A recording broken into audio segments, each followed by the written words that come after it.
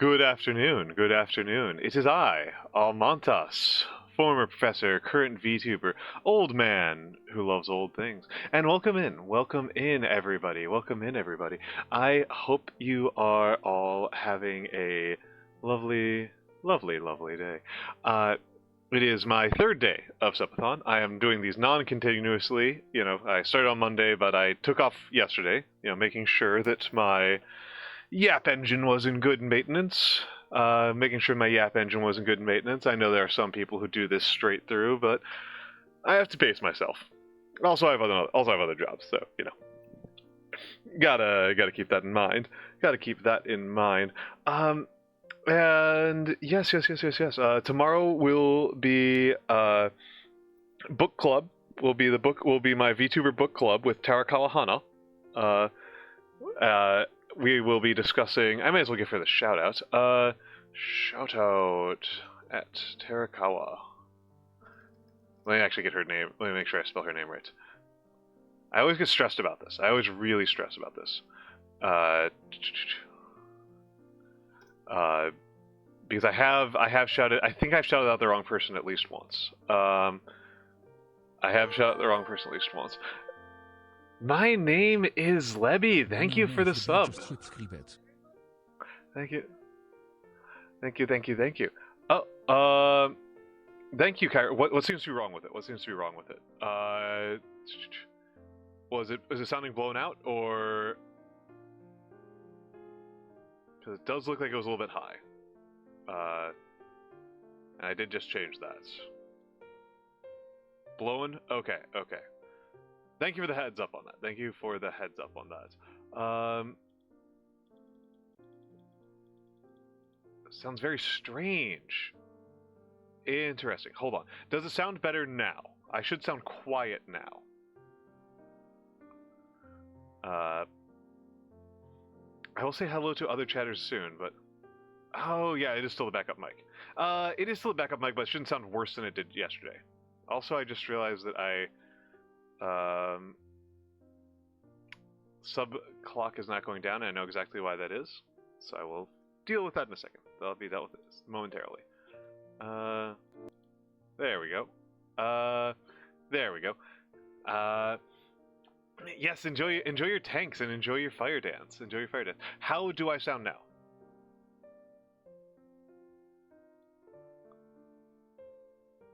I'm gonna be stressed about this, so tell me how I sound now.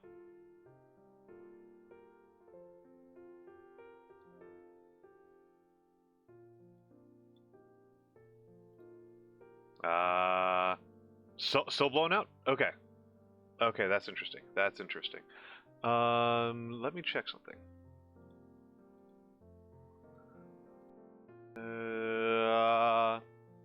Let's check something, and let me do one more thing.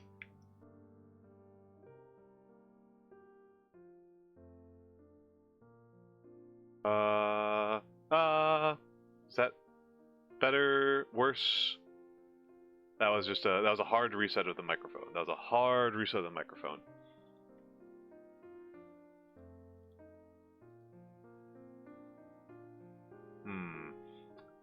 Do not like doing this. I will be honest with you folks. Seems the same. I still sound blown out. That's not great. Let me take a look at Twitch stats. OBS has no drop frames. Bitrate is holding steady.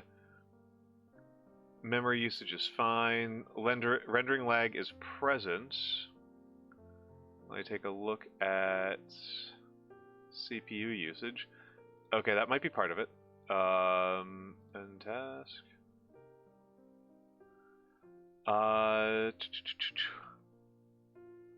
can't kill anything else that's currently running.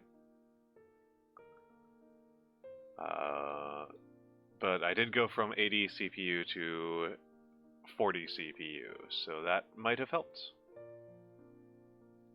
And I can try one more thing.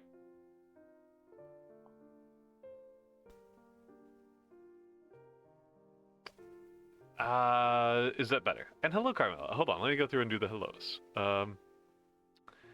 Old radio Montas. Yeah, yeah, yeah. Yeah. Let me go down here. Hello, Saribot. Hello, me. Hello, Matthew Rice Seeker. Hello, Entomolomoth. Hello, Midori. Hello, JJ. Hello to Kaeru. Uh, jeez. Uh, oh, my name is Levy. Thank you for the 4 gift subs. My name is Levy, gifted 4 subscriptions to the community. Oh my goodness. Oh my goodness. Oh my goodness. Do I really sound that's frustrating? Is that literally the same? Yay! Literally the same microphone. Literally the same microphone, the same settings. I didn't change anything. Didn't even reset the computer. Thank you so much. My name is Levy. Thank you so much for the 5 gifted.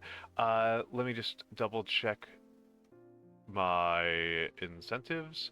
Alright, I closed them because that was what was taking up so many resources. Let me take a look at this. What are the individual incentives?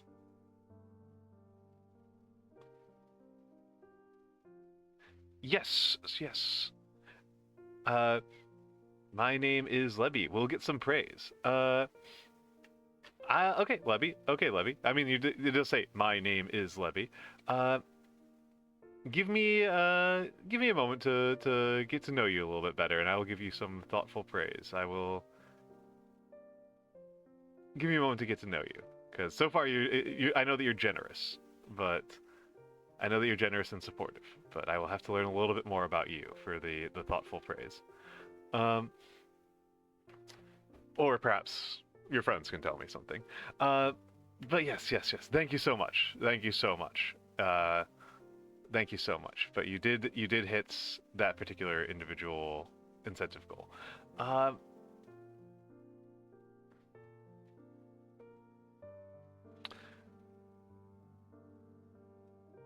I'm still stressing out about the mic. I've got an idea. I don't know how good of an idea it is. It'll break tracking for a second.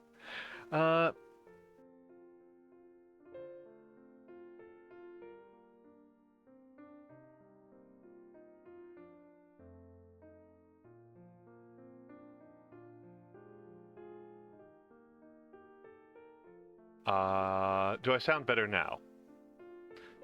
I was not going for a kink thing until Molomoth, but I was going to do thoughtful praise for people who provide 5 gift subs or more over the course of the subathon. That was intentional. That was a okay. That's better. Okay. Well, I plugged it into a different USB slot. Thank you all for that. Thank you all for that. So yes.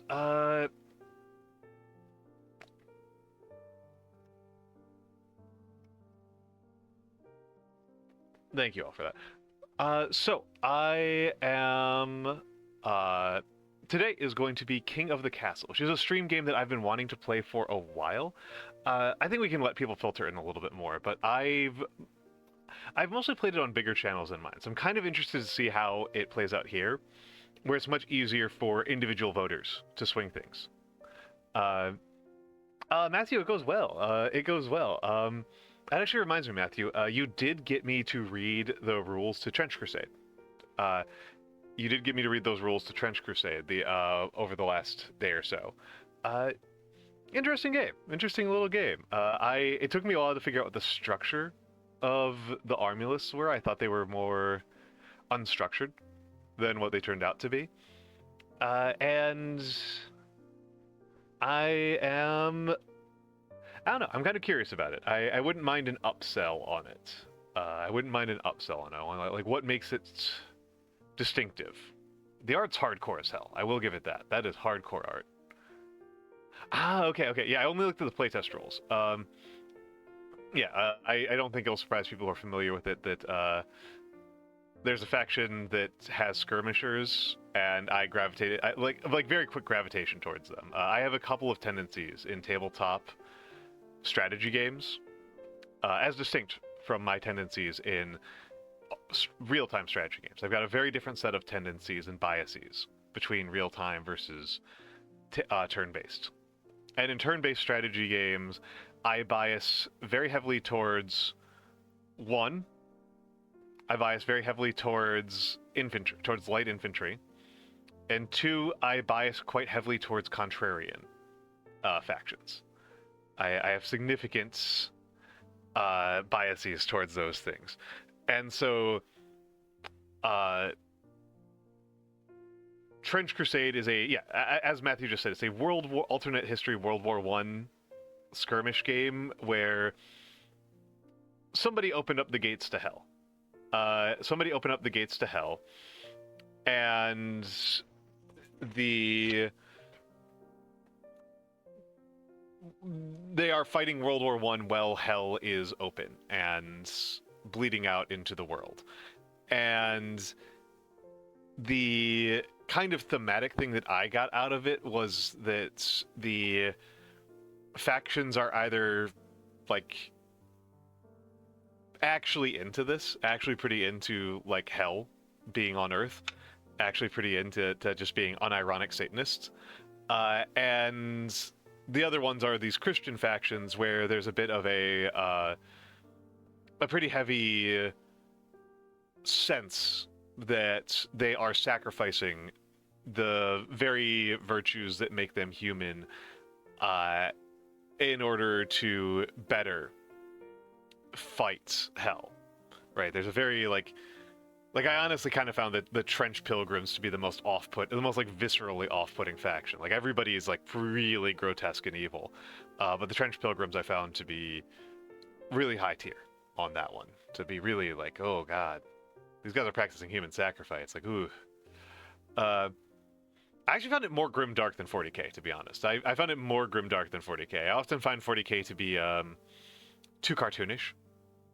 To be, and I guess it's something like something of an element of feature creep, right? Something of an element of feature creep. But I don't think it's just that, because 40k I still find to be relatively subdued compared to 2000 AD, which is one of the main inspirations for it. Like, it was one of the main inspirations that led to 40k was 2000 AD. And I find 2000 AD to be a much more grim and upsetting setting. But anyway, my point with all this is that in the case of French Crusade, instantly gravitated towards the Muslim faction. Instant, like just instant. Just like it took me very little time to just be like, oh yeah, this would be the faction. This would be the faction for me. Is the Muslim faction. The faction that's kind of like a little bit contrarian to the whole like Christian heaven hell dynamic, and that doesn't practice human sacrifice, and that does have light infantry who are obnoxious short range skirmishers. Yeah, very quick. It's kind of funny that I have these tendencies, right? Like in 40k, instantly an Eldar player. Like it took me very little time to settle on Eldar, Tau, Necrons as my favorite factions. I have never in my life thought that playing as Space Marines sounded fun. Not even I don't even think for a second I've ever looked at like how Space Marines play and was like, this sounds like me. Never happens. Never happens. And in Infinity, I just instantly went to Hawk Islam. Yeah, cloning the flesh of Christ is pretty cool. That's a pretty cool dynamic. But like, also it's a playstyle thing. It's also a playstyle thing. I like being like light and nimble, and harassing. Whereas the Christian factions, the Trench Pilgrims are pretty focused on are much more like heavy hitters. They don't have any infiltrators. They don't have any skirmishers. Antioch has a lot more like snipers and long range firepower. I'm a control guy. I'm a board control guy. I like my board control. Even if I lose, I think it's a more fun way to play. I like my board control, my interrupt movements, my high mobility. I like all those things. I like all those things. I like those little tricks. The elf bullshit, as they call it. The elf bullshit, as they call it. Yeah, exactly, Matthew. Exactly, Matthew. But yes. Yes, and that's actually kind of reminds me that tomorrow's book club is about a grim, dark ass book.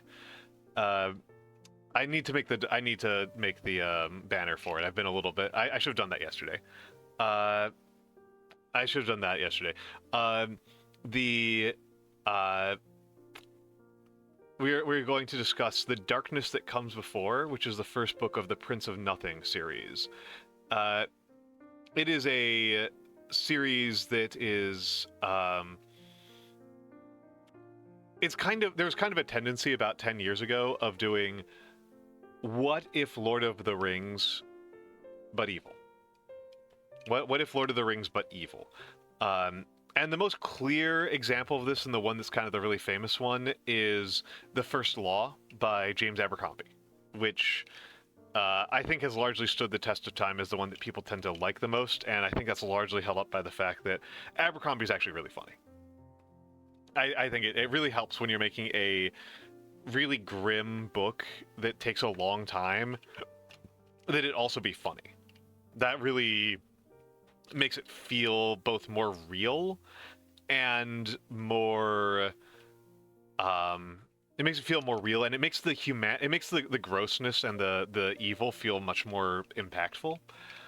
The people in the setting have moments of joy and happiness that can be taken away. If you're not taking away somebody's joy and happiness, then not as intense. So we'll be talking about The Prince of Nothing, which has affected Terakawa Hana quite a bit as a writer, and how that kind of relationship with like grim dark fantasy kind of persists, which is part of why I was talking about Trench Crusade, right? And 40K. And yes, Matthew, that was one of the things I looked at on that list, and I was like, ooh, this is a compelling option. This is something really good. But yes. We have hit 50. We have broken 50. We actually have now broken. We should be at 56 now, if I'm doing my mental math correctly. I should have set up a. Yeah. Well, regardless, we should be at 56 now. So we got a little bit to go before the next goal, which is chat picks a new redeem.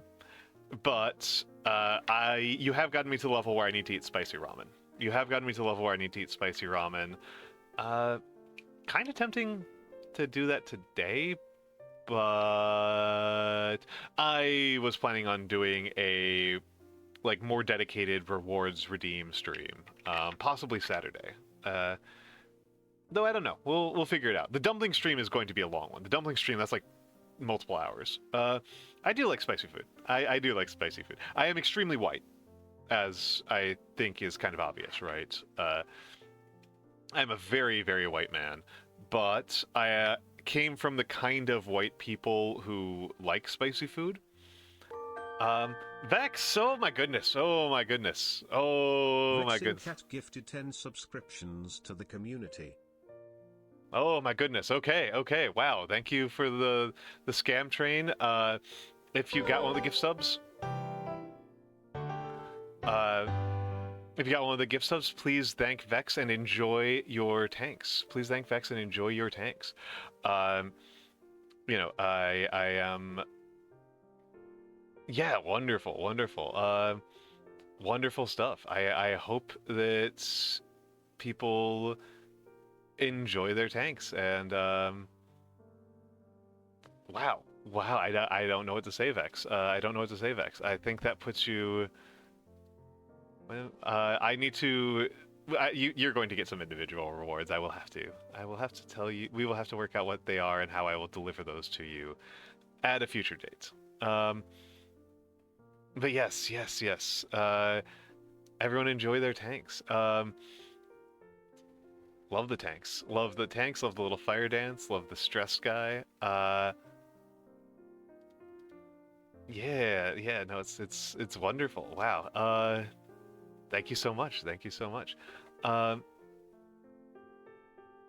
Wait, hold on. That does put us at 75? Wait, no, hold on. That's 75 current points. That includes sub points that I started out with. Hold on. Okay, yes. So Still got a little bit of ways to go for the new redeems, so we'll wait. We'll see how we go. We'll see how we go. Um, Thank you all very much for this and for keeping my subathon going. Thank you all very much for that, for keeping the subathon going, for pushing it, and for making my dream of doing this professionally feel a little bit more possible. Wow.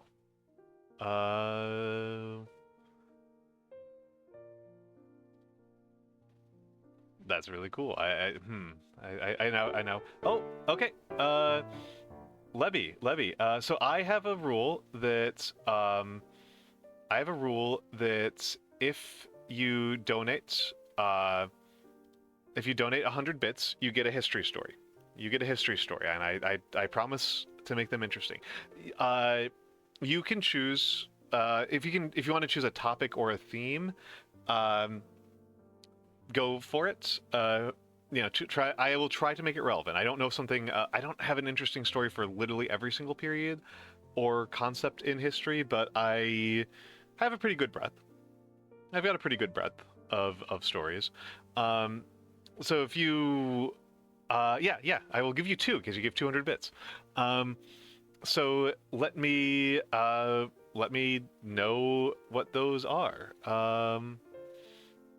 If you have a particular subject or something that you would like that is particularly interesting to you. But thank you very much. I love this one. This used to be a points redeem, but it's something I like so much I made it a bits redeem to try to get people to do it more.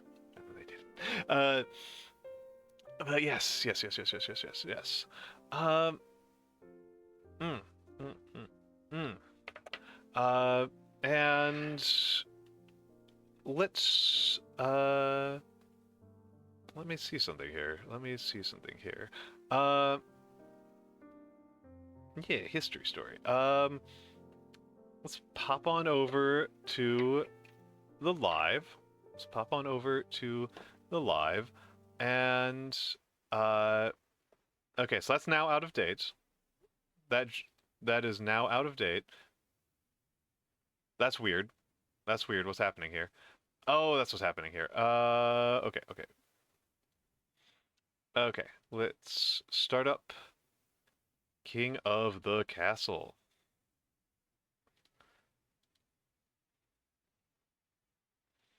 Start up King of the Castle.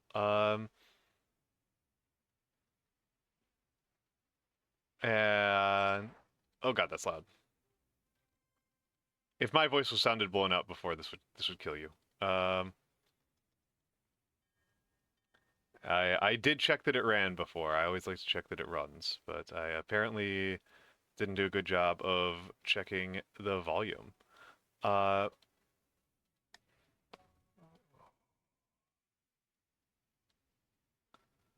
Okay, and yes, and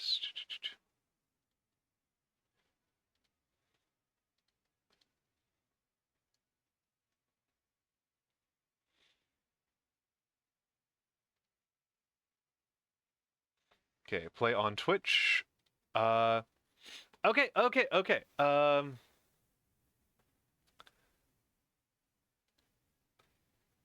So let's grab it. Gaming. We don't want it to be mouthwashing. We want it to be King of the Castle. And where is application audio capture? There we go. Okay, you should hear it now, and you should see it now. Let's make it a little bit bigger. Actually, no, that's probably a good size. That's probably a good size.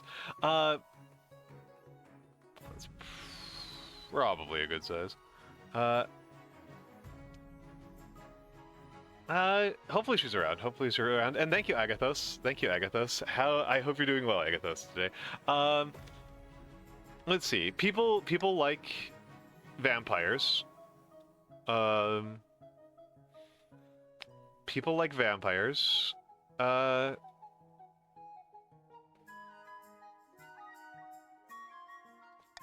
pagans feel nice and Halloweeny to me as well. Do people have an opinion about the third one? Grandees, barons, or patricians?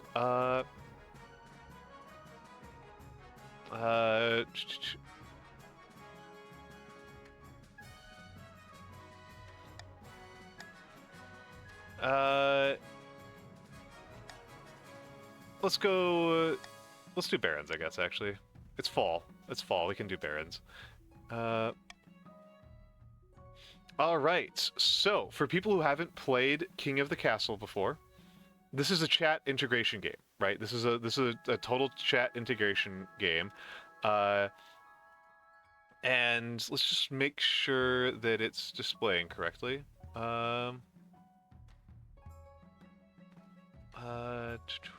Twitch.tv/Almantas VT. Let's just make sure it's displaying correctly.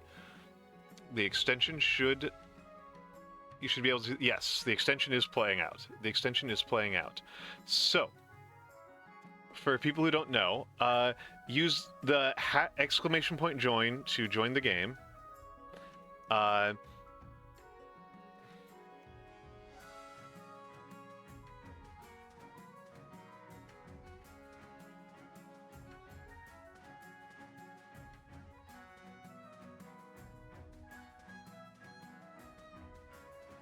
Okay.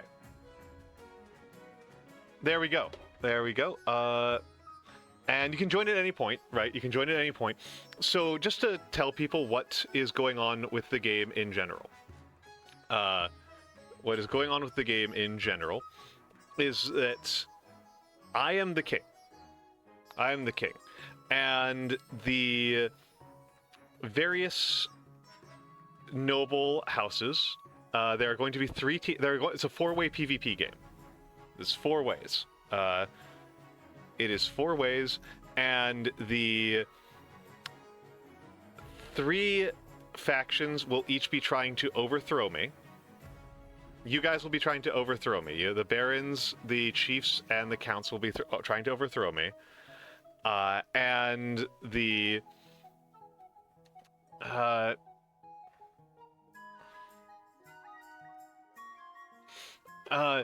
you'll be trying to overthrow me. One team gets to win. You will try to overthrow me, kill me and replace me with a doppelganger, blow me up with a gunpowder plot, weird arcane rituals, whatever. Each faction will have their own kind of thing. And I will be trying to secure an heir.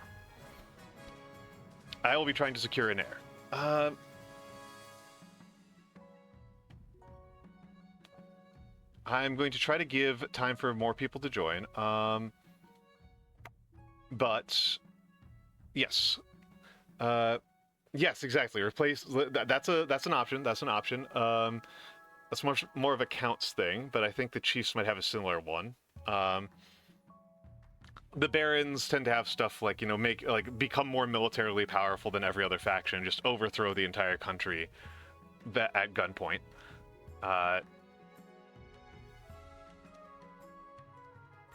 Yes, there's plenty. That's the core of the game. That's the core of the game. It's a democracy thing, and not much of a deception game, right? Not much of a deception game. It is a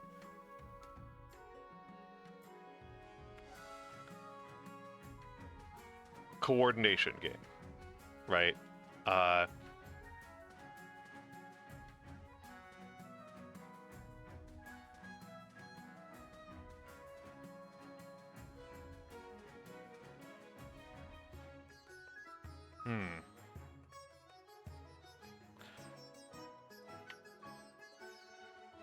I didn't change the category to King of the Castle, though. I was really hoping for a few. Sorry,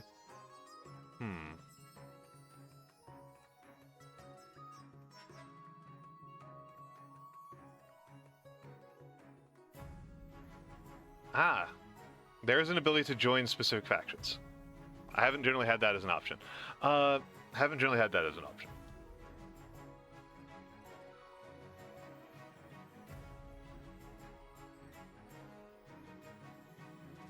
Hmm.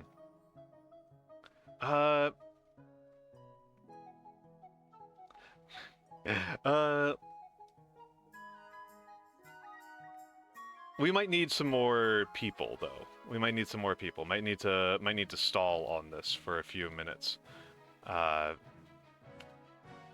that's fine. That's fine. That's fine. I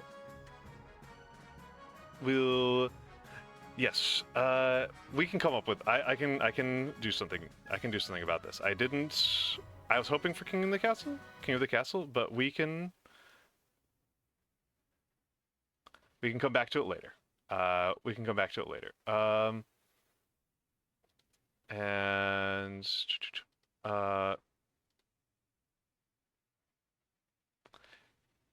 no, no, no. I'm gonna fight and send more men. Yeah, exactly, exactly, exactly. Exactly. What is the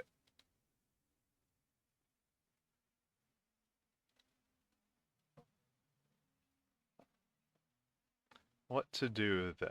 What to do then?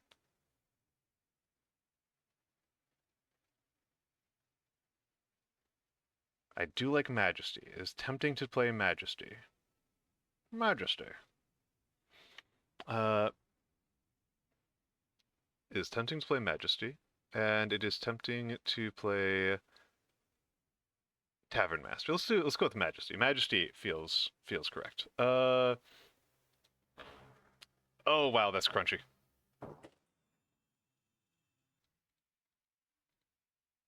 Let me make sure let me fiddle with volume for a second so I don't blow all your ears out.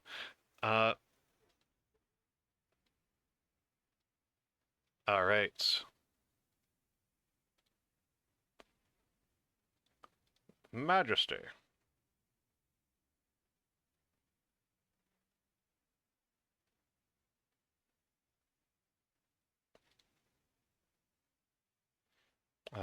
Majesty.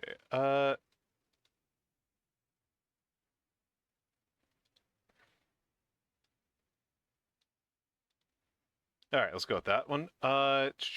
Gaming. Change you over to Majesty, and application. Change you over to Majesty. Majesty is a old game. I love Majesty a lot. Majesty is an old game where it's a lot. This is Majesty now. This is Majesty. Majesty is an old game where you play as it's D&D, right? It's a D&D-esque. It's a very D&D universe. No, it's a little bit. It's a weird game. It's an RTS, but it's a weird one.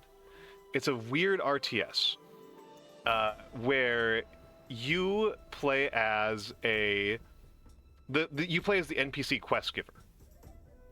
You play as the NPC quest giver there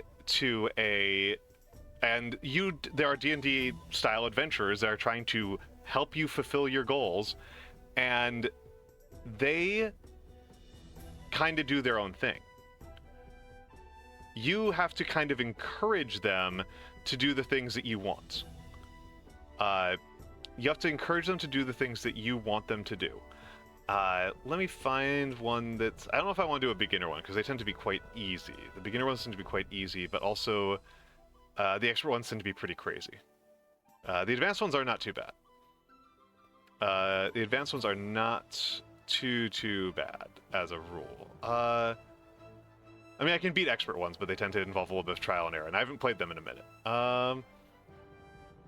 Let's start with an easy. Let's start with a relatively easy one. Quest for the Magic Ring. Majesty, I fear my vision grows alarmingly dim. The dark plague which grips our land does not respect the boundaries. This epidemic sweeps through our land, leeching away the very life from your royal subjects. Our best doctors seem unable to slow the pace of this dread disease. Before slipping into unconsciousness, the mighty wizard Resenthal insisted that there was only one way to halt this affliction. You must recover the Ring of Healing, which the legends say is located somewhere in Ardania.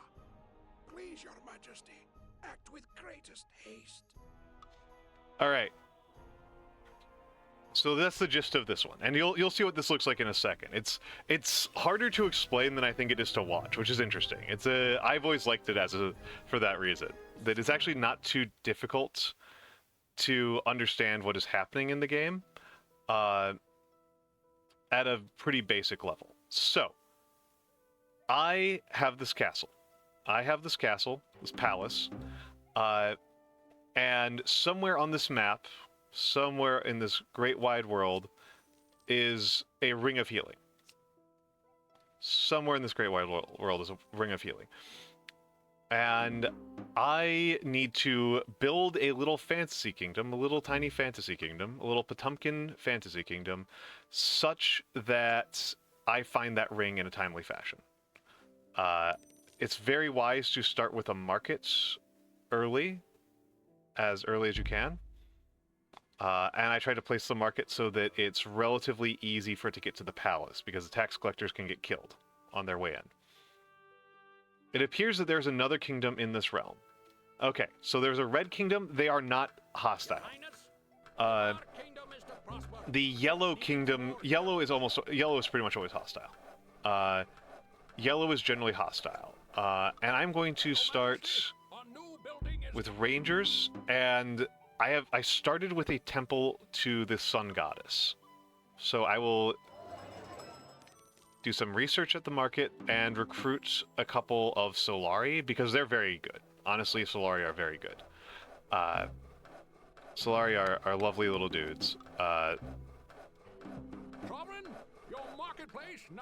They're importantly very aggressive.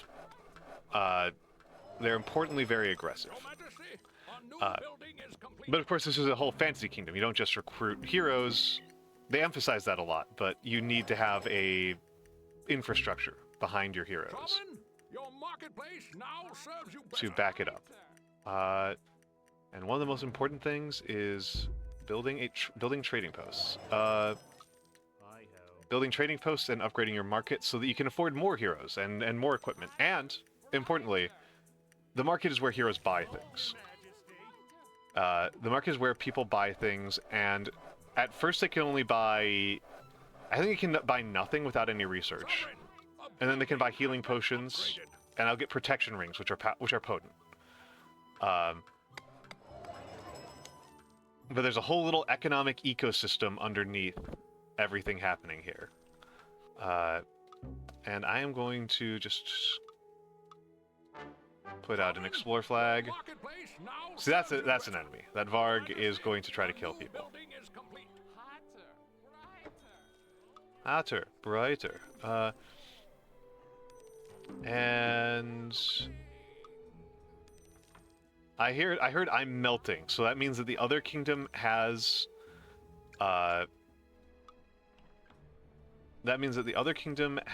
some... I'm gonna put a guardhouse right about here, and then a blacksmith on the other side from it. I serve with pleasure. I'm melting is what wizards say when they die, so that implies that some wizard has died. It does kind of waste... The thing about explore... And you can give little quests to have little rewards. And part of the virtue of that is that that's how your heroes have enough money to buy things. You need to do a little bit of a liberalism here, a little bit of economic liberalism, to get your heroes to have enough economic power that they do anything. Oh, that's a problem. That's a lot of goblins. Might lose here. Might lose very early. This might be one of those missions where you just need to build a bunch of defenses early. Neighboring kingdoms deposit gold into our treasury. Okay. I don't mind losing a ranger. Rangers are whatever. Solari are actually capable of fighting decently. I serve with pleasure. And may have made entirely the wrong decisions, which is normal. It's very normal to make entirely the wrong decisions at the start of the game. terrible resistance, poor dodge, poor defense, average dodge, poor defense. So these guys are much more vulnerable to melee than they are to ranged fighting, which is to be expected. They did destroy my damn trading outpost. Did destroy my damn trade post, so I might need to build. I might need to go gnomes. There's a couple different strategies to who you build when, but gnomes have some advantages and some disadvantages. Okay, yes. Clicked on that by accident. Gnomes have the disadvantage of you can't build dwarves or elves. Once you build gnomes, you can't build dwarves or elves. The advantage of gnomes is that they suck at everything, but building. They're really good at building. Your Majesty, a new building is complete. They are really, really good at building things, which is a weird specialty to have, right? But it's potentially very valuable. It is. It has a high value potential. Okay. More goblins over here. Your Highness, we've improved the guardhouse. I'm just gonna move that over here. Your Majesty, a new building is complete. Your Majesty, There we go. Let's get some a new gnomes. building is complete. Let's get some gnomes out here. They're just gnomes. Sovereign, They are just a building gnomes. has They are been just a upgraded. gnome. Oh. That didn't help me at all. Sovereign, a building has been upgraded. Okay. Let's take a look here. And let's get some more rangers out here. Yeah, the little dog bark for the gnomes, for the little gnomes. And let's take a look. I'm not gonna bother getting level 4 weapons all that soon. Let's get teleportation. Teleportation is very good. And I think I will need to wait a little bit before I can get away with. Yeah, need to get some trade cards in here. Majesty, the local blacksmith offers new services. Okay. Sovereign, your This is the really market important now part, is that the marketplace being max level means that this is going to be a lot of money. Yeah, that's a lot. Hotter, brighter. Yeah, these guys are phenomenal. Solari are phenomenal. I may as well actually put a bit of a reward on there so that she gets something. I should have been doing this earlier, right? I should have been putting rewards on some enemies just to increase the income of my heroes. Right, it's like now they've got a bunch of money, which will allow them to buy better equipment, which will keep them alive longer. Is the logic here. Rangers don't really need a lot of equipment. These guys are all on bronze equipment, level 2 equipment. So now they should have enough money to upgrade to a significantly higher level of equipment. Assuming they decide to take advantage of it and not just fight more. You know, whatever. Whatever. I'm fine with that. I am fine with that. And need to get some more money, but that's fine. They did destroy the forward trade post, but not the second trade post, not the back end trade post. Yeah, they get a bunch of money for fighting enemies because this is D&D logic, right? This is D&D logic. Close that. This monk is just having an easy time fighting all these trolls. Goblins come out of goblin camps. trolls kind of come out of nowhere. Oh, already spent the money. Didn't want to do that. But here we are.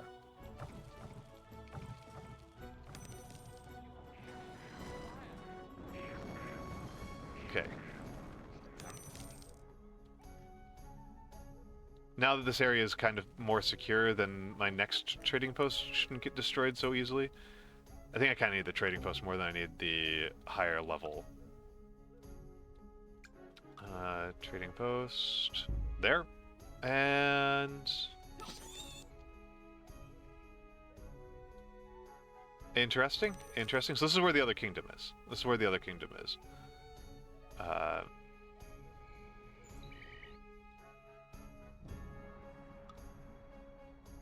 And let's put down a couple more explore flags.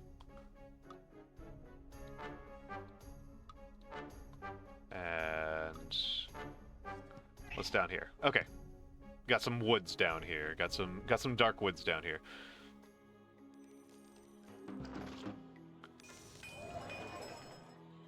Those teleport amulets are creature den.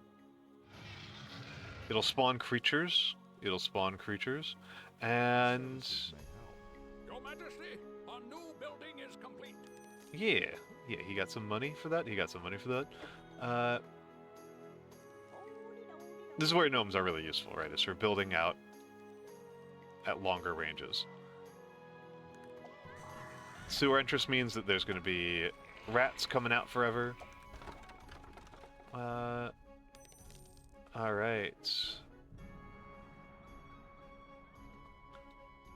I am...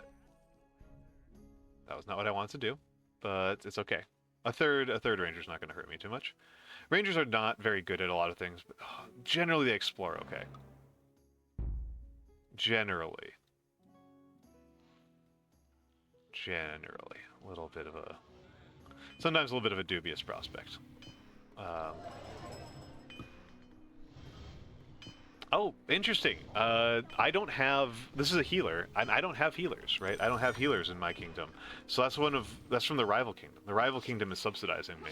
Their people are coming to me for their goods. I'm getting some free trade benefits here.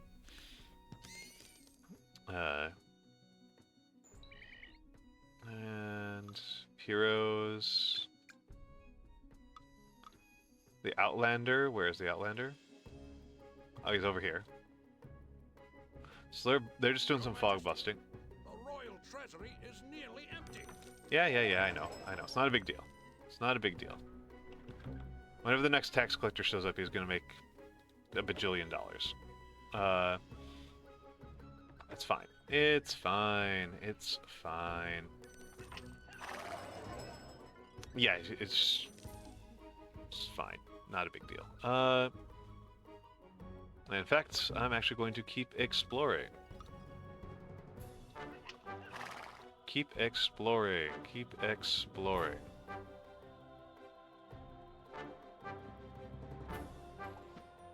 And now I'm out of money. Now I'm out of money. So it goes. So it goes. So it goes.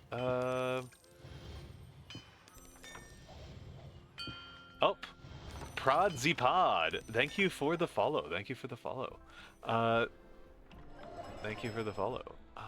Where's my tax collector?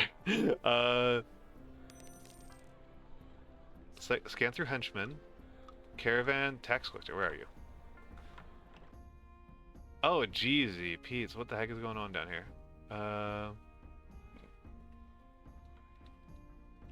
Where are you?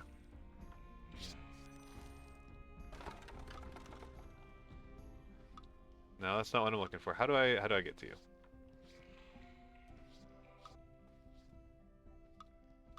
You are in the middle of nowhere. I need to take you off of the tax cycle. Where is it? Remove this building from the tax routes. Yeah. Should have done that. Whoopsie doodle. Whoopsie doodle. And remove you from the tax route as well.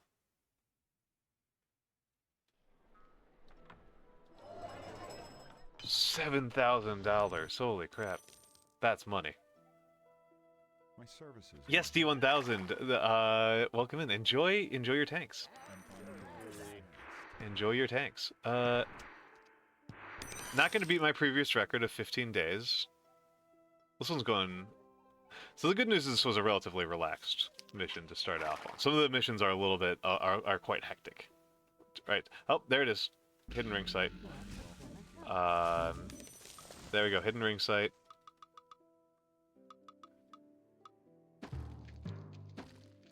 Screw it.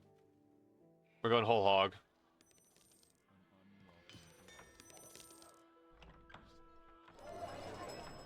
Oh my goodness, this tax collector... If this tax collector gets killed by something, I will be very, very sad.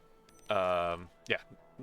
This tax collector is carrying almost 9,000.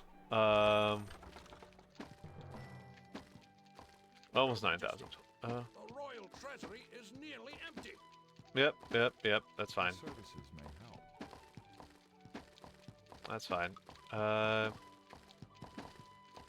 And quite a few of these are not my people, because I don't have any warriors, right? I don't have any warriors. I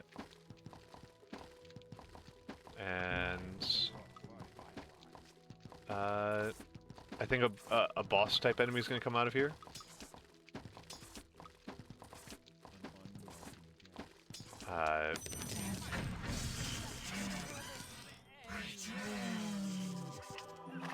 Yep, that's about what I thought was going to happen. I think I put down the wrong thing. Yeah, definitely put down the wrong one. That annoys the crap out of me when that happens. Okay, Black Phantoms. I can just, let's see, can I just get away with just spamming spells on them until they die? No, it's not doing anything. It's not doing anything.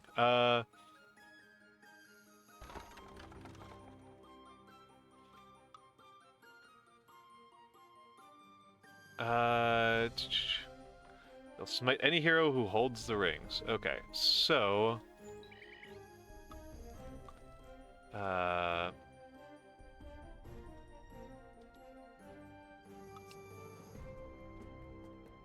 little bit of a challenge. A little bit of a challenge, given that... Should have done this earlier. Rogues guilds are really useful. And...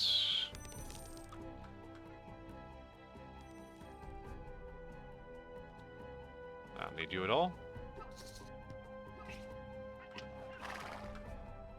Your Majesty, a new building is complete. Always upgrade the Rogues Guild, because upgrading the Rogues Guild allows all of your heroes to buy poison. It's wonderful. Your Highness, the palace renovations are finished.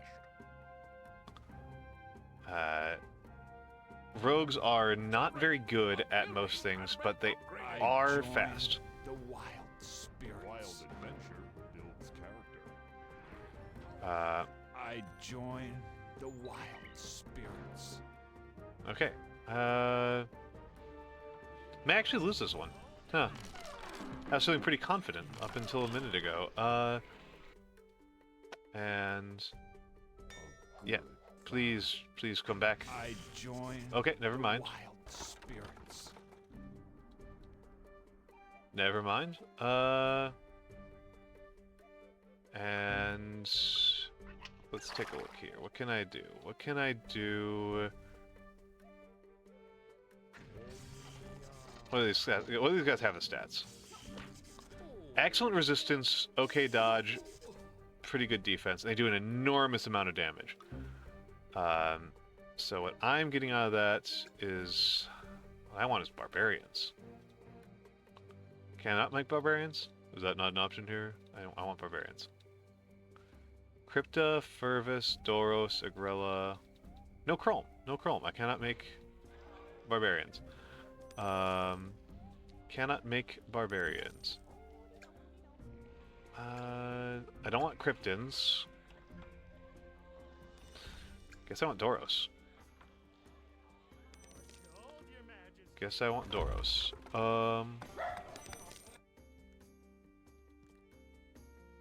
Praise Doros.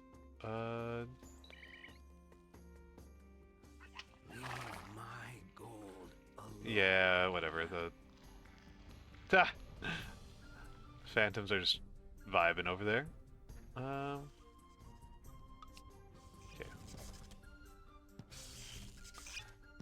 Yeah, you're going down, buddy. I'm sorry, man.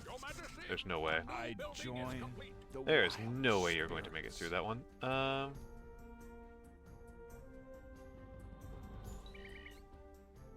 Yeah, sorry, buddy. Hello, Wanaturd. Hello, Wanaturd. Welcome in, welcome in, welcome in. Okay, Temple of Doros is built. Buildings, Warriors Guild, and Warriors Guild. Are my Solari all still alive? My Solari are all still alive. Majesty, And they're the ones who could probably win this for me. offers new services.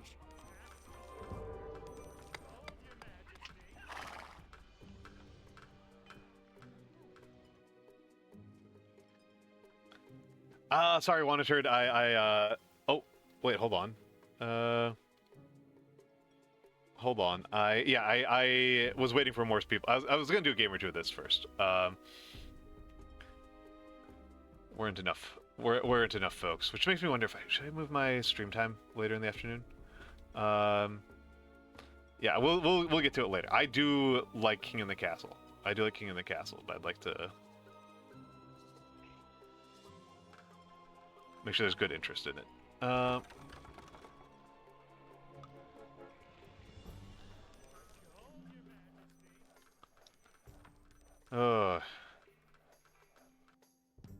Majesty, a new building is complete. Oh, there's a problem.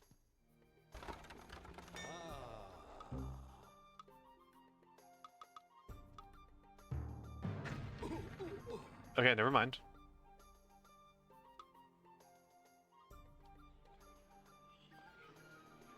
Never mind on that one. I think I may have done entirely the wrong strategy here.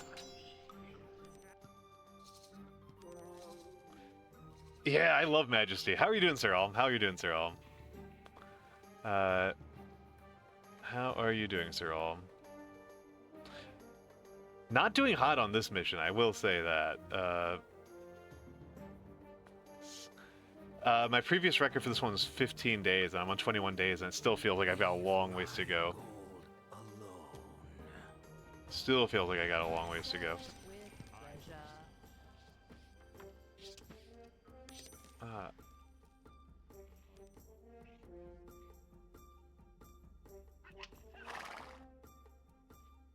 And one more. Well, whatever, okay. One. We gotta kill the shades, because the shades are really messing me up. Something fierce. I think the Solari should be able to handle them. I think. Trying to install Baldur's Gate 3? Oh no. I know some people who've been playing that. I tend to like more kind of narrow games, right? I don't tend to like the big sprawling AAA games. Tends to be a good way to get me kind of like uninvested in something. Oh, are you gonna? Oh. Dang. Okay. I might just not be set up for winning this.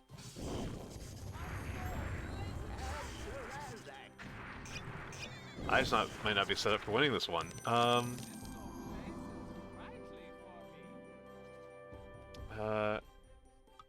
Stone skin and stone skin.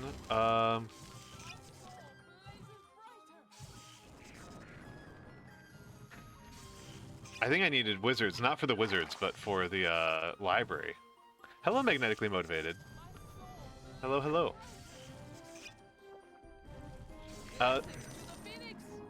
The way you wrote that, Sir All, makes it seem like the come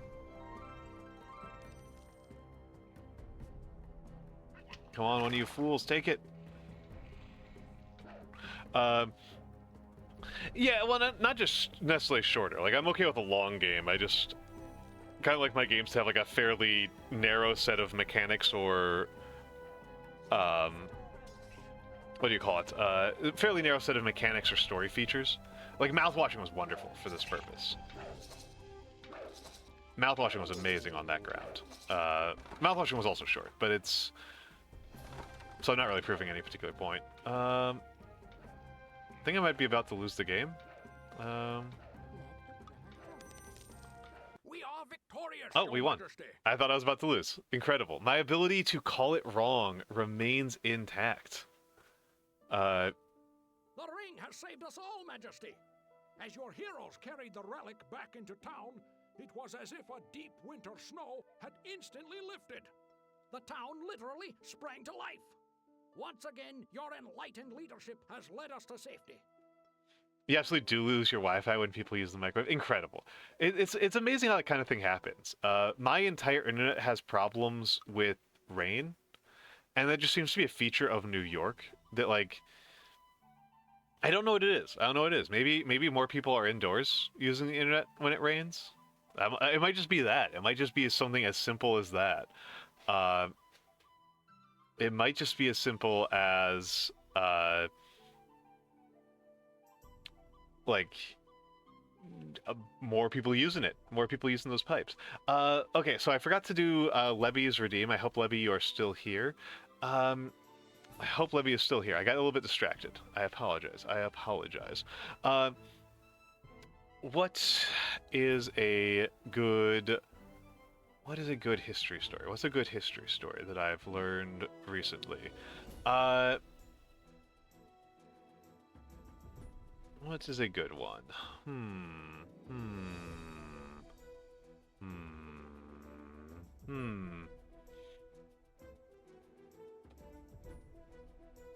What's a good one?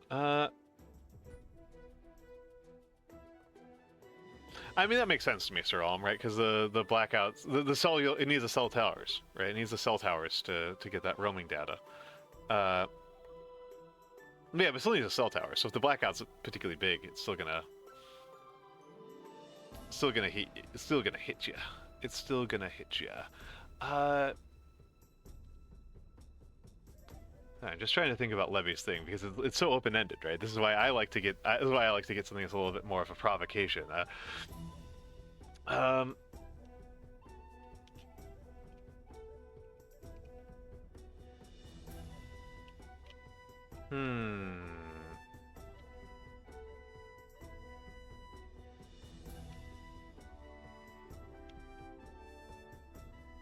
So I guess this is actually kind of an important one, and something that I've been thinking about quite a bit. And I was thinking about making a longer form video about it, making a bigger, longer form video about this. The concept of the Dark Age. I've been thinking about this one for a minute, and there have been a lot of videos about it already, so that's one of the things that makes me kind of wonder about it. But I did encounter an argument that used the evidence of paintings at the Louvre as evidence that there was definitely a Dark Age. That the Dark Age is the popular understanding of the Dark Age is a definitely coherent concept. And this was kind of interesting to me because that's an informal fallacy, not a formal, an informal fallacy.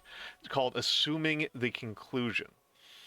The argument that historians are making, and it's not just medievalists, it is also classicists and modernists, that the Dark Ages is a kind of incoherent concept and that the Middle Ages in general is underappreciated by our larger institutions and our public memory.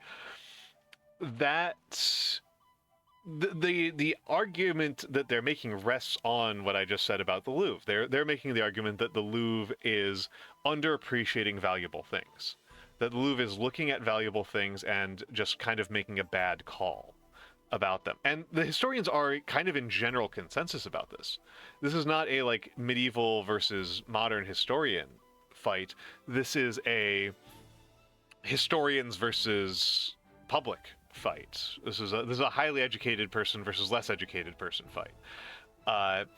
And I just think it's really interesting. And like talking about like what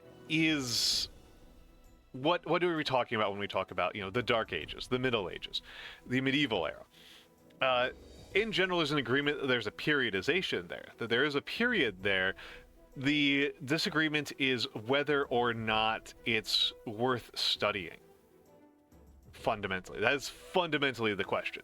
Is this a period that is worth studying and reading and appreciating the art from? And the historians are in broad consensus that yes, it is. That it very much is worth studying and exploring.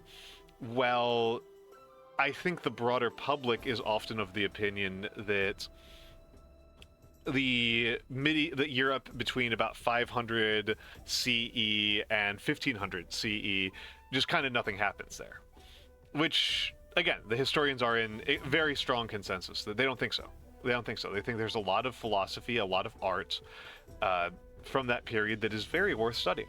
A lot of philosophy, literature, art, sculpture, architecture, that's all very beautiful and worthwhile. And I've been pretty unambiguous that I have my own bias, right? That I have my own bias in this world, that to do the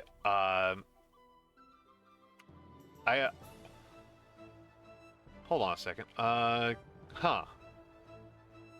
extension's still going even though I don't have the game up. That's awkward. That's awkward. How do I disconnect that? How do I disconnect that? I didn't realize that was still up. Did not realize that was still up. Yeah, it's more understandable when the argument is that we don't have the data, and the truth is that we do.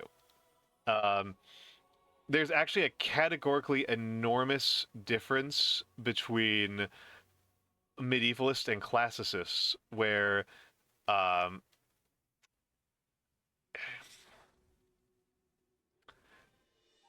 there's a categorically enormous difference between medievalists and classicists, where the medievalists, where when you're a classicist, you have to start using archaeological evidence, like really strongly. You have to like really, really strongly use archaeological evidence.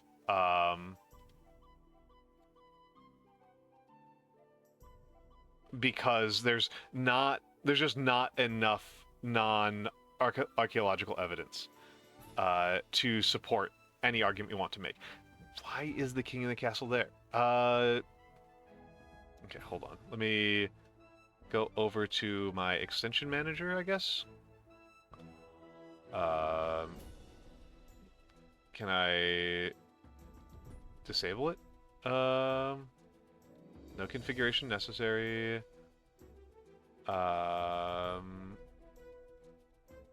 Uninstall? Okay, I guess I have to uninstall the whole thing. Alright, whatever. Now it's gone. Now it's gone. That's fine. But yeah, no, there's many thousands of... If we don't have things to study, that does create a bit of a damper on that. But there's such a big difference between classicists and medievalists, where the medievalists have enough literary sources that you don't need to use archaeological evidence in order to make arguments. It's helpful, and depending on the argument you're making, you might want to, but in the case of a classicist, if you're studying ancient Rome, you will run out of things to read.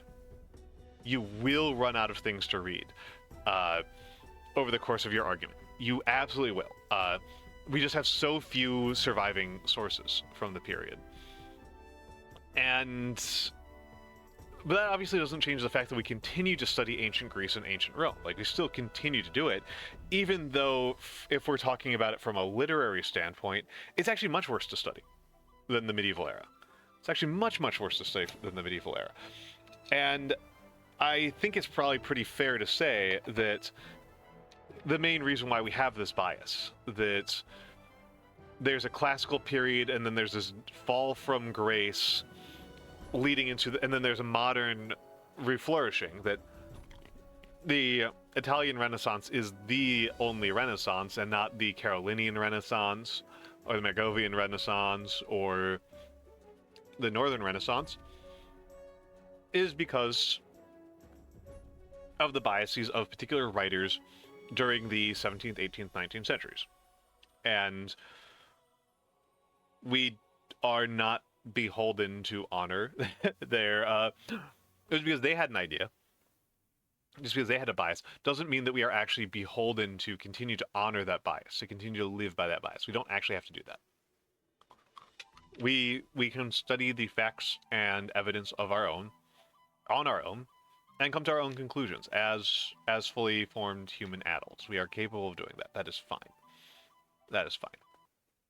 Disturbing rumors have reached my ears, Majesty. There are many reports of villagers gone missing near the edge of town.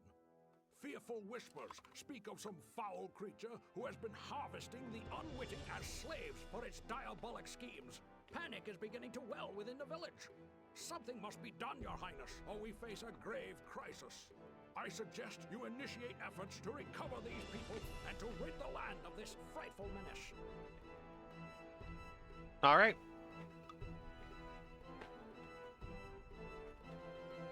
Okay.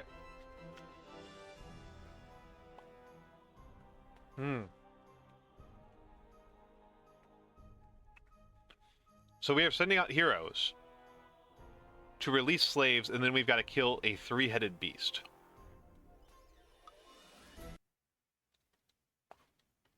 Okay, we've already got gnomes, so no elves and no dwarves, no matter what we do. No elves, no dwarves. And let's put down, of course, the market. Son of a bitch. Sorry. Why are you being weird, game? Okay, there we go. Okay, yeah, okay, that's good. That's good. Wow, those gnomes went up fast. Those gnome hovels filled in fast. And...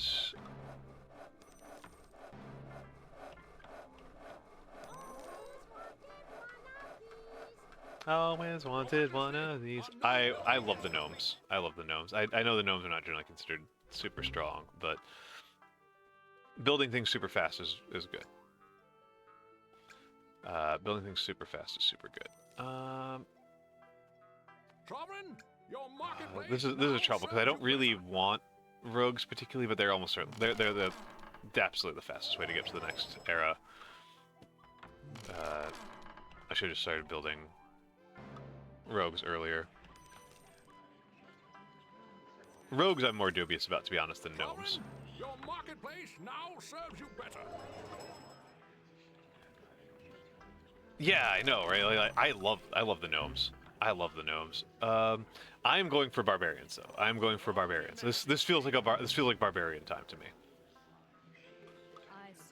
This feels like barbarian time to me. I feel barbarians coming in the air tonight.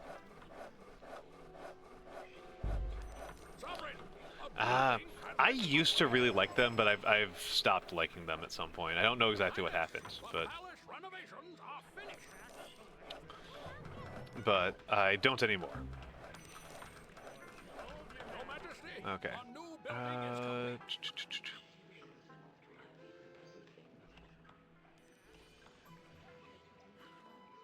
I almost always build a rogues guild because I like having poison.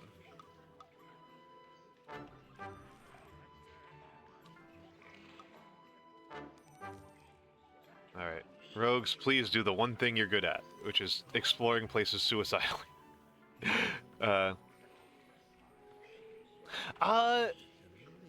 Maybe, it's kind of difficult to say, right? Like, we don't know what we don't know is kind of the big thing. We don't know what we don't know. And in the case of the Library of Alexandria, like, apparently there's no evidence that it, like, burned down. The evidence is that it kind of just stopped being used and, like, stopped being considered valuable to the people who were charged with maintaining it. The people who owned and maintained it, they just kind of considered it not very valuable, so they stopped maintaining it and let it fall apart. Okay, hold on. Okay. Excellent. So, Temple to Chrome. That's what I want. I want Chrome. I want Chrome. And let's start researching some of these things. And I don't know where the I'm in a relatively central location, but so it's possible that there's some enemies to the north and west of me, but I'm assuming that most of them are to the south and east. Get armor and rings of protection because barbarians are stupid.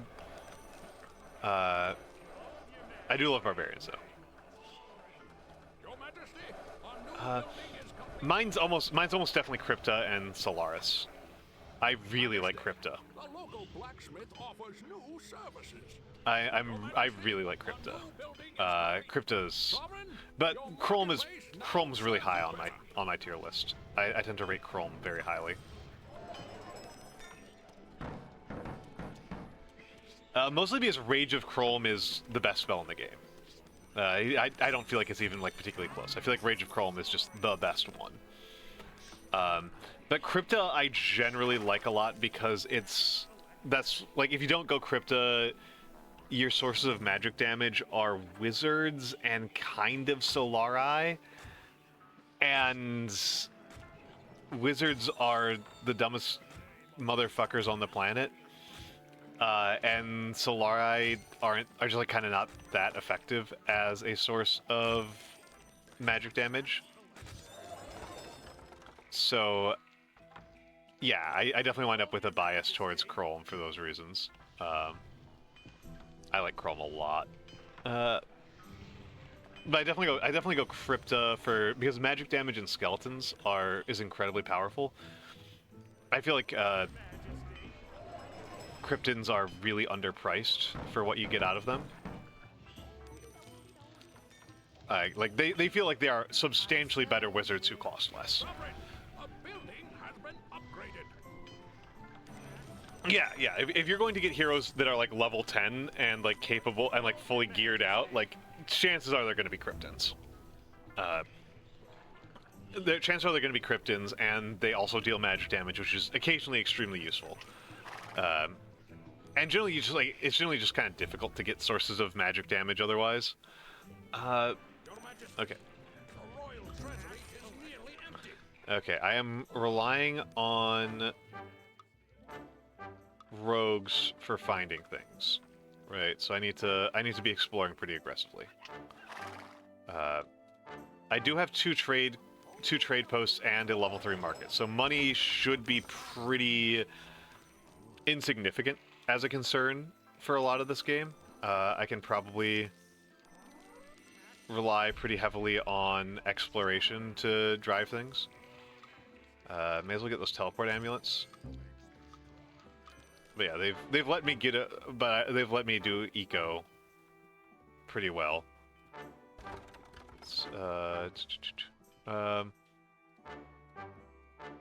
And I will need more heroes because the boss fight is pretty tough. I cannot rely purely on for fighting goblins.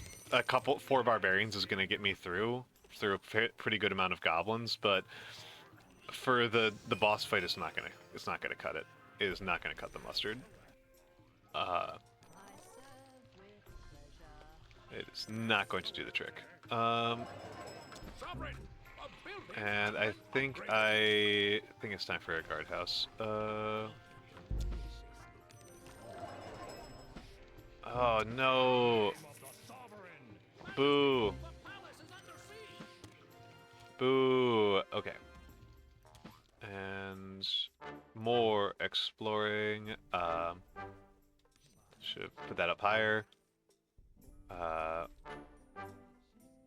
don't think there's anything particularly up here, but it's worth checking out. Yeah, we're gonna be burning a lot of money on this.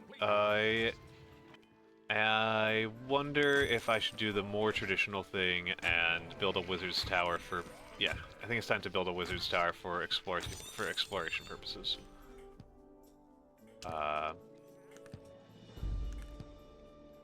for burning on Farsight.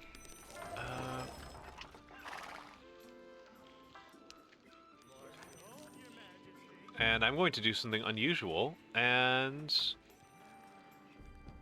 build a third trading post when I get the money.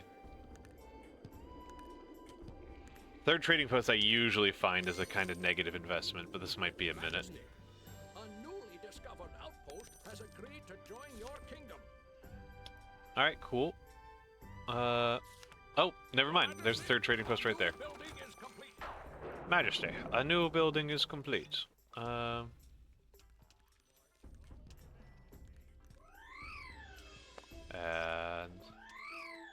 okay. Okay, so there's definitely Majesty, a newly discovered outpost has agreed to join your kingdom. that's fine. That's fine. I don't really care very much about this kind of thing. You I care about. That's going to be a lot of money. You I care about quite a bit.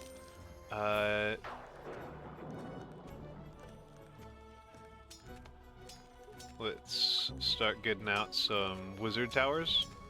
The Nando! The Nando! Yes, it's such a banger game. Thank you, Nando, for stopping by.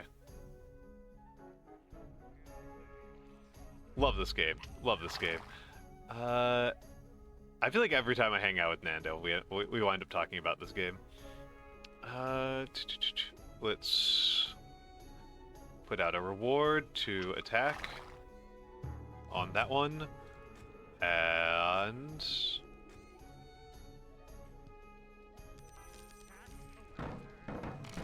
definitely need to upgrade that. Definitely need to upgrade that.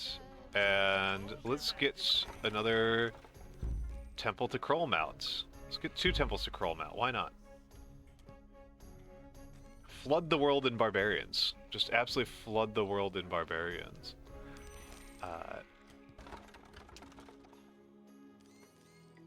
Yeah, this game has a lot of personality. Building has been upgraded. This game has a lot of personality.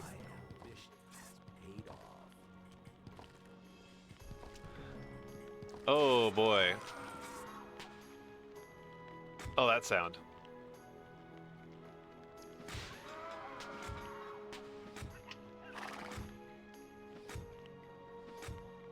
Yeah. Oh, I mean, Barbarians is a... I feel like Barbarians is not a niche strategy. I feel like Barbarians is just a banger strategy.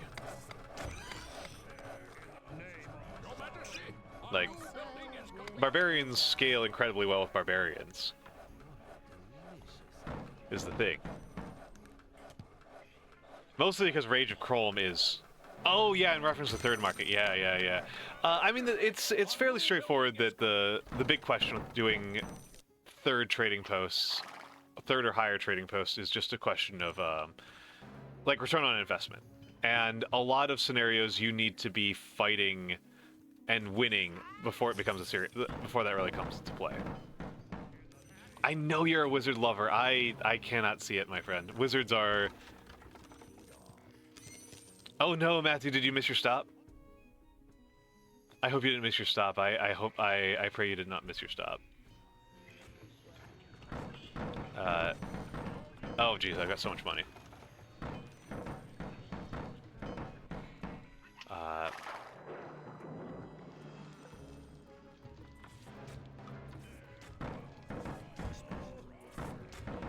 More barbarians. Okay, 2 barbarian guilds are full.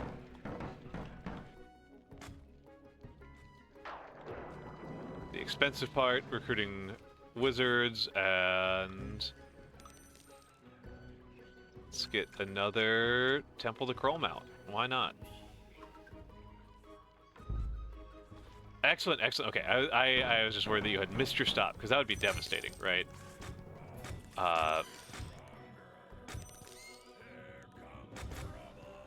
Okay, did these guys have not bought upgraded weapons. What a shame.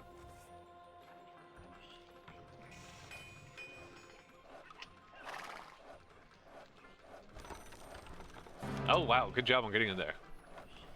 Good evening, Hoomter. Good evening. You've destroyed a slave pit and freed the nearby slaves. Your Majesty, a new building is Okay, buildings... Majesty, the local Wizard Tower. blacksmith offers new services. Wizard Tower. Okay. And armor. And that sounds like a wizard is getting himself killed. As is traditional. As is traditional. Worst I ever missed my stop is by a couple miles. Oh my goodness. Oh my goodness, Sir Alm. The worst I have done was like over an hour. I have not I have missed stops by a lot. Yep, see that's what happens to your wizards. That's what your wizards do. They fight a rat and die.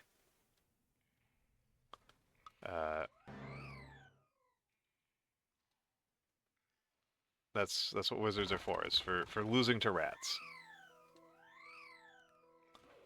Alright. That's the problem. That's why I don't like them.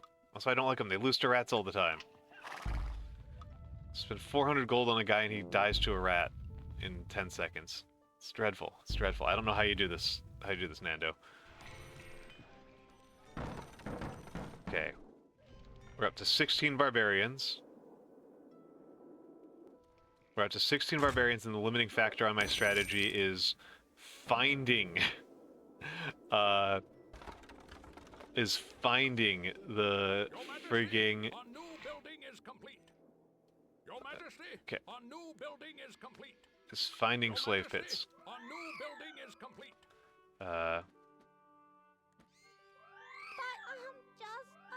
No, not the gnome.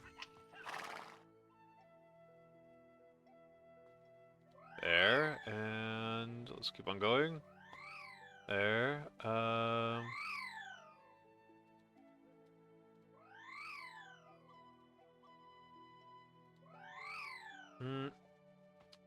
Going to Gothenburg once and took a wrong exit on the road and found herself on a highway leading to Oslo. Well, I've wondered about that, Sir Alm. I've wondered about that because I don't know what that was. I don't know when that was. I played in 2nd edition a little bit, but I would say that my 2nd edition knowledge was always pretty naive. In 3rd edition, that was the thing that people said, but was just untrue. The thing was just like not a true description of the game math. The thing about math is like you can know, right? Like you can know with a high degree of certainty that like, oh, that's just not true. I'm gonna use Rage of Chrome completely pointlessly. Not completely pointlessly. It explored a little bit, but yeah, not an efficient use of Chrome. Not an efficient Chromaning. Your Majesty, a new building is complete. All right.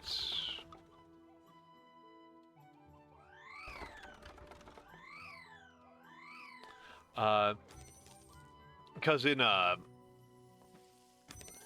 the point in 3rd edition where wizards overtook all martial and overtook all martial classes in power was level 1. At level 1, a wizard was substantially more powerful than a level 1 fighter.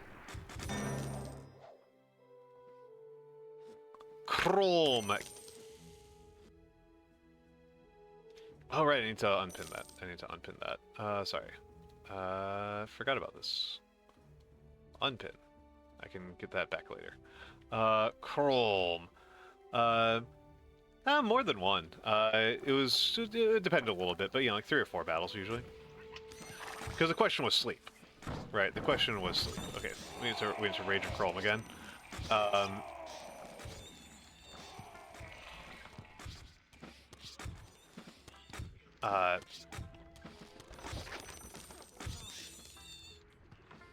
Oh geez, my barbarians. Chrome makes me stronger. Please tell me you've got some potions. Okay, you got 2 more potions. Good. Where did all these rats come from? What is this? What is this? Oh, they destroyed all my trading posts. Wow, that's bad.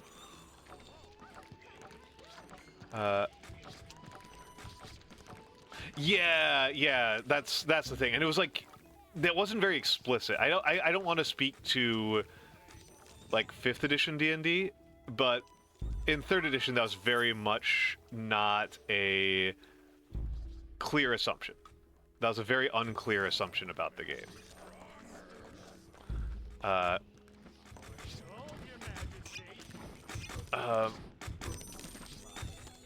Oh, where are all these? Why do I have so many rats? What is happening here? I think it's time for another guard tower.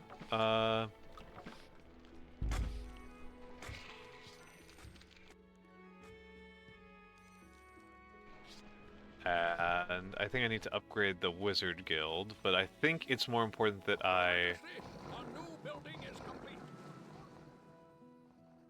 give the Wizard Guild that I make sure that I get some more money in, because I can't. Well, no, it's not. Wait, I have 2 wizards still alive? Okay, yeah. As soon as I notice I still have 2 wizards left alive, one of them dies instantly. Wizard life, baby.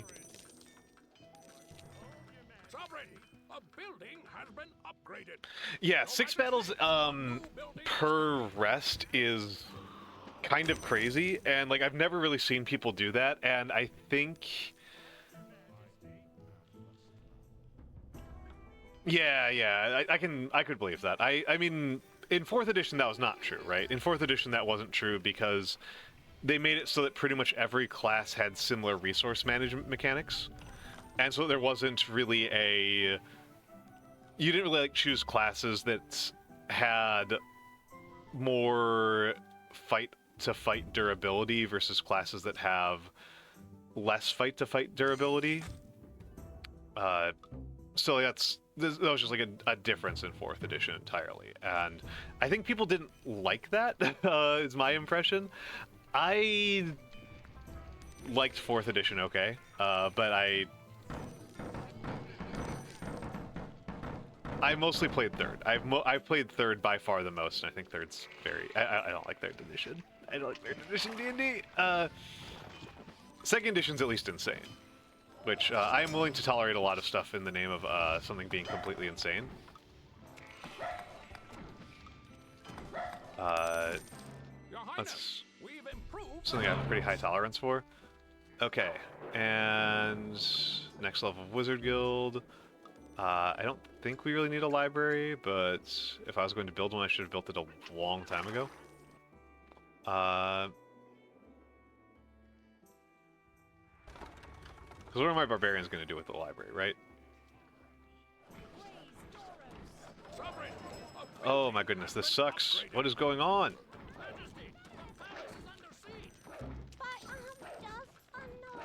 What is going on?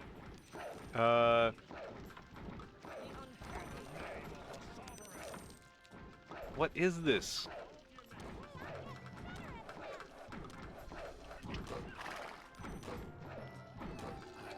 How do I... Are you too far or too close?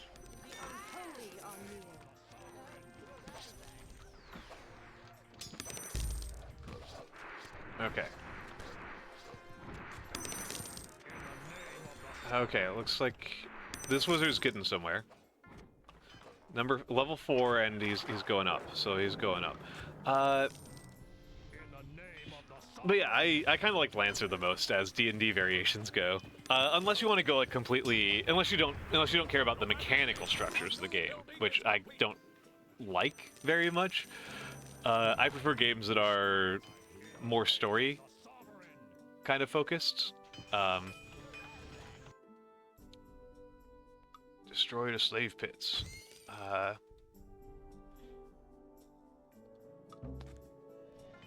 I tend to like the much... Okay, there's almost certainly something up here. And it's so far away, I don't want to wizard tower into it. Though, might be the most efficient way to do it. I can believe that. I can absolutely believe that. There's a lot of ways in which... There's a lot of stuff that people think isn't 4th edition D&D that is. Which I've always found really interesting. like people thought that 4th edition D&D was like 4th edition D&D was like the World of Warcraft's MMO.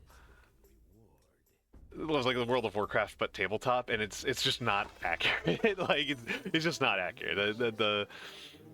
I don't know in which way they could really mean it, because the ways in which World of Warcraft was so obvious, like so overtly and self-consciously based on 3rd edition D&D, make that just really hard to take super seriously.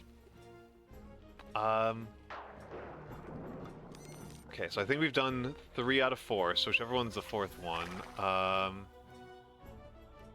Is it not in there? Okay.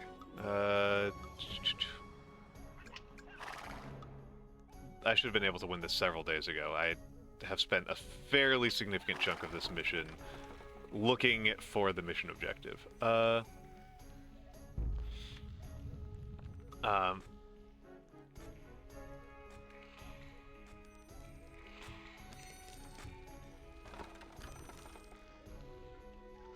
just now noticing that this is like a very cool like wizard design. Having the orb on the outside with the staircase going up is very cool to look at. But like, you just think about it for like a little bit. It's like, oh, it's gonna get rained on.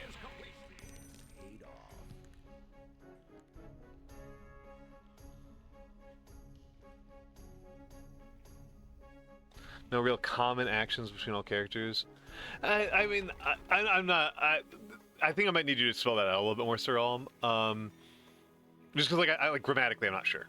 Grammatically, I'm not sure what you're saying. Oh, I've got a bunch of paladins from the slave pits. That's cool. Looks like that might be.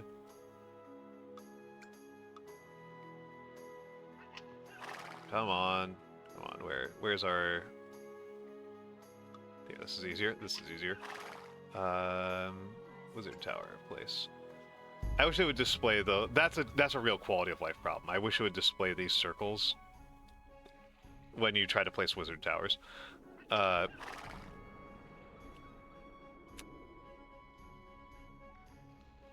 And now I'm kind of wondering if it wouldn't be cheaper to just place another wizard guild.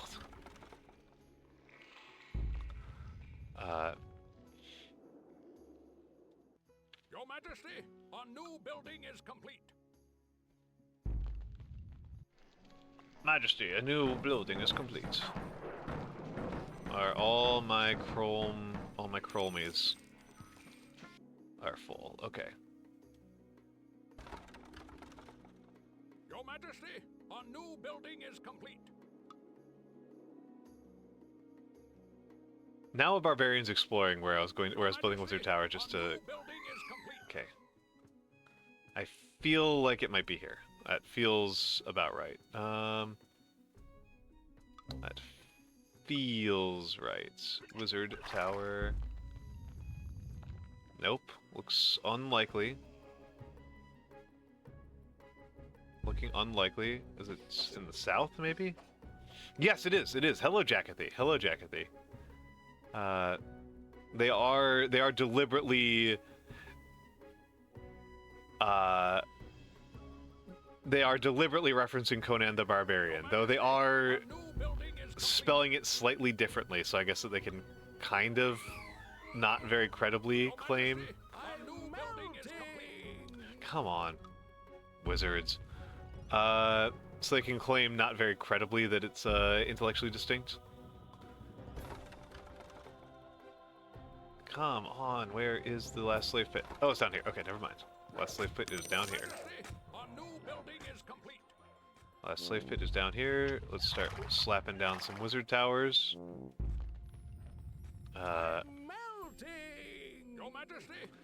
That's wizards for you. Your Majesty, a new building is complete.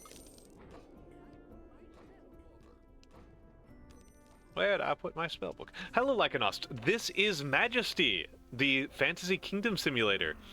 It's an old game. It is an old game. This game is old, but it's very unique. The game goal here is to free slaves. The game goals is to free slaves, and then in this particular scenario, is to free these slaves, and then I'm pretty sure once I free this one, a giant dragon is going to come and try to kill me. Yes, there we go. This thing is going to try to kill me. Your Majesty, a new building is complete. And yes, you are marked present like an Ust. That is the goal for this scenario. Earl Shek is our goal. So the good news is that I should be set up incredibly strongly to fight him. The bad news is that he's still really scary. Hopefully that's enough of a reward to get everybody excited about fighting him. Let me take a look. Whatever, let's put... I don't need money for anything else. Oh no! Priestess died. The dragon is pro-slavery, yes. This is a dragon that is pro-slavery. We have to kill the dragon. We have to kill the dragon. The dragon is an enemy. Okay. Where's Rage of Chrome? Where's Rage of Chrome? Barbarians, go do your thing. Barbarians, do your thing. I've given my barbarians have enraged across.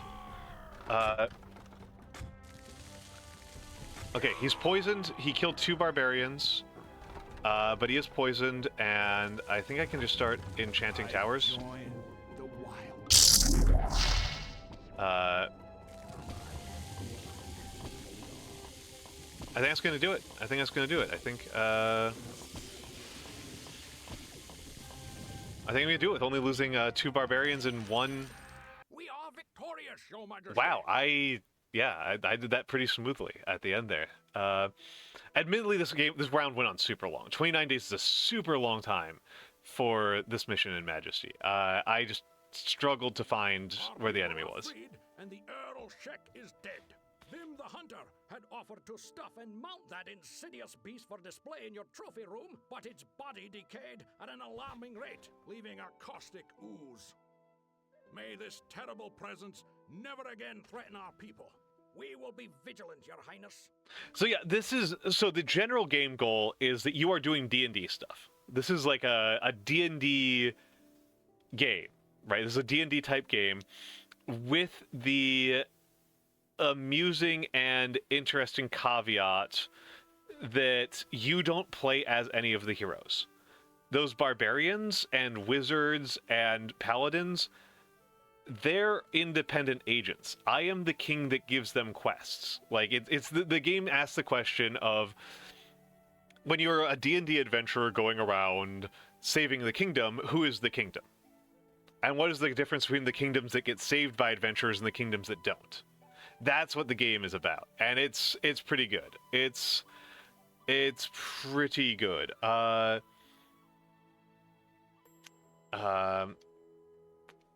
that, it's very unique. It's a very unique type of strategy game, and I have a real long-standing affection for games that don't where you don't have super direct control, right? I have a real affect for games where you don't have super duper direct control. I really like it. I like having to like work around it, and the different types of heroes have different psychologies.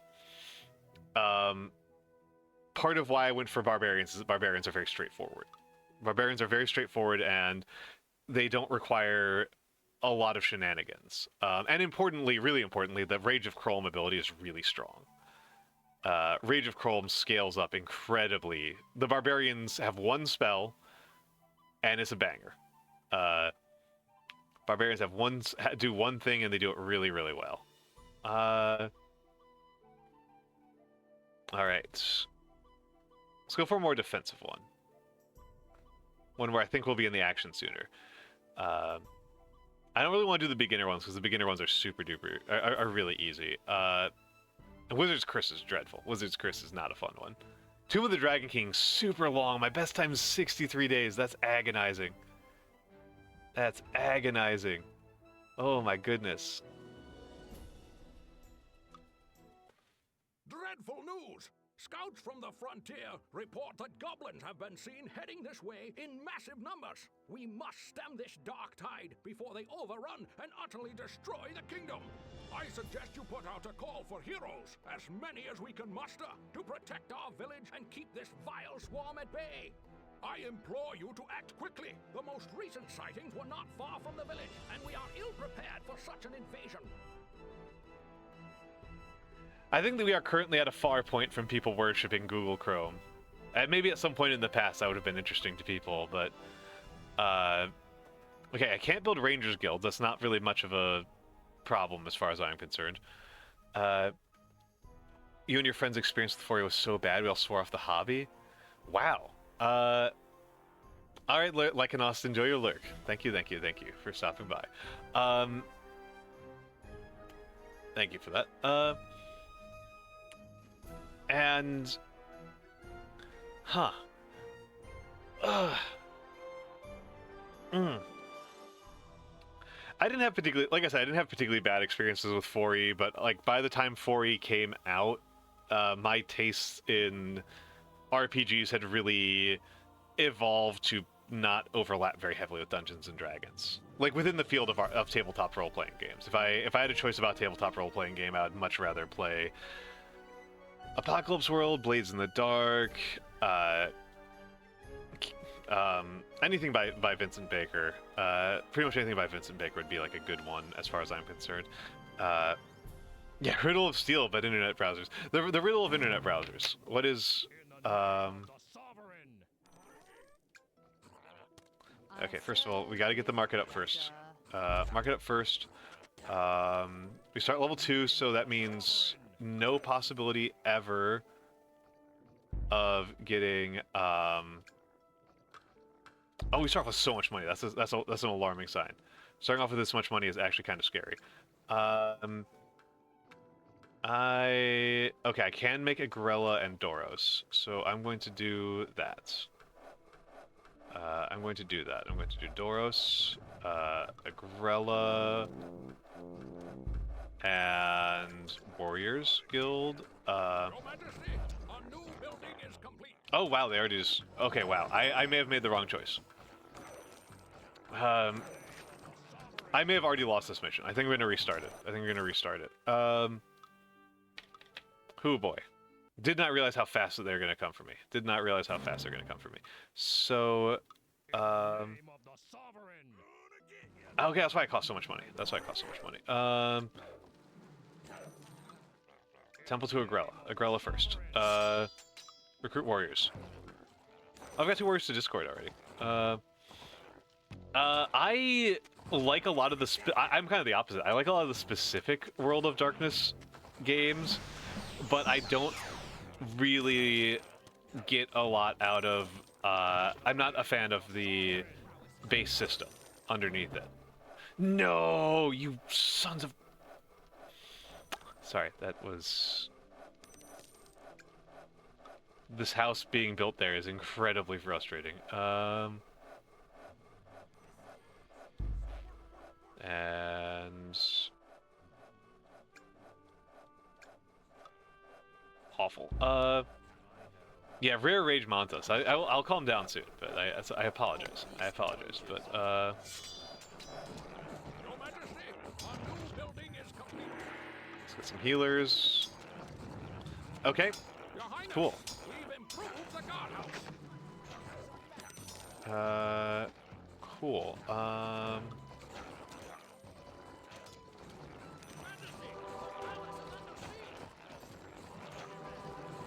Come on, keep healing.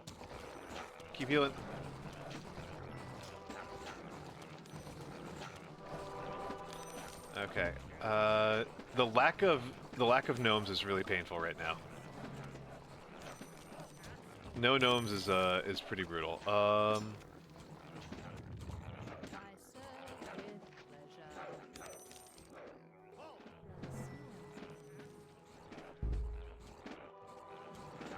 No gnomes really stings. Right now. Yeah. My joke about World of Darkness is that they never spend any of their rules time on the stuff that's like really important. Like, my favorite World of Darkness is Promethean. I think Promethean's incredible. Actually, Demon might be a better one to illustrate this with, though. Demon, the combat doesn't really matter, and pretty much every thing that you can do as a demon basically just circumvents the entire combat system really, really radically. May need to reset again. Yeah, I'm gonna need to restart again. Okay, first things first, we gotta build a second Warriors Guild. Really need that second Warriors Guild immediately. Second Warriors Guild, and may as well try to get Squeeze in the marketplace.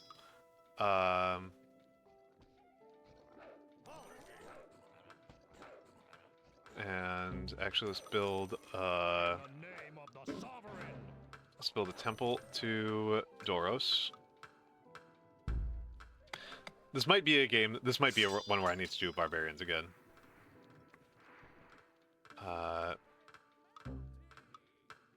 Okay, there's another kingdom where people are melting.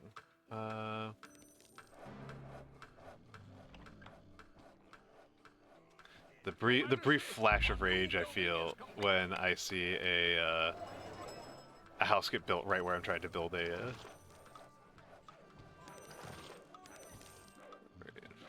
Call in the reinforcements. Okay. Your Highness, the elves wish to join our prosperous kingdom. Heck no. Sovereign, your marketplace now serves you better. Your Highness, we've improved the guardhouse. Your Highness, we've improved the guardhouse. I wish I could get. Okay.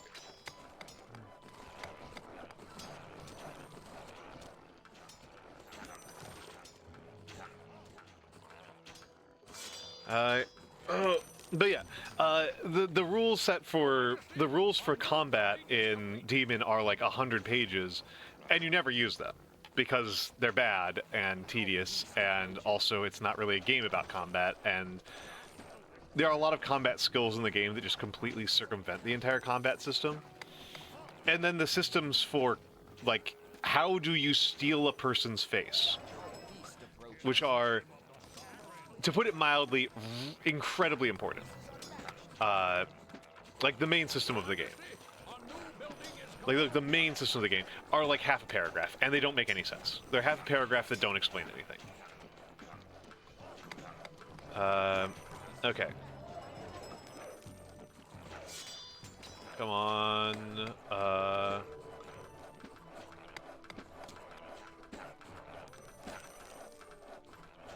Man, let's get a bunch of paladins out here.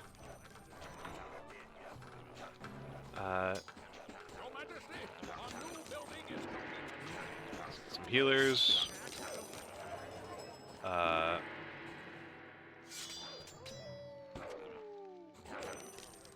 Blessing, vigilance. I don't actually know what vigilance does, but I literally cast stone skin on the wrong thing. Frustrating.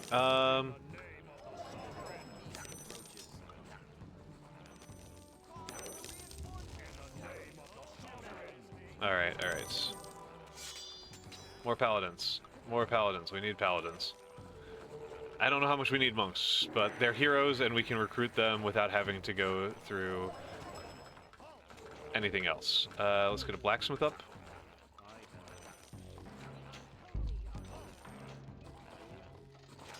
Because I wouldn't mind dwarfs. Dang it. Recruited a warrior instead of a paladin. Monk. Paladin. Healers. And come on. Good gravy. Good gravy. This is a stressful one. Thank you, Wizards Guild. Okay. Whew. Okay.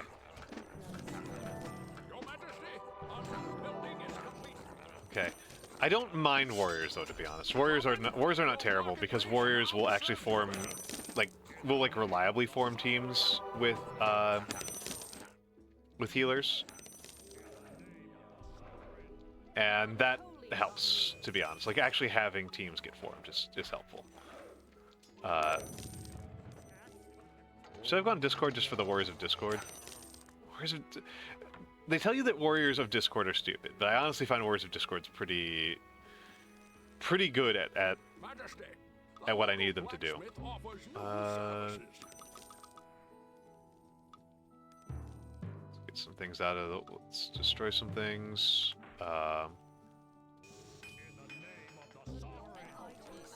The Allied Wizard Guilds have deposited more gold. Good. Good. Upgrade the blacksmith. I don't think I'll need a level 3 blacksmith unless, Oh, yeah. D&D fights are so long. A D&D fight is so long.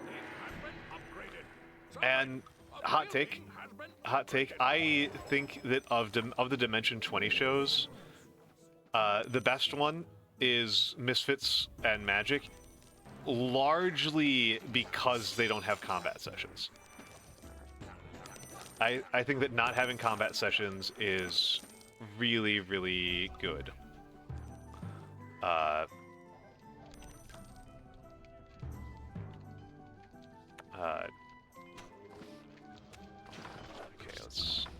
may as well upgrade these.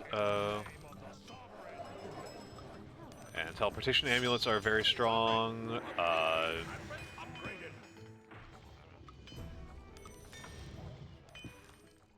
Okay. Whew. Okay. Oh. Thank you, Wizards Guild. Sovereign, a building has been upgraded. Sovereign, your marketplace now serves you better. Majesty, the local blacksmith offers new services. Okay, and let's give her a stone skin. Well, let me target her. There we go. Stone skin for you. Should probably upgrade these temples so that I can... Okay, never mind. That was a stupid idea. Now I'm out of money. Now I'm broke. But yeah, the... Energies of light. Okay, ooh. Unholy are near.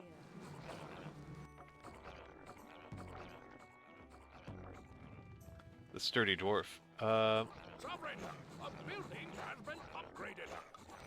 Oh, you're out of potions? No. The unholy Sovereign, are near. a building has been upgraded. I don't know what blessing does. I don't know what vigilance does. No, what are you doing? You The coward. unholy are near. How are you still alive? And how are you not level 5? Okay, you're alive because I'm casting spells on you, but...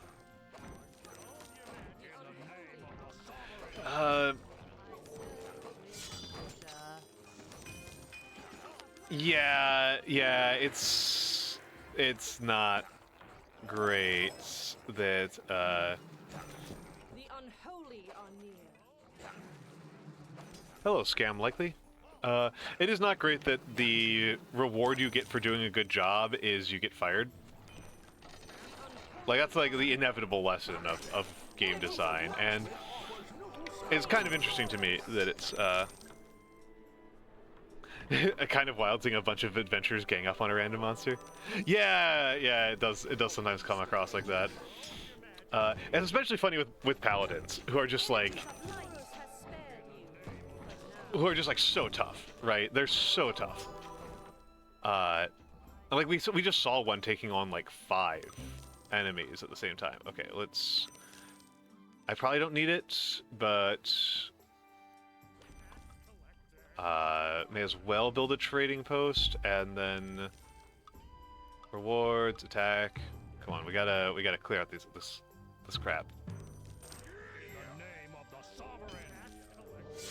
Good news about paladins is they move fast. That's the really good news about paladins.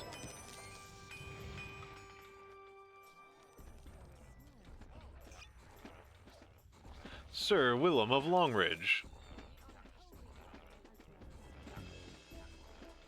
Oh yeah, you're going down, buddy. You're gonna get crunched. Yeah. Yeah, the enemies explode into gold coins. Exactly, exactly. You understand. You understand the game designer's vision here. This is how you make a good game, right? This is such a generic fantasy game, but you've got to have the enemies explode into gold coins like a Scott Pilgrim. Has been upgraded. That's how you do it. Your Highness, the dwarves are offering to move into our domain. The dwarves have offered to join me like a million years too late.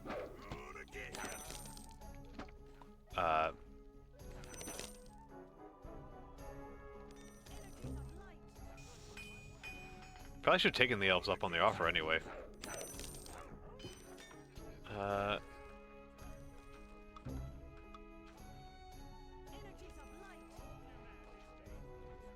And place a couple explorers down here because this is a mission for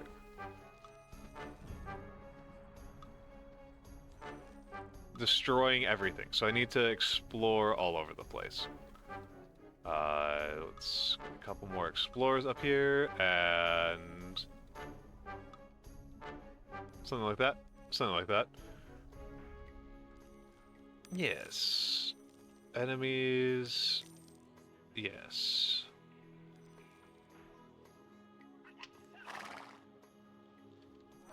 Oh, there we go. There we go. That's a lot. That's a lot.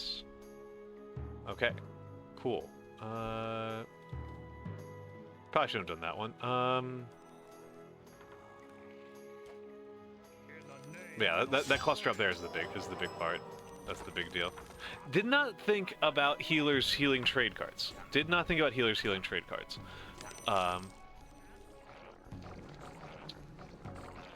Goodbye, trading post. We hardly knew ye.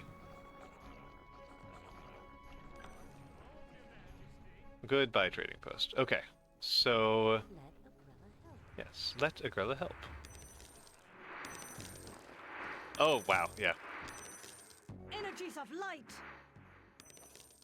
That's a lot of wizard. That's a lot of wizard. Ah. Okay. You're gonna jump. I can't tell if that actually worked. I don't know what vigilance does. Energies of light. Uh. I deem your mandate just. I must find a And blessings upon you. Okay, cool. Cool, and knew there's gonna be another one down here. Okay, let's make sure these guys finish this whole segment, this whole sector off first. Let's make sure they all finish that off first. I mean, they don't. They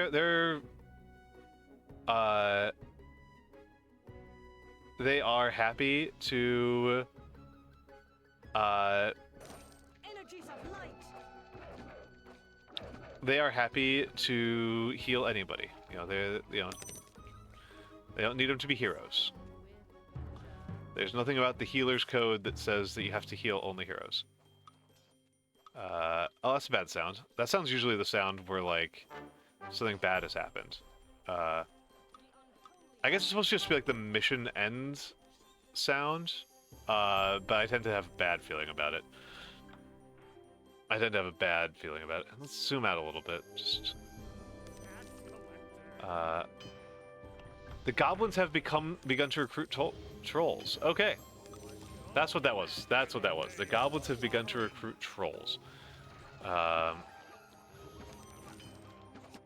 That's fine. I can deal with trolls. Trolls are not uniquely threatening. I guess this is what happens if you take as long as this, because it's a little bit on the long side for this mission. Mission length is, well, mission specific, right?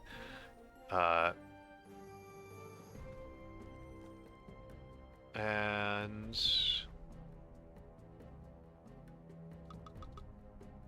1,000 and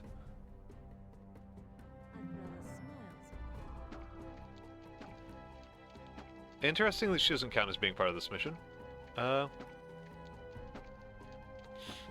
No, I haven't. I haven't. I haven't.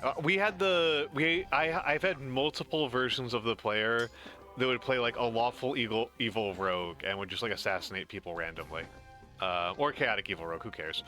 But I definitely had the just like evil rogue PC, which is again part of my bias towards games like Dogs in the Vineyard.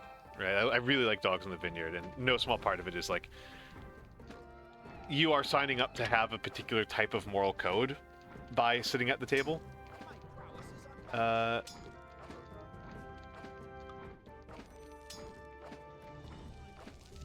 Like you don't just get to do whatever. You are signing up for a specific moral code by being a player. Admittedly, that's also true of Kill Puppies for Satan, but at least like you know what you're getting into, right? The unholy are near. Was that not the last one? Okay, that was the last one. I was like, that feels like the last one. That feels like that should be the last one. The day is yours, Majesty. The palace guards report there are no goblin settlements as far as the eye can see. While many lives were lost, our kingdom is safe. Goblin King will think twice before trying another such futile assault. Yeah, I mean, the way we played it was kind of like with the rules as they were presented, and they don't really... They kind of just assume that you have a level of maturity that a group of people my age at the time did not have. And now after that, that spoiled me for the experience. I'm now like, no, you like the point of signing up for the game, the point of choosing a game system. If you're choosing a game system, the whole goal, the whole number one thing you should be doing when you choose the game system is choosing a game system that supports the kind of storytelling you want to happen at the table. That's kind of my thing. Is like if I don't see a connection between what the rules as written are and how like a way of aiding in a good storytelling, I don't care.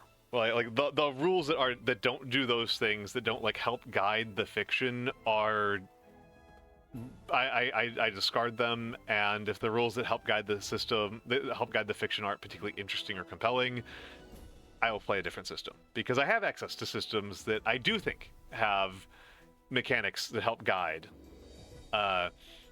Like Nice Marines. Nice Marines is a great example. Nice Marines is a wonderful example. That's an amazing sci-fi game that really helps guide the fiction and the players towards a really interesting game experience and towards a really interesting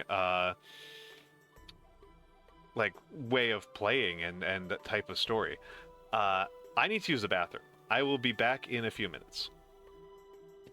So enjoy the fan art gallery. It will pause the time.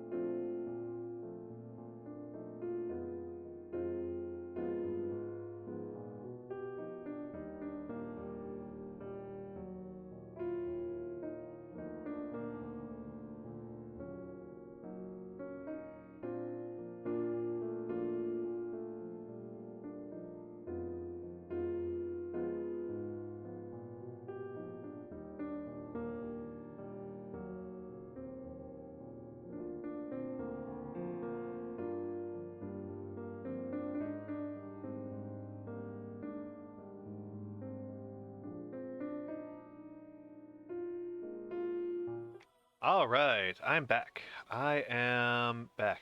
And yeah, it's not about like playing a good versus evil character, Sir Alm. Like Kill Puppies for Satan's a good game, and so is Nice Marines. Nice Marines is also a good game. You don't play good people in those, but it's more about like, again, it's kind of my thing. Like I like focus games over unfocused games. That's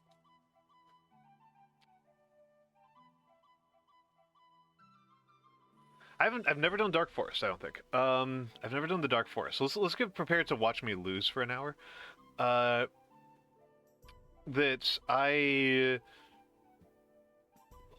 When a game just kind of lets you be whatever, it's very hard for the players to kind of tell a story that's actually collaborative. When the system is like, oh, you can do whatever you want, here's all these abstract tools, it's like, well, why did I purchase this and decide to run a game in this? The whole thing I wanted to do was narrow it down and make it more clear and get everybody on the same page. And if I have to do all that stuff, why didn't I just do that stuff without having to also do D&D, right? Like if I have to do all of the stuff that's the important part of making the system, which is getting people on the same page and in agreement about the type of fiction that we're making, why did I bother with this rule set in the first place? Like what was it adding to me? Why did I not, why did I not just get A curse afflicts the land, Your Majesty, sapping your loyal subjects of their strength. Few have even the strength to leave their houses. A single warrior from the local guild remains mobile. He offers his services in finding a cure to this debilitating bane. I recommend you take him up on the offer. Now, if you'll excuse me, I really must lie down. But yeah, Sir Alm, I mean, that's kind of my whole point, is that the strength of D&D is that it doesn't do anything, and you are better off just picking up Dogs in the Vineyard or Blades in the Dark. Like, why did you not just pick up a system that does the things that you want it to do, instead of making you do all of the things that the system was supposed to do in the first place? It's like buying a recipe book, and each recipe is figure it out yourself. Like, why did I do this? Like, what am I doing here? And yeah, I mean, Session 0 is critical. I mean, Session 0 is critical for every system. Like, I would, unless you're doing pre-made characters, I would always do a Session 0. I do Session 0 in Dogs in the Vineyard. Dogs in the Vineyard is a very established system with a very straightforward and with a very, like, clear... Okay. Cure the adventurers, defeat the Witch King. I think this might be a long one. It feels like it's going to be a long mission. This feels like I'm gearing up for a long one. Oh yeah, I can see that. Rumors of a temple to Fervis in the woods. No new guilds or temples can be built. I can recruit warriors. No new temples. Okay. But guardhouses are legal. Guardhouses are legal, and so that's good. And guardhouse, yeah. Okay, yeah.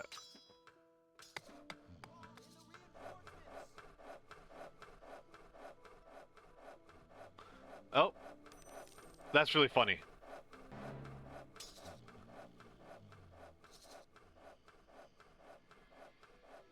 I mean, this is a part of the reason why I view D&D as like... This is part of the reason why I kind of have a strong antipathy towards D&D, right? Is you can learn Nice Marines in 10 minutes. Like Nice Marines is 1 page long, and it's a better game than D&D. Like, it's a more full game. The investment's very low, but because D&D is the standard bearer, rather than something like Kids on Bikes, that's pretty easy to learn. Because the introductory game is the hardest one to learn, people think that every other game they're going to learn is going to be similarly hard. Whereas if people were learning on Honey Heist, if Honey Heist was people's introduction, that would be very different.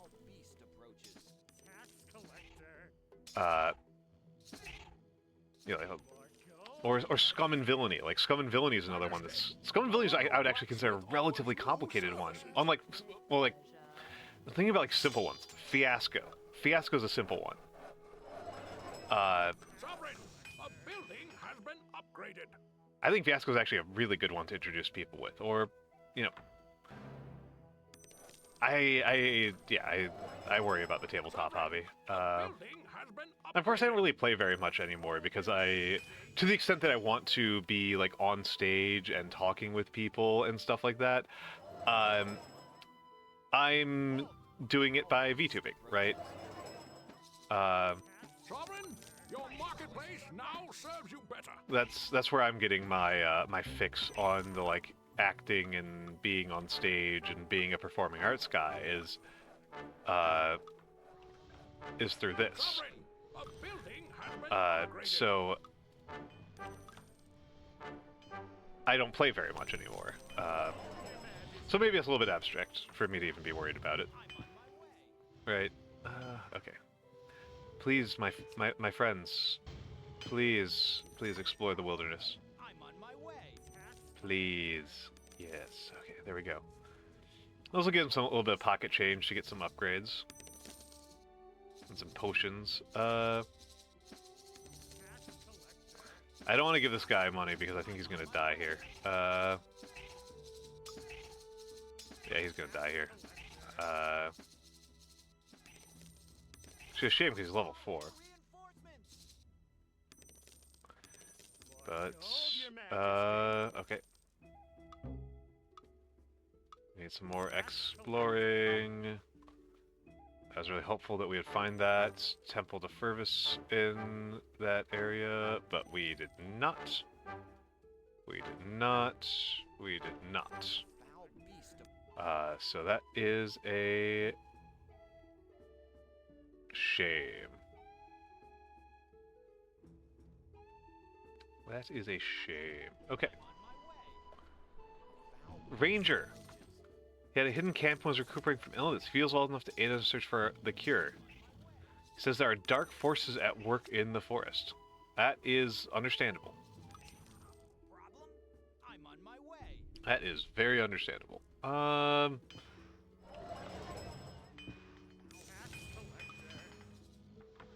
Okay, and...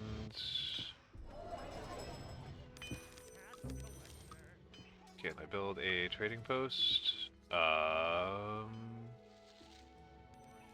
Okay. I think this is a long one, so we want a couple of trading posts.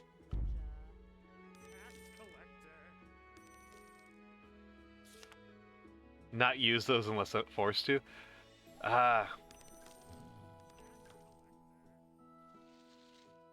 You're not the first person I've heard to say that. Wande also hates Rangers. I don't hate Rangers. I don't love them, but I think they're fine. I think they're fine. I think Rangers are generally fine. I think they kind of have a lot of utility, particularly in the early game, and we're kind of... this is already kind of like at the end point of when I would really care about recruiting anymore. Yeah, you guys are gonna die, buddy. You going down. Okay.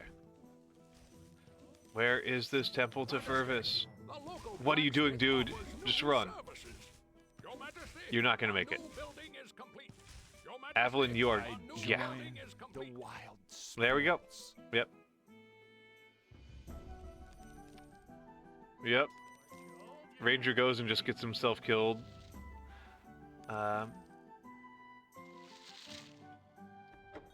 I also find Rangers are actually not super bad for, what's it called? Rangers are not the worst in the world in terms of,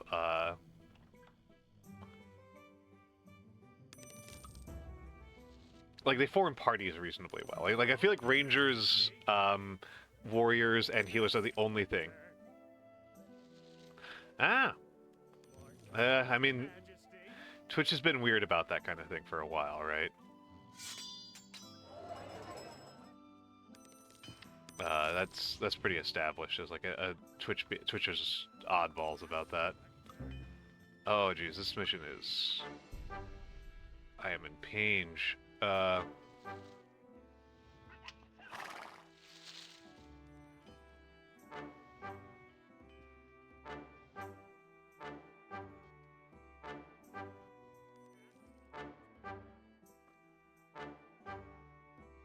I'm gonna get Fervus, so I have to do Temple to Fervus. I don't get to do the non-chaos side.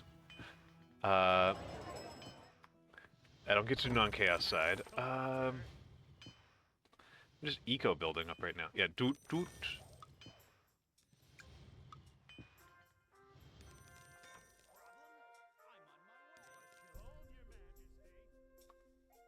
Okay. See if that gets built. Let's take these off the tax collection route. Alright, what have you got for me, please? Okay, so a rogue recovered. That's at least something, I guess. My service ends. My feeling about... So level 6 just died for no good reason. Dang it. I mean, rogues in this, I find that rogues kind of just, rogues in this just kind of do things, but they do them inefficiently, right? Like look at how little LOS this guy has. And he's gonna get all the money. Majesty, a newly discovered outpost has agreed to join your kingdom. Your Majesty, a new building. Oh, there we go. Majesty, there we go. a newly discovered outpost has agreed to join your kingdom. Okay, excellent, excellent, excellent. Okay. Now it's time. Now it's time to start expanding. Now it's time to start expanding.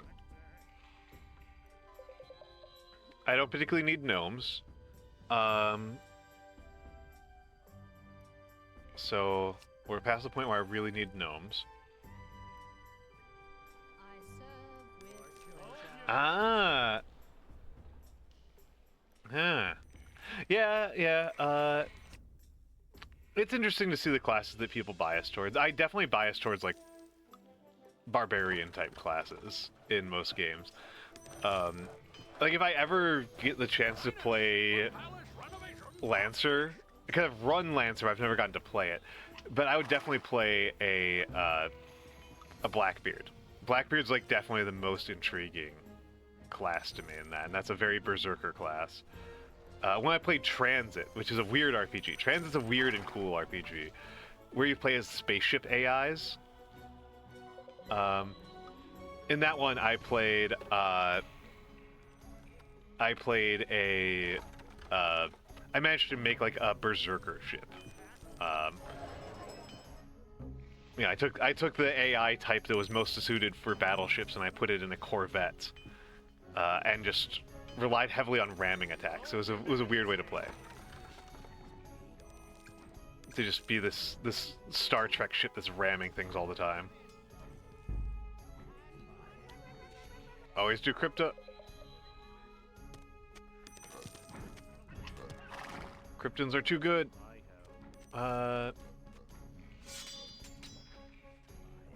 Okay, so there's...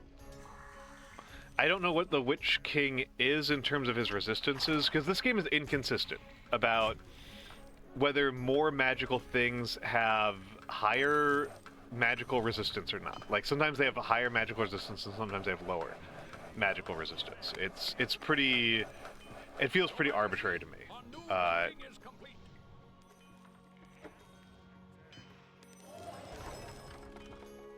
Oh yeah, let's get the teleportation amulet now.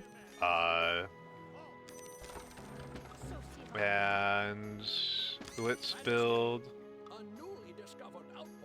another temple.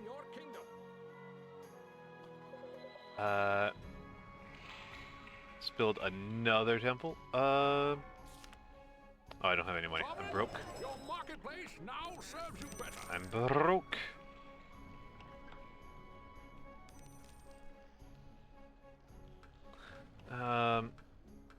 Okay, I've got a boss fight, so I've got Wither. I have Wither, and I should probably get Animate Bones when I get some money. Yeah, that's Lancer. Yeah, Lancer's Mecha D&D. Thank you, Vex. Thank you, Vex. Thank you, Vex. Okay. Wizard Towers. Okay. That's neat. That's so much money. Please, please, tax collector. Where are you? Where's my tax collector? Oh, I know what's going on here. I know what's going on here. You're on the repair route. That's fine. I'm fine with things being on the repair route. Take you off, though. The royal treasury is nearly empty. Take some more things off the tax route.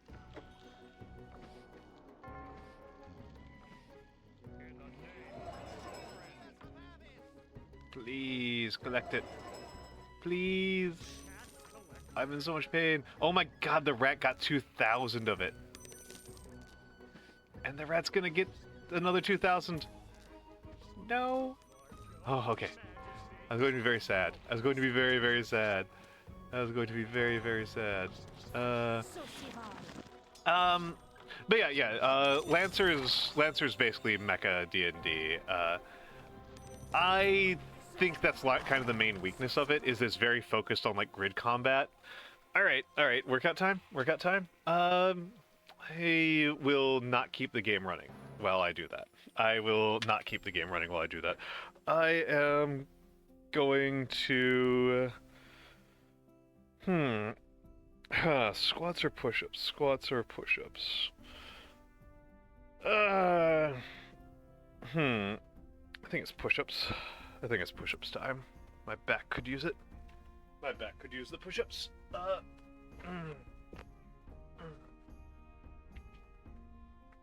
Okay.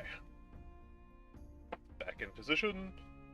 And 1, 2, 3, 4, 5, 6, 7, 8, 9, 10. Oh.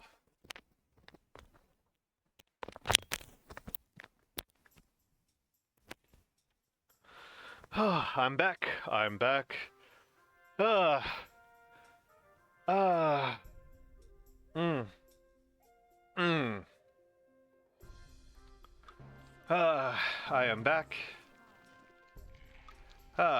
I will not do another set of push-ups today. That exacerbated an old injury, so, oof. Wasn't expecting that.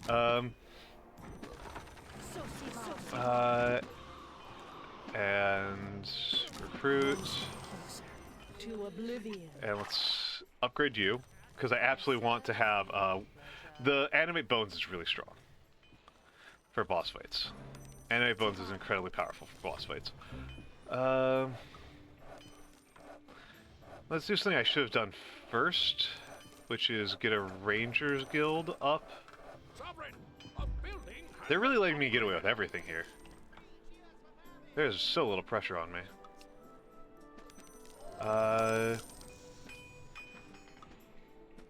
I mean, grid combat is logical for a mecha battle simulator, but I kind of also feel like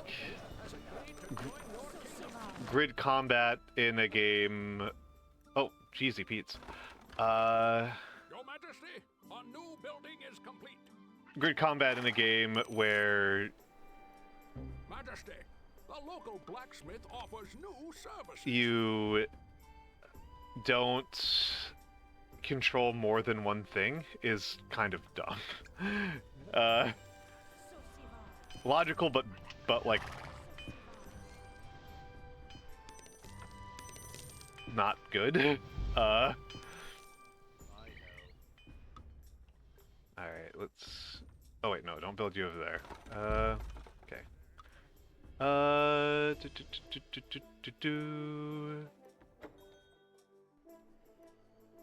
Okay, I'm gonna extort that when I get the option too, because there's no other way I'm getting that money.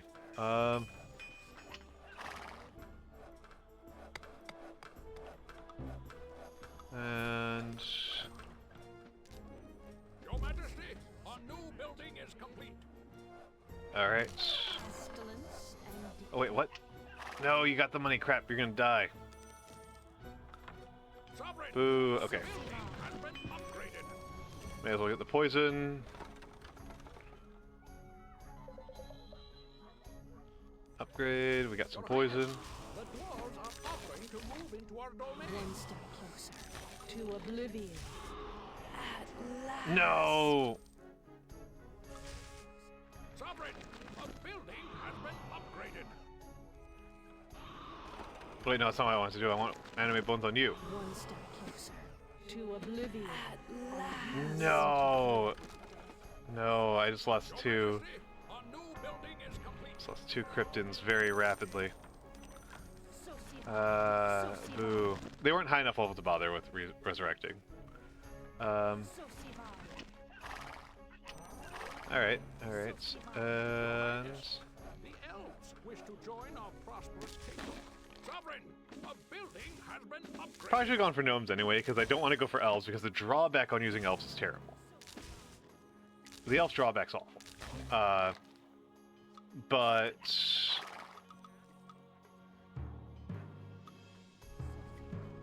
the dwarves just kind of don't add a ton.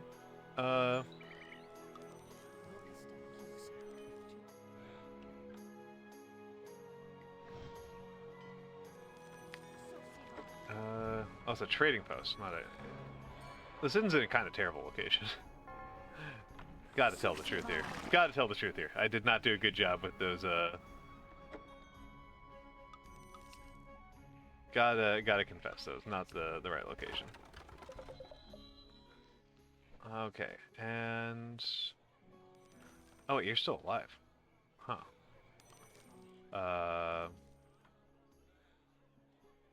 Okay, nobody's super interested in those reward flags. Tough fight.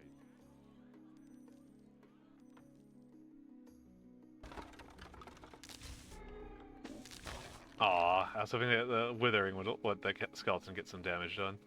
But no, Okay. We need... Let's just go up to level 3. I could use Solari, because at least Solari are aggressive.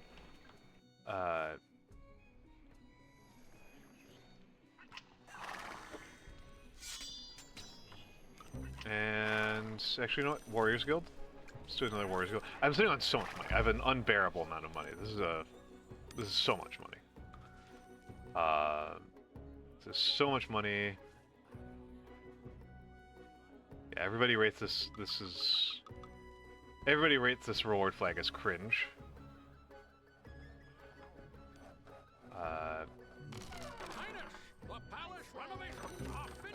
Okay, good. And I think I'm going... I mean, I kind of want to do Lunord.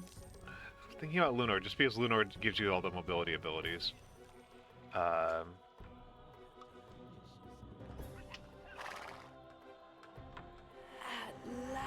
I need Helia.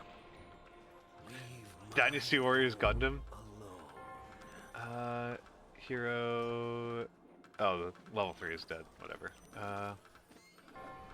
Not worth stressing out about. And build the fairgrounds. And let's get a magic wizard guild up.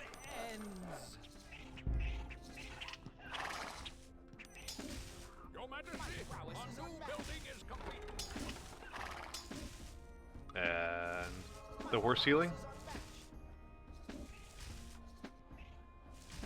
The worst version of healing.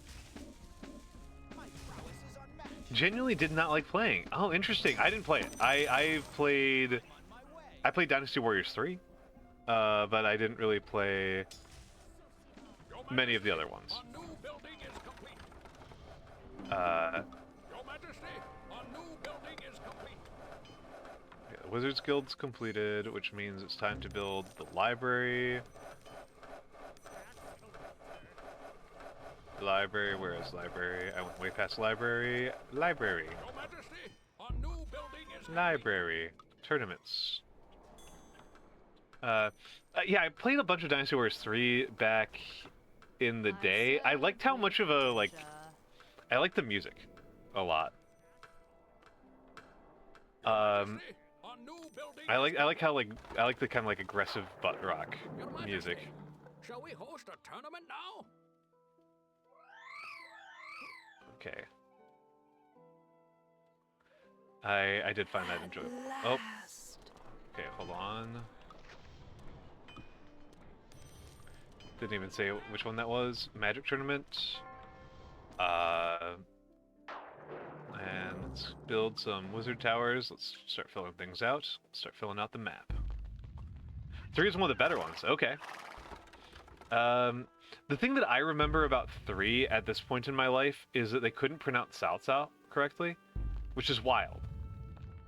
Like, there's something just, like, so weird and goofy about, like, wait, you didn't... Oh, my goodness! Sidere! Sidere! Oh, my goodness! Welcome in, Sidere! Welcome in, Sidere.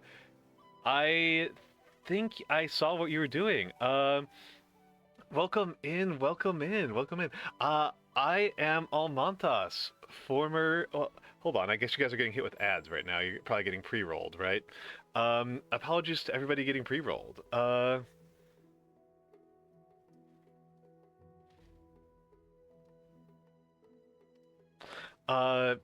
But yes. Welcome in, Raiders. Welcome in, Raiders. I need to figure out what the timing is on that. On when the pre-rolls get over. But yes. I am Almantas, former professor, current VTuber, old man who loves old things. Sideri, what were you working on? So for those of you who do not know Sideri, Sideri is a very cool VTuber who is working on her PhD in, as I recall, the psychology of conspiracy theories. Am I correct on that one? I believe that's your main topic. And I was actually really curious about one of the papers that you were reading that I missed the rest of the stream, and I think the VOD's gone away by now. That's right on your thesis. Oh, our code is rough. I haven't touched it in a long time, so do not ask me to help you with that one. But yeah, I was curious, because I remember you reading a paper. I've been willing to ask you about this one for weeks. Oh my goodness, Vex, thank you for the gift sub. I wanted to ask you about a specific paper, which was you're reading a paper on, are conspiracy theorists better at detecting dishonesty? I believe was the kind of jump of it. Like, is it an adaptation to, like, sussing out dishonesty? Like, is like that form of suspiciousness helpful for sussing out dishonesty? And I was just curious what the results of that was, because I have a bias. I have an assumption. Yes, Siderians, enjoy your tanks. I have a bias in assuming that it doesn't. That's my assumption. That is my assumption. Is that it doesn't.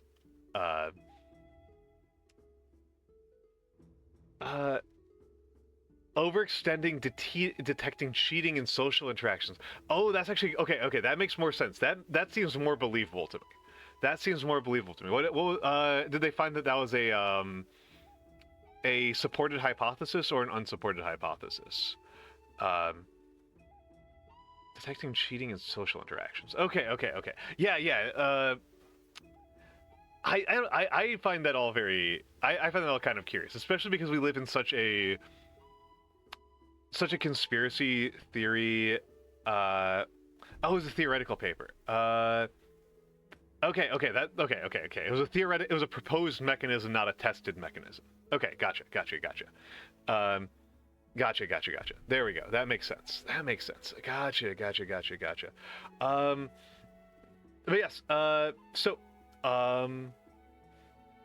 Yes, I am in the middle of if you need to raid and rest, obligatory. If you need to raid and rest, you are welcome to. If you want to stay here and vibe out, you're welcome to. If you want to come on in, yeah, if you're welcome to. I can open up a slot. I am playing an old game. I'm playing Majesty, the Fantasy Kingdom Simulator. It's an old game. The website for it is incredible. The website's incredibly old school, very GeoCities core. About like the hypothesis behind this game. I'm talking like a scientist all of a sudden again. The theory behind this game, the premise. There we go. That's the word I'm looking for. That's the word. Premise. The premise behind this game is so you know, like D&D adventurers go and they save the kingdom. You play the kingdom in this one. You're doing the Sim City of a kingdom that needs fantasy adventurers to save it. I am currently playing a relatively high-level mission. The Dark Forest. We are 20 days in, which is super late in game terms. 20 days is very late, and I am hunting down a Witch King. Who is somewhere in these woods. And I can't frigging find him, so I'm doing all the stuff where you do to find him. You do to find these guys. So building wizard towers. I am at the point in this match where money has ceased to be an issue.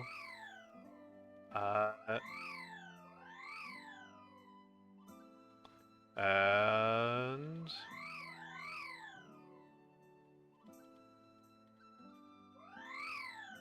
let's go. Okay.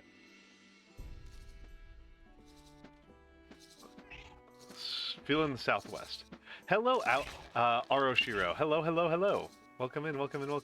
And also, I should have extended that. That was not just a two-side area. Any raiders who wish to raid and run are welcome to do so.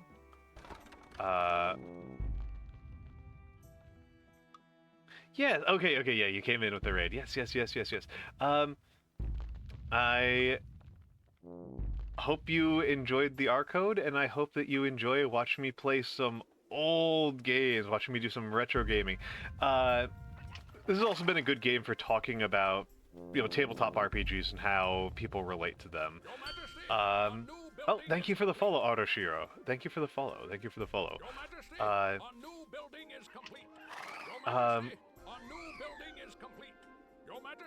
Your Majesty, it's beautiful. I love these graphics. This game's also turbo charming. The voice lines are super goofy. That looks like an indication that something bad's going on down here. I'm going to take that as an indication that something bad is going down there. I'm going to start upgrading the wizard tower. I should have been recruiting wizards already, but I didn't. What? Hold on. Who died? No! I didn't see who died. Dang it. I just slam-clicked instead of seeing who died. This is called Majesty, the Fantasy Kingdom Simulator. It is... Let me take a look. I'll have to look it up. Majesty, the Fantasy Kingdom Simulator. And I was partially playing this because I want to play King of the Castle, but needed to get warmed up. So, yes, this is from March of 2000. So it's almost 25 years old. This game is almost 25 years old. This is an old game. This came out around the same time as like Age of Empires 2. Right, this is old school. Train intellect. Oh, who died? A level 2 priestess. And if you can't tell, I have a bunch of necromancers, is what I have. I have a bunch of necromancers and druids, is the backbone of my army. Research in the library is complete. Trade intelligence is not a big deal, but magic resistance is. I've got a level 8 priestess. Okay, that's a beast. A level 8 priestess is very strong. Yes, I have a library. I have a library right here. May as well get Fire Blast, which is not super useful, but magic resistance is. Yeah, library. Heroes will come to the library and read books, and it will make them. Sometimes they'll learn magic spells with them. Our research in the library is complete. Okay, now it's time to start. I have so much money, I can start doing really wasteful stuff. Like that. Incredibly wasteful.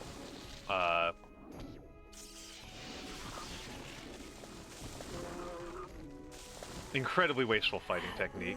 Oh, who died? Who died? Who died? I really listen out for the, Sovereign, level 2. a Who cares? building has been upgraded. If they're level 5 or higher, I will resurrect them. Because resurrection spells are expensive, but a level 5 hero is worth a lot. A level 5 hero is really, really, really, really, really valuable.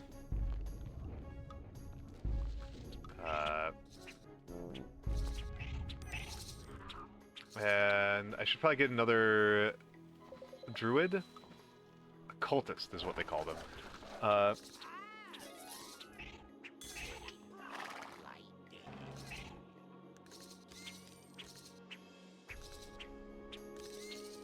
Your Majesty, a new building is Yeah. Sal P sounds a lot better than Cow P. Your Majesty, a new Oh, you're level 6. I'm gonna... You can come back, buddy. Yeah, do run, do run. Do run, buddy. Yeah, that's a bit of a wall. So yeah, if people kind of don't know what me and what what the heck we mean, oh, interesting. Interesting. Thank you for that. In the game Dynasty Warriors, in the game series Dynasty Warriors, which are set in the Three Kingdoms era China, there's a historical figure. Like, there's a historical figure from the Three Kingdoms era of China, a historical guy named Cao Cao.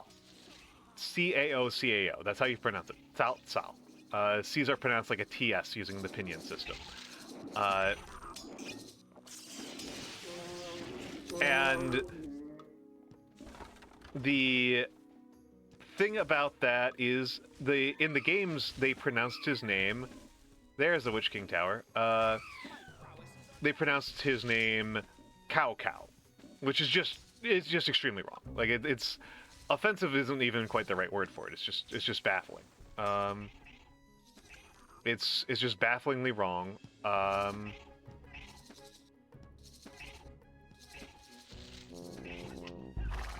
Let's see if I can build that dwarven settlement in any sort of reasonable time frame. Did I even recruit a lot of Solari? I did not recruit a lot of Solari. Like an absolute fool. Solari are good. Power Shock. And let me take a look at the Wizard's Tower. Yeah, I've got one Wizard who's level 1. So good luck to him. Your Highness, our research in the library is complete.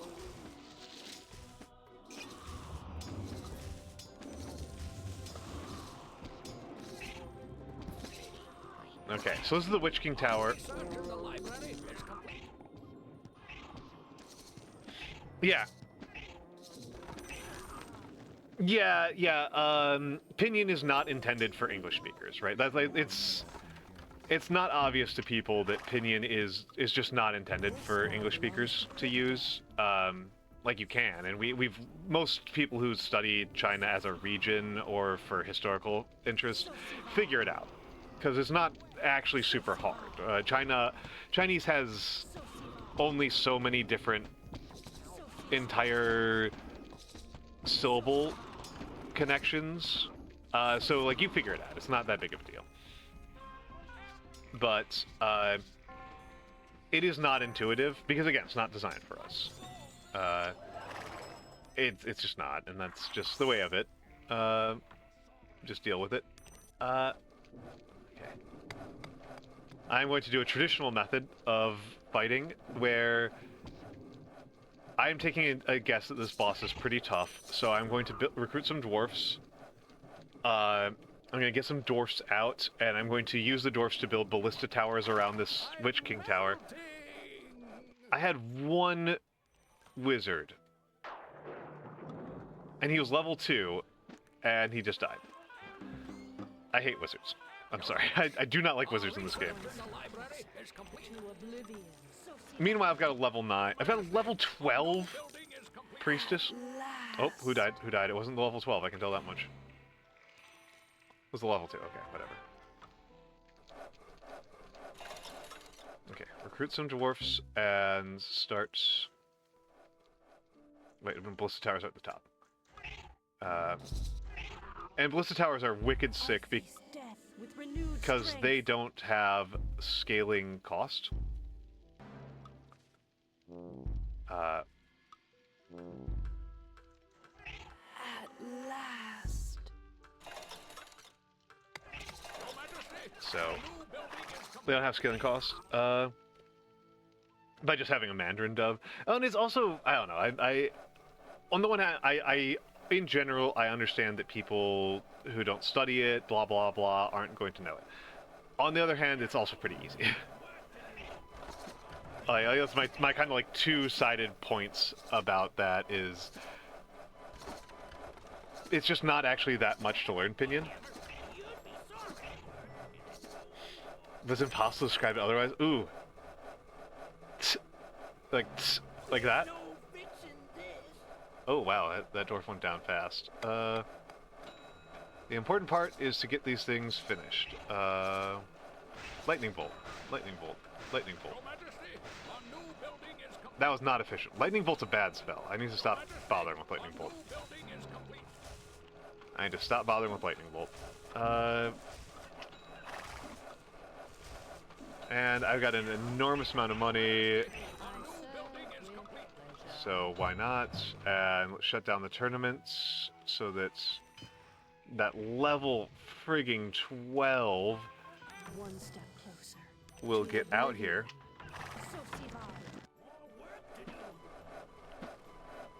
More work to do.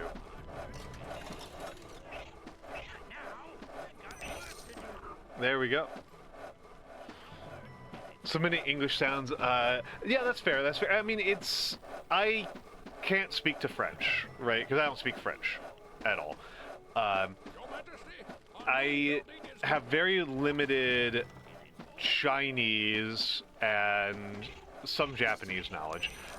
Japanese is very easy for an English speaker because it uses a lot. It's just very easy for us in terms of pronunciation. Just in terms of pronunciation, I don't want to overstate the case. Oh yeah, no, we've got that chaos poem. I should do a reading of that. That sounds like a good reading to do. That sounds like a good reading stream to do one of these days. But the yeah, okay, that's enough Ballista Towers that they just insta-give those, And here's our level 12 Sister Dorada. Holy crap, Sister Dorada, who has no equipment. Control Undead, Drain Life, didn't pick up anything other than the defaults. Okay, now it's time for trouble. Okay. Oh, wow. Okay, that cleared out a lot of stuff.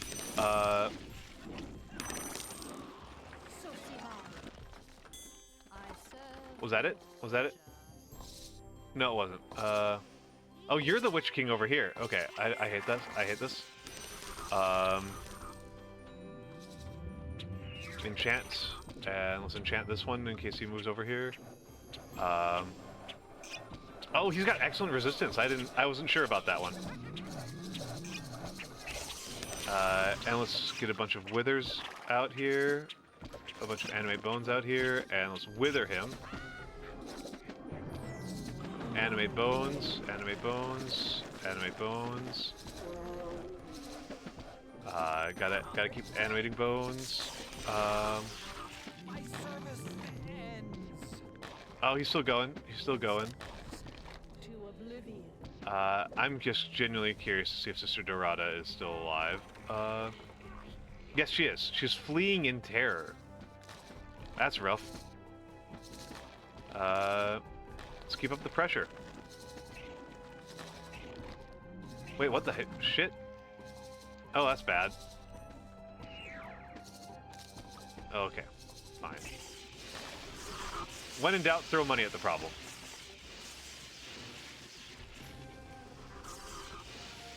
Does that affect him at all? That doesn't look like it. Wither.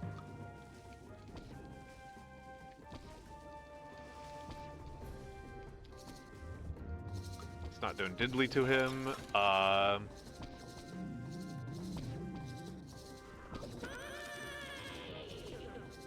Okay, a dwarf just walked up to him and just caved his head in, just stoved him in.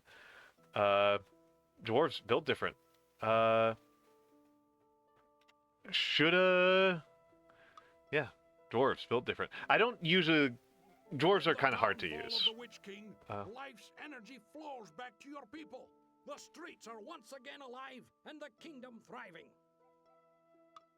Yeah. Yeah. Okay, okay. 22 heroes died. Wow, I thought many fewer had died than that. That's kind of interesting. A lot of them just got chewed up wandering through the woods, getting nothing done. How long did that take me? That was a long one. That was a long one. I had so much money. How much was that? 34 days. That's pretty rough. That's pretty rough. For some reason, the phrase Brashnard's ultimate sphere of power sounds incredibly intimidating to me, which is why I've never done this mission before. I did win that on my first go, which is crazy. That's crazy. Usually, expert missions, they just kill you with a hammer in the first couple times you do it. Especially seeing as I failed the Goblin Horde like 3 times. Let's try Brashnards. Do I understand that your highness seeks Brashnard's ultimate sphere of power? Possession of that legendary artifact would certainly lend authority to your rule. As you surely recall, the sphere was broken into 7 sections which were scattered to the far reaches of the land. A great number of heroes must be summoned in order to scour the realm for these lost shards. By your authority, let this bold undertaking commence. It is not this humble servant's place to question your wise directives, but this undertaking is, well, ambitious. Can we truly succeed where countless others have failed? All right, let's take a look. And hold on a second.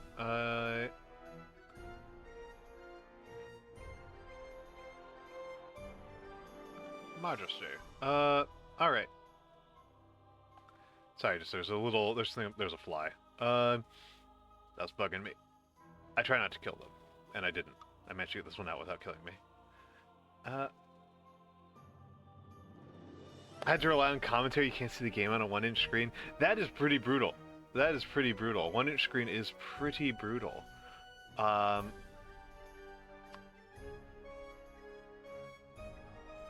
All right, and okay. So I start with 2 temples to Chrome.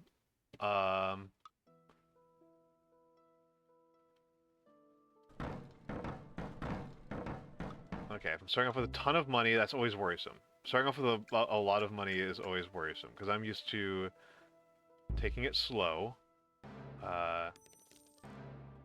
Let's blacksmith, and let's recruit. Get ready to rumble! I love the barbarians. Thank you, Wise. Thank you, Wise. Let me, so yes, design and art are by Sensational. Sensational is lovely, he's very easy to work with, and Charlotte X. Bear did my rigging. Many thanks to her for making this movement possible. Oh, already losing guys.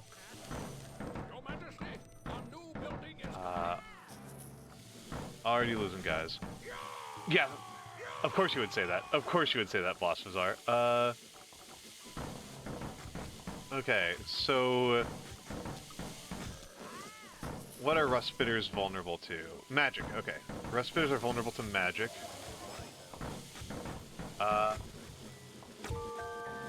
Thank you, Blasphazar, for the resub. Thank you for the prime. Thank you very much. Yeah, Blasphazar is a model brother to me. He's Oh, thank you for the follow. Thank you for the follow. While I get my butt kicked at this game. Maybe, but the thing is, like, wizards aren't going to be fast enough. I need this to be much faster.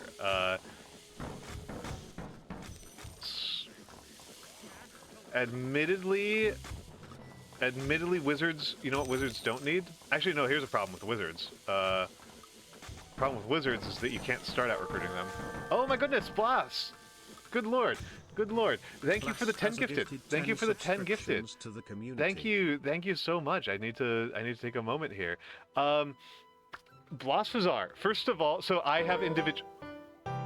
Okay, Scam Train. Thank you, Scam Train, for the sound alert. So Blas, you get thoughtful praise. I will give you some thoughtful praise. I want to think about that one for a moment. And you also get to ask me a personal question. And I'm pretty sure that is going to put us firmly over the 75. So chat will get to pick a new redeem. So everybody, I want to give people some time to think about what new redeem they want to give me. So we're not going to do it today, but you do get to think about what new redeem you would like to have for us. And 77 by... It should be around there. It should be around there. I have to do the tallies afterwards. I really should have set up an auto count. That's fair. That's fair. That's fair. I believe Vex has also not used hers. Blas is... Okay, actually, hold on. This is like a not very VTuber-y compliment. Blas is so freaking hardworking. Blas is so freaking impressive and disciplined and hardworking. He has been posting some of his workout gains on my server, and it's been incredible. Like, he has made such incredible progress, and it's so clear that, like, this speaks to, like, a really deep personal discipline. And it's interesting to see that go hand... It's good, I should say. It's good and heartwarming to see that go hand in hand with a person who seems to be really genuinely concerned with other people and with trying to make the world a nicer place. I feel really good about having Blasphazar as a model brother, as a model brother. I really like having him around in all of my interactions with him, and he's really impressive. He's really, really impressive, and I look forward to supporting him in the future when he makes his moves. Yes, Vex, you get to ask me a personal question, and I will answer it on stream. I will not answer a doxy personal question. That's not happening. But I will answer a question with somewhat more vulnerability than I would normally consider reasonable for VTubers. Looks like maybe Barbarians was the play. Oh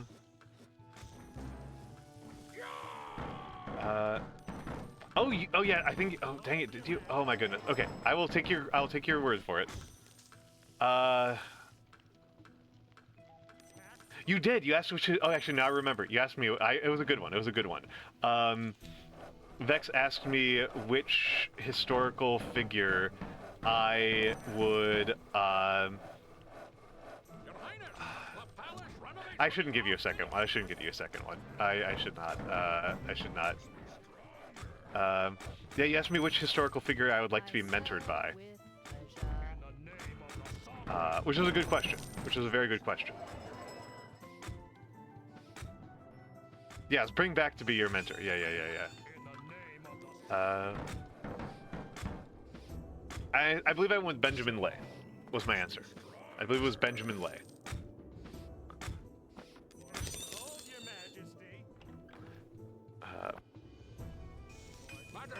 Majesty. A local blacksmith offers new services. Oh boy, okay. Your Majesty, a new building is complete. Okay, this has already been a kind of crazy one. So let's get some wizards out on the field. A local blacksmith offers new services. Okay, I have 8. It's a. I was planning on it being once, but.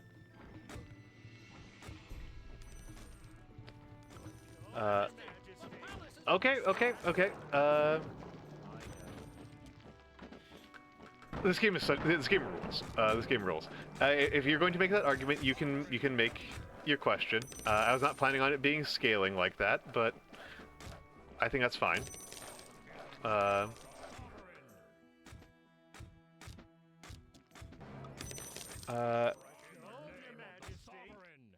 Okay. Barbarians are getting their work done. I forgot to do my research. I love Majesty. I do think that you're right about that, Sir Alm. To some extent, and I don't want to say, I don't want to like commit to that, mostly because I don't play any phone games, so I don't actually know what they're like. Welcome in, JD. I enjoy your tanks. And I think it's always very good when people come by to thank the gifter for gifting them a sub. I think it's very cute. I think it's a positive. Okay. This feels like it's going to be a long one now, so it's time to get down trading posts. Time to get down some trading posts. But yeah, I can see it being a mobile game. I just... Mostly because, to some extent, the reason why this was an RTS anyway feels really like it was an RTS, not because they really had anything to say about strategy, but because that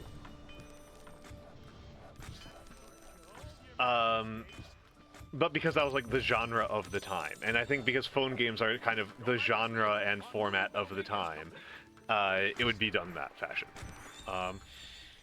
What present do you think is appropriate to give a teacher to a teacher for appreciation? So first things first, I would say that a thing to keep in mind in the United States is that there are often corruption rules surrounding gifts. There's often a question about like just full legality questions, and so that means that an important element here to keep in mind is less than $20. That's off. I don't know if that's true for all levels of government, but there are several levels of government where gifts over $20 pose a legal problem to give to government officials. So that's worth knowing. I believe that's federal. Let's get you upgraded. Okay, it looks like I survived the opening. And let's get down the library. Why did I bother researching level 3? That's actually a good point. For my professors, I tended to buy them a drink. You know, a drink. Go out to the bar and buy them a beer. Alcohol obviously is a somewhat contentious gift to give to people for a lot of very good reasons. And so that's one of those things to keep in mind. Let's see. Oh, jeez. Goodbye, the summoner.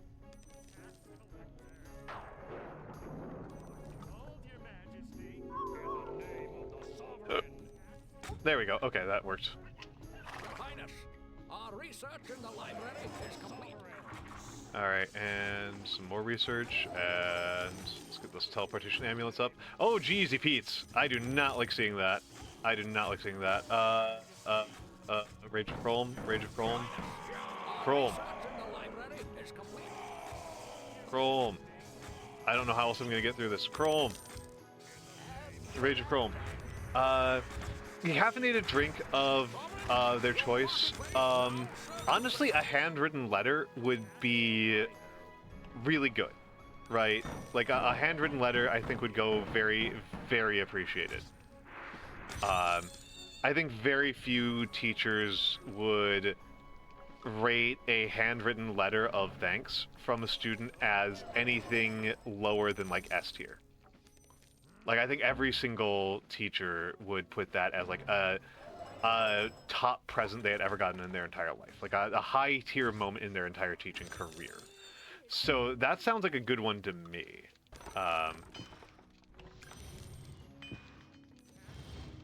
Guardhouse. Your Majesty, the royal treasury is nearly empty. You bet your ass is nearly empty. Yeah, a decorative card is a very good one. I would say that would be like an absolute top tier one. Your Majesty, a new building is Yeah, that's my go-to. I mean, obviously people are worried about that being corny, and the thing about corny gifts is do them. Sorry, like do them. Like, corny gifts are good. Corny gifts tend to go over very, very well. Go for the corny ones. Like don't be afraid of doing a corny gifts. Those are absolutely the better ones. And okay. Corny gifts are almost always the best ones, right? Like the corny gifts are almost always the best ones. I don't know what to tell you at all. I'm not a good gift giver in general, but I just don't know anybody who really feels that bad about a gift that's like just a sincere, like, I love you, you've been very important to me. Like, I don't like know like anybody who's like, oh, that's bullshit. Like, it seems like they seem to be beloved. Okay. Erdo Heavy Step survives to fight another day. He's got 5 healing potions, okay. Good for you. Your Majesty, a new building is complete. What was the new building that was completed? Fairgrounds, okay, yeah, Fairgrounds. Research tournaments,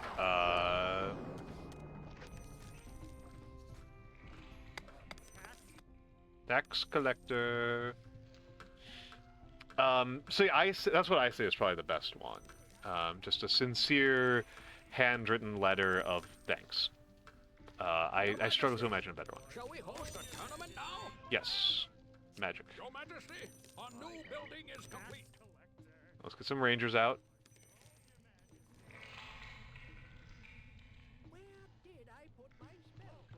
Where did I put my spell book?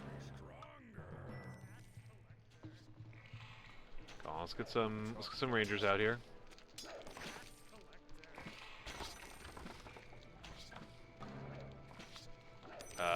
And let's see.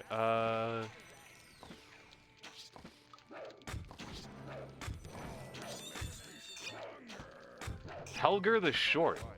This guy rocks. Thank you, Helger the Short, for just being called the Short. Actually, you know what? Groud the Clever. I'm proud of Groud the Clever with his 5 intelligence. I am proud of you, my friend. Brashnard Sphere. Destroy the site to recover one of the fragments. There are few vaults. These few vaults are all that remains of Brashnard's legacy. Good. I mean, not that they're all that remains of his legacy. I guess that's fine. But, honestly, I feel like the int stat in this game is bullshit, because I think wizards are the dumbest. I think wizards are the dumbest ones and constantly get themselves killed extremely pointlessly. And I'm very unimpressed with them. Whereas the, okay. As ever.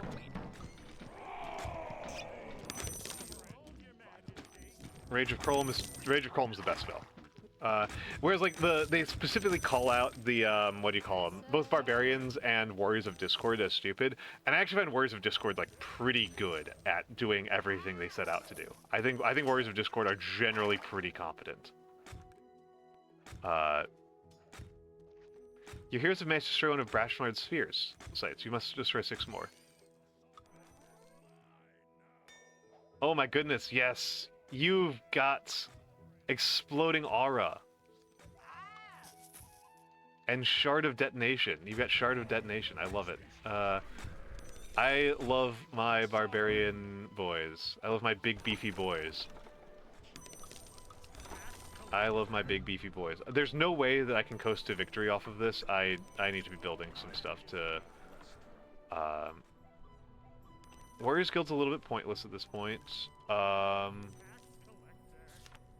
I build Helia? I think we're on Helia. No, actually, I'm gonna take us for a spin. Wait, hold on. Did I build the temple to Helia? Oop. Oh, that's a problem.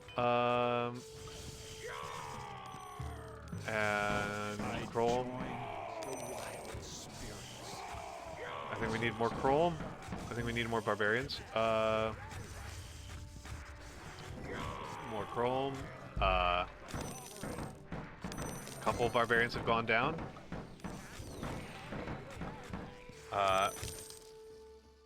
I definitely a case of want to be one more than anything else. No, not a graveyard.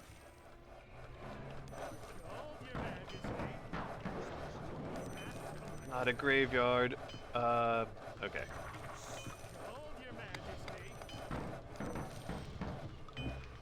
I'm owned. I'm owned. You know what? I might actually do this. I might actually do something crazy. And you know what we really got to get out here? We got to get out another guard tower. Because that's a really annoying location for the graveyard.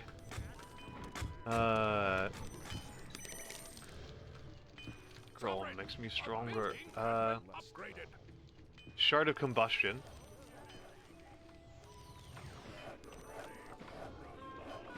Yeah, this is why we need this right here. That was sick. That was sick. I don't tend to use wizards very often. So... Okay, let's zoom back in.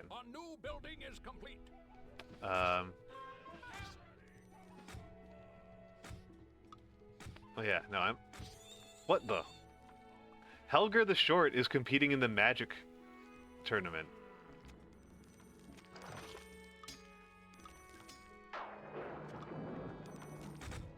And let's upgrade this so that we've got some more of those. Can I build the Rogue Guild? We've improved the guardhouse. What does a Royal Garden do? May as well, should build a Royal Garden. Royal Gardens aren't super impressive, but, you know, not the worst thing in the world. And... Flame Shield, more gold, Your Majesty. Okay. Your Highness, our research in the Barbarian. is complete. Bizarre. Okay, he bought enchanted weapons. That's good. That's good. I'm happy to have enchanted weapons. Happy to have some enchanted weapons. Your Majesty, our new building is complete. Who's done for? Where are you?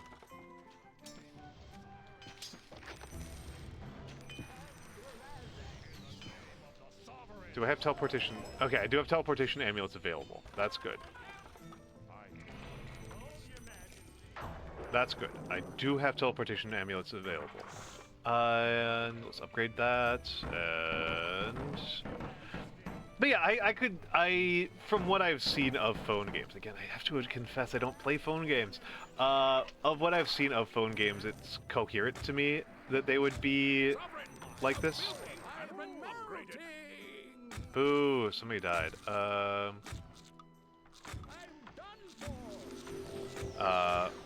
Oh wow. This is like a loot pinata for these guys.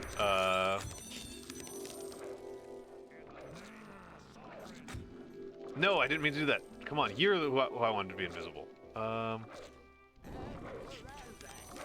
Okay. I don't like you at all. 350.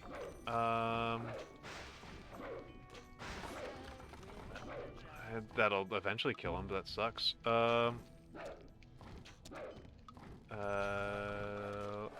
1,000 on Durgo.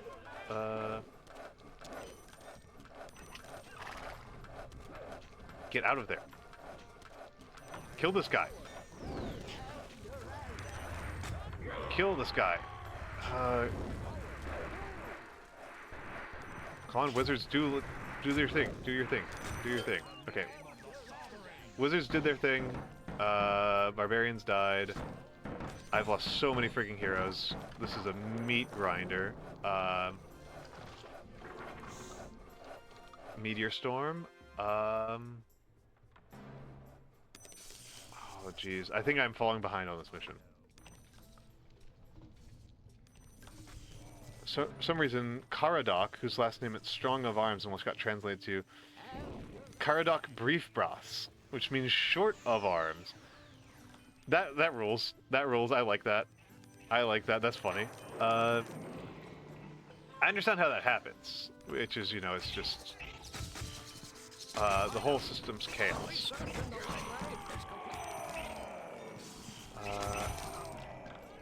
Okay.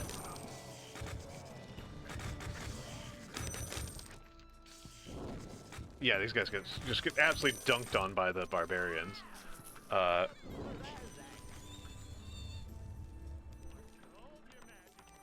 Absolutely dumpstered by the barbarians. Barbarians great. Love barbarians.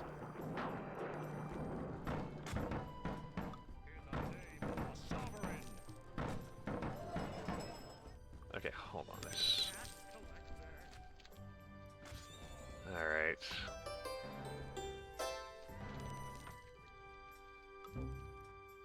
Unenthusiastic about my speed at finishing this mission. Unenthusiastic about it. Okay, let's get some more exploration flags out here.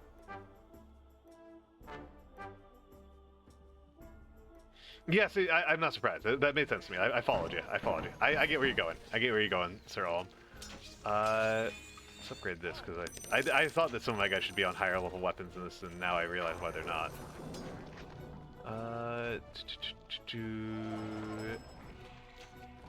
So I've still got... Okay, I'm only on one trading post. I was wondering why I felt like I was on low, why I felt like my income was low. That's why my income felt low. Trading post. And...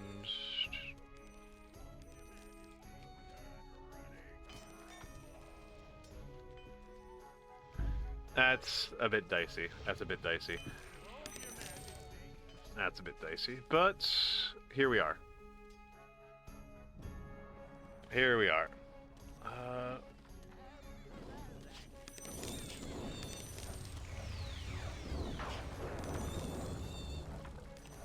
Well, as much as I'm shit-talking the wizards, they are doing a really good job of just slaughtering rats. Okay, and that's a trading post built. Recruit Barbarian. Let's get some weapons, some better weapons. Oh, that's not gonna get finished.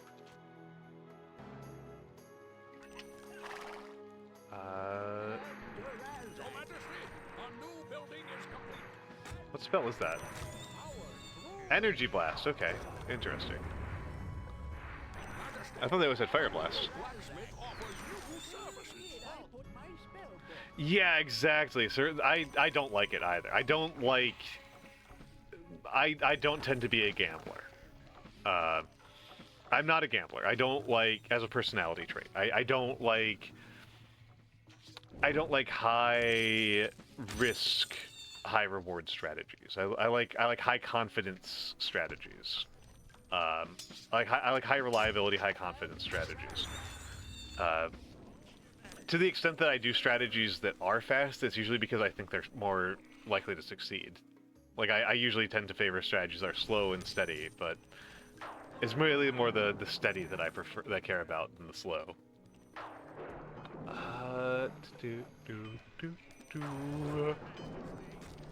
Okay, now I've got a ton of money. Now I've got a ton of money, and now let's see about far-seeing some things. And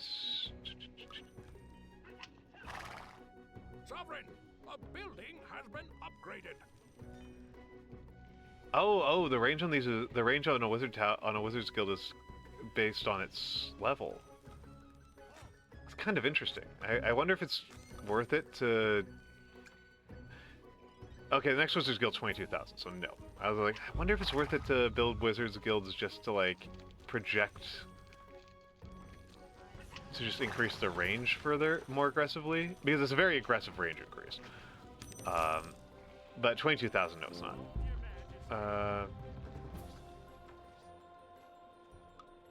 Okay. And now I'm getting pretty anxious because usually in these types of missions, the enemies scale up.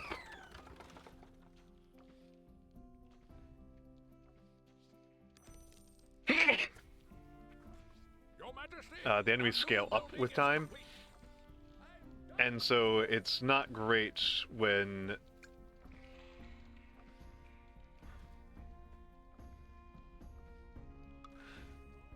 yeah, I get that. It feels like you get lucky breaks that don't matter. Thank you, Sirel, and thank you, Matthew. Yeah, I don't get much of a satisfaction out of I would not be a gacha gamer, right? I just wouldn't. I've considered doing some gacha games on stream, mostly just because they're really popular, and that's what VTubers do. Okay.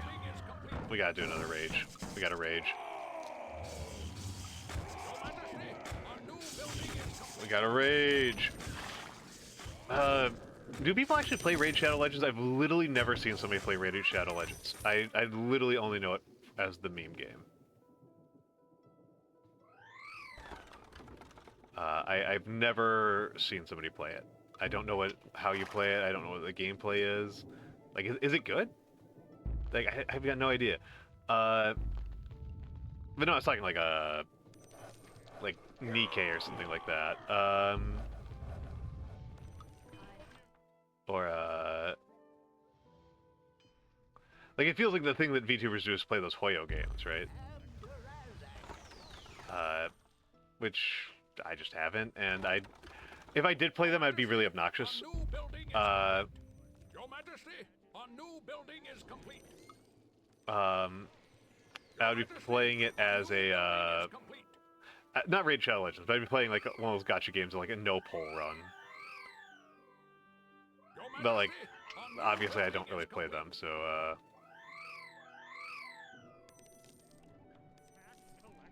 Your Majesty, a new building is complete. okay, cool. Nothing. Okay, we gotta build more tower. We gotta build more tower. No, not you. What are you doing? No. Build more tower. Build more tower. And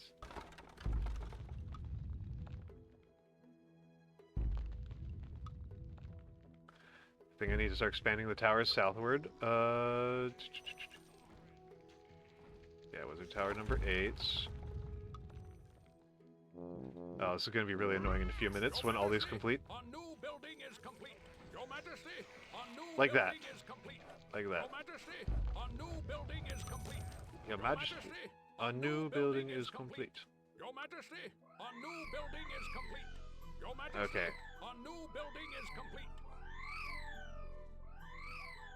Your Okay. Majesty, a new building is complete. Yes.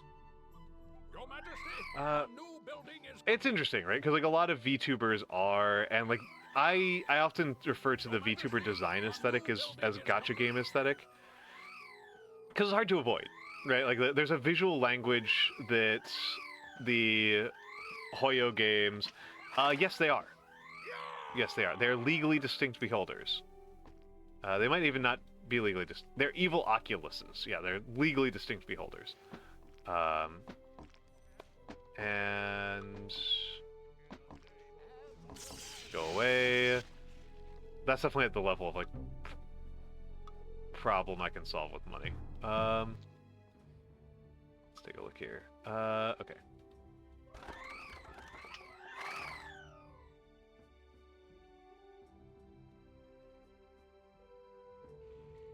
My Kamiyoshi is a Bara orc man. That's true. That's true. I'm guessing that you mean Randon. Unless your Kamiyoshi is Kirill, in which case that's incredibly based.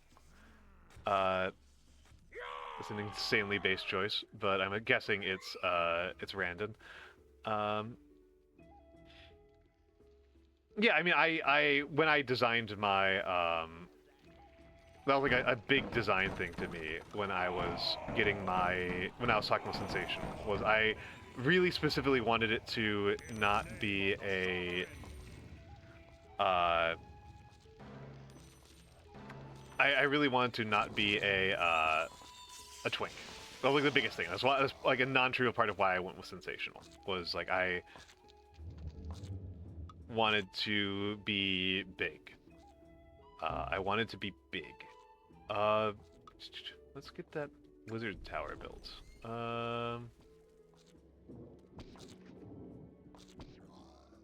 That wizard tower built. That's interesting. That's interesting. I mean, yeah, it doesn't let you do that. Right. I've never seen anybody playing like a guy who I would consider normal sized. You know, they all look like children to me. In those games. Your Majesty, a new building is complete. Yeah, there was actually a really good what do you call it? Beanie Tuesday comic about it years ago. Years ago. This is an old one. There's a really good Beanie Tuesday comic about like it's like what happens to you if you're a twink who gets old. Because like twinkishness is so much about like youthfulness. That's like kind of hard. It's almost hard to conceptualize the old twink. Your Majesty, a new building is complete. Your Majesty, Oh, I'm out of money. a new building is complete. It's been a while since that happened. A new building is complete. Your Majesty, Did I run out of trading posts? a new building is complete. No, my trading posts are still going. A new building is complete. Your Majesty, a new building is complete.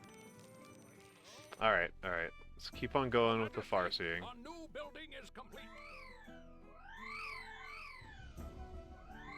Because we are 30 days in, and I haven't even figured out everything that's going on here.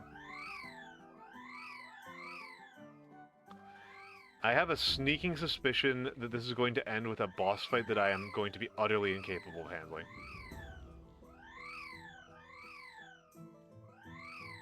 That's my suspicion.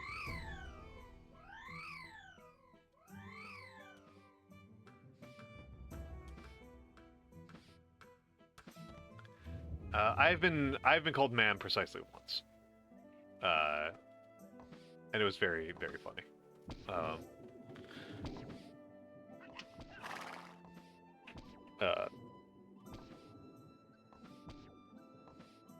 That's fair. That's fair. And I mean, it's a weird world out there on the assuming a person's gender train. Oh, okay. I gotta keep farseeing. Okay, there's another sphere fragment. And another sphere fragment. That might be all of them. That might be all of them. Okay, so what happened to my money? like what happened to money? Am I really just spending money that fast? I guess it is kind of like a geometric growth curve to building these wizard towers out. Oh, they did destroy a blacksmith. I don't have a blacksmith right now. That stinks. That stinks. I should build a blacksmith just for the money savings. And guardhouse right here. All right. Make sure I'm full up on heroes. What do my wizards look like right now? I've got a level 17 and a level 19. This is shenanigans. Pronouns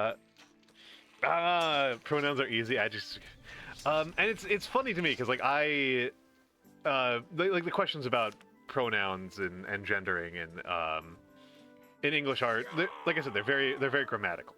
They're very much that's a third one? Oh my goodness. Beazle! Beazle.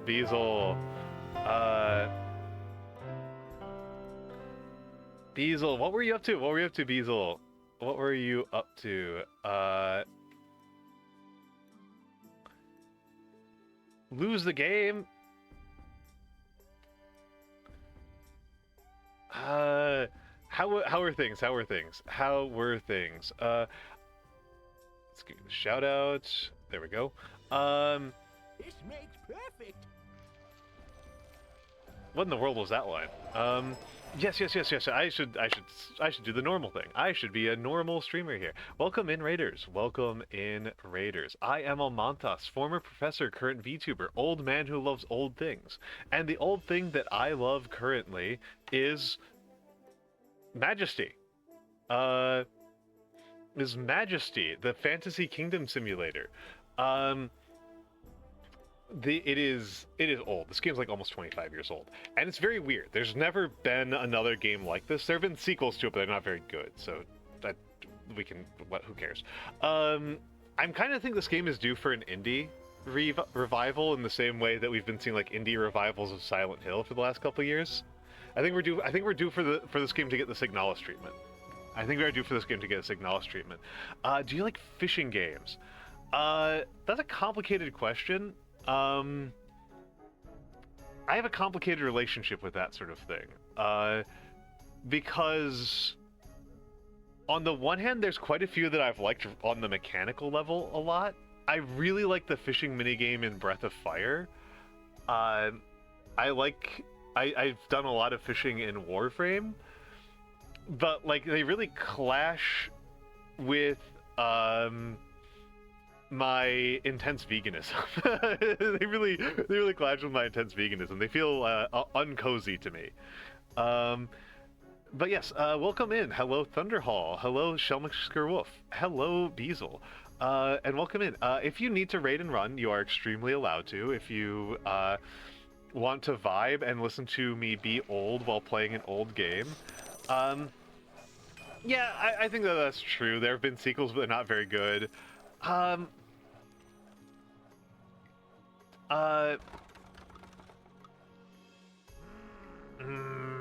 Okay. Oh. Enchanted Tower. Save my barbarian. Okay, there we go. And let's start getting some attack flags down.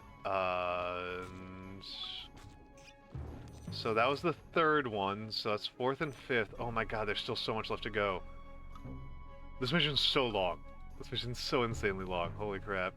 And I suspect that I'm just going to get absolutely murdered at the end. Let's get another trading post or two down, because I suspect... I think I know what's going to happen at the end of the game. I don't know for sure, but it seems like the kind of thing where... Where did I put my spell book? Yes, please take it. Please take the Shard of Displacement. Yes, I love to have my barbarians have all the magic spells. It's so funny. Shard of Displacement? Oh wait, hold up. What the heck? Hold up. I can't click on you. Skull Slam, what have you got? Shard of Haste. That's really cool. The hunting, I run into this thing where like I just want the animals to be having a nice time too, and if it's not a cozy game, that's one thing. But if it's like a cozy game, it like really jars on me. It's like it like really, there's something that feels really off about it.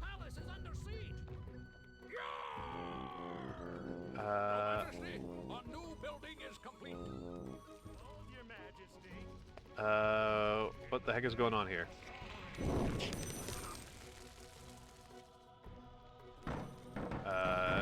Some barbarian died. I don't have resurrection spells, so what am I gonna do about it, right? Fourth, fifth. Yeah, I think that's what's gonna happen, right? Like, I'm gonna,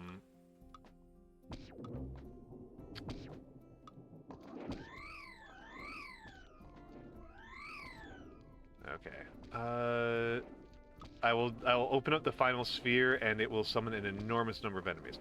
But I like the concept of a hunting game. I like enough that I actually really liked Far Cry Primal, which I know is not like a particularly beloved game. See, I'm on the other side of it. I think. I think they deserve to have a nice time. Your Majesty, a new building is complete. Your Majesty, a new building is complete.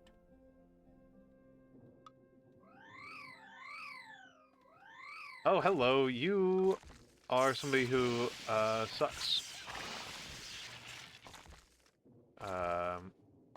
So this is number 6 down here. Alright, Skull Slam. Do you have 2 shards? Do you have protection? No, you don't. You've got 1 shard.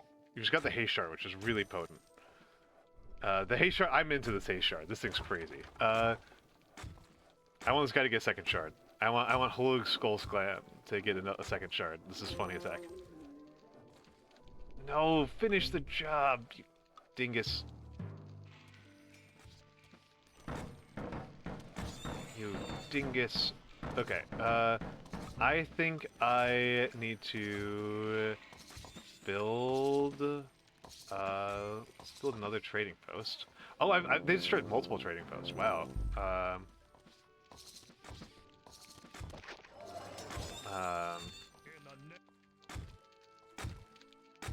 Come on, Skull Slam, do it! Come on, Skull Slam, you can do it! Pave the way, put your back into it.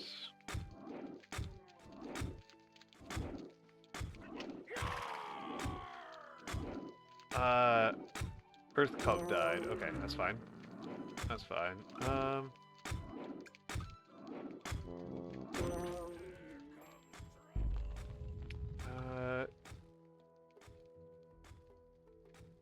I mean, like I said, I am, a big turbo nerd about, like, animal rights. Okay, 1 shard left. We gotta do rage. Your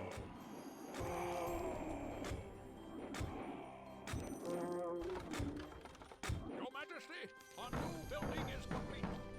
Your Majesty, a new building is complete. In the name of the Sovereign. Level 28. Okay, hold up. We gotta shut this stuff down. You guys gotta get out there. You guys gotta get out there. A level 28. Yes! Skull Slam! Skull Slam got transfixion. That said, no, I just built that tower. Are you seriously gonna do this? Oh my god, he did it. Okay. This is too far out in the wilderness. Doot doot. Doot doot. Doot doot. Doot doot.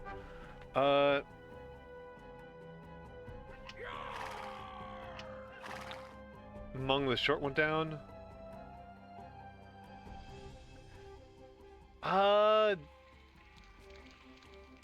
I think so, Matthew. I think that would. I am not the expert on this, but I would say that you'd be safer tagging that as if it were NSFW. Your Highness, our research in the library is complete. That's my read. That's my Your read. Highness, we've improved the guardhouse. Okay, then let's build. Why did I not build a rogues guild already? Let's get a rogues guild just in case poison turns out to be the most important thing. Actually, let's put it on ranged attack guild. Come on, 41 days. This is such a long mission. Yeah. Just to be clear, I'm not saying that's like I don't have like a moral thing about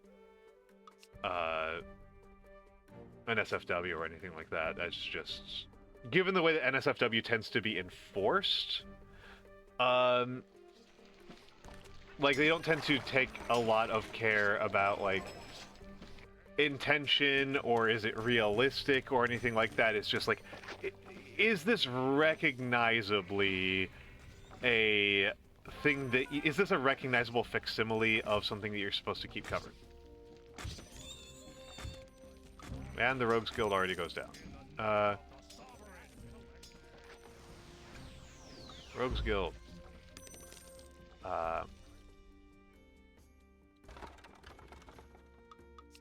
That's kind of the way that NSFW enforcement tends to work, in my experience. I am assuming that it is a dagger that is designed to look like a human's penis and testicles. I would guess the testicles at the pommel. That's what I'm reading that as. So if I'm wrong about that, then ignore everything else I said, right? Then discard my prior assumptions. At the handguard, okay. At the handguard, okay. Okay, I thought it would be lower. I thought it would be at the bottom.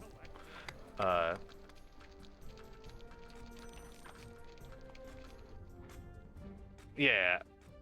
Yeah, that is very silly. And again, like, the way that NSFW is usually enforced and talked about, it's... Holy crap, what spell do you got there? A new building is complete. Was that Meteor Storm? No, it wasn't. Hello, Blue! Hello, Blue! Hello, Blue. It's good to see you. Where is the last sphere? Why is the wizard the one exploring?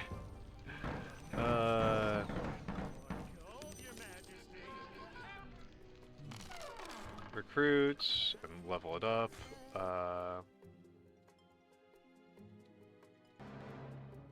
Teleporting around to get explore flags. You dingus. You dingus. It's going well. It's going well. I am playing one of my favorite old games. Which is Majesty, the Fantasy Kingdom Simulator. I am doing one of the harder missions. I think this was the last mission in the original version of the game. It doesn't actually feel super hard, which makes me think that I'm about to lose. Like I feel like I feel like things are going pretty smoothly, which is usually a sign that you're doomed. That's usually a sign that things are about to go very, very badly. Especially when you're doing expert missions. Like usually the sign that things have gone.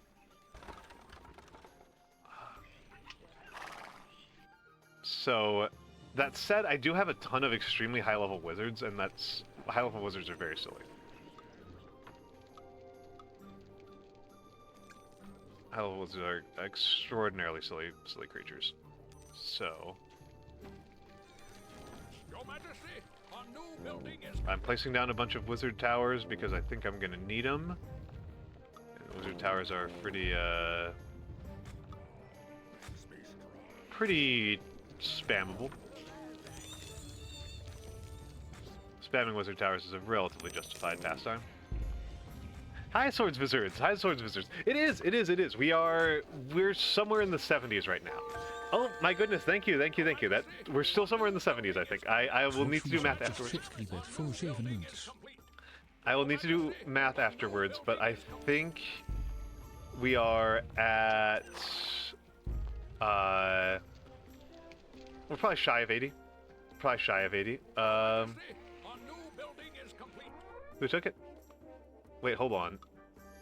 You took the Shard of Health? Oh my goodness, the freaking level 1 rogue took it. My lord. No way. Okay, he was only level 10. I was going to lose my mind. Level 10's still really bad. Level 10's still a really bad wizard to lose, but... if it was like my level 28 wizard, I was going to lose my mind. I got 2 graveyards. Oh my goodness, that's awful. That's awful. Oh my goodness. Oh my goodness. Let's do some more exploring down here.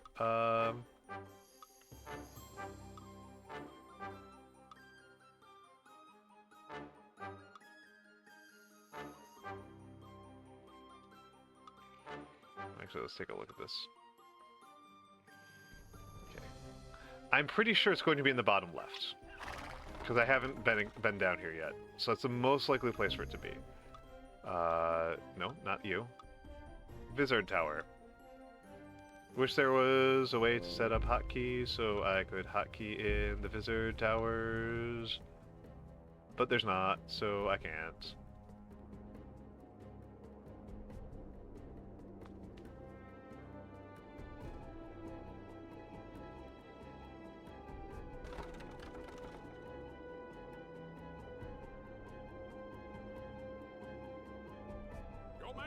Okay, and let's put in 2 more.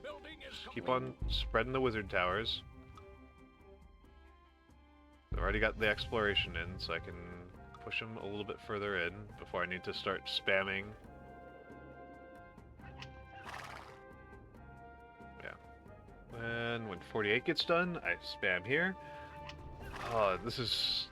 I just got to assume that they're gonna mess me up really hard sooner rather than later. I don't know. I'm flailing here.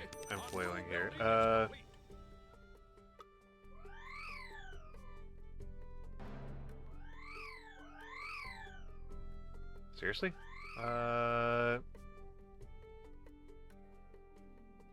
Okay, so maybe it's not in the bottom left. Maybe it's bottom center. Might be if it's top left, I'll be annoyed. Let's... There's our tower.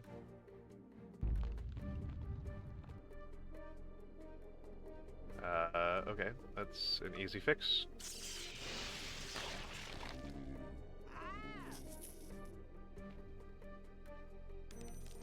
Yeah, of course you did that. Your Majesty, dingus. a new building is complete. Your Majesty, a new building is complete. Skeeve the Your lifter. Majesty, a new building is complete. Your Majesty, a new building is complete. Your Majesty, a new building is complete. Okay, and...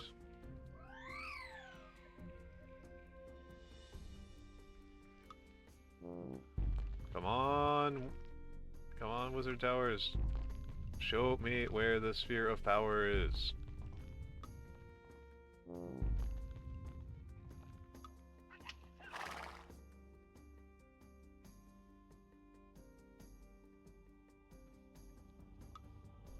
Oh my goodness, they really cleared out the lower parts of this map. Your Majesty, a new building is complete. Your Majesty, a new building is complete. Your Majesty, a new building You're is right. complete. You're right. You're right. Your Majesty, a new building is complete. You're so right, Blue. I will get one of those when I'll take a look for one of those when I take my next bathroom break.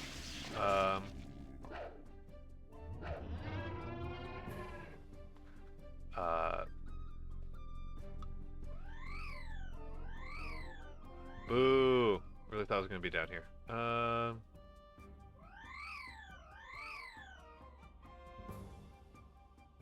Your Majesty, a new building is complete. Come on. Come on. Okay. So let's put a wizard tower up here. Wizard tower up here. Snake the wizard tower over here.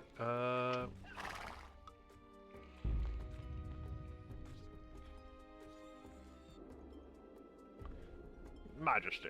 Alright, whatever. This ruined altar is proving to be a bit of a problem. So Your Majesty, a new building is complete. Your Majesty, a new building is complete. Your Majesty, a new building is complete. What's that sound?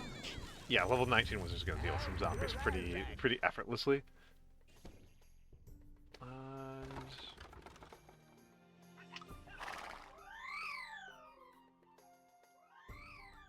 No.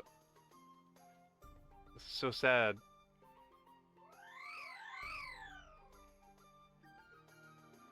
This is so sad. Come on, come on. Majesty, the palace is under siege. Seriously? Okay, some rats and skeletons. Whatever. Kroll.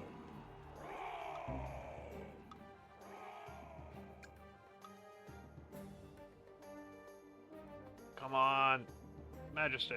And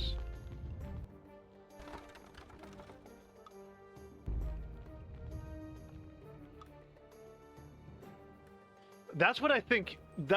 Well, so that's usually how wizards work, right? Like wizards, I usually don't even bother because by the time they're valuable, you've fully won a scenario.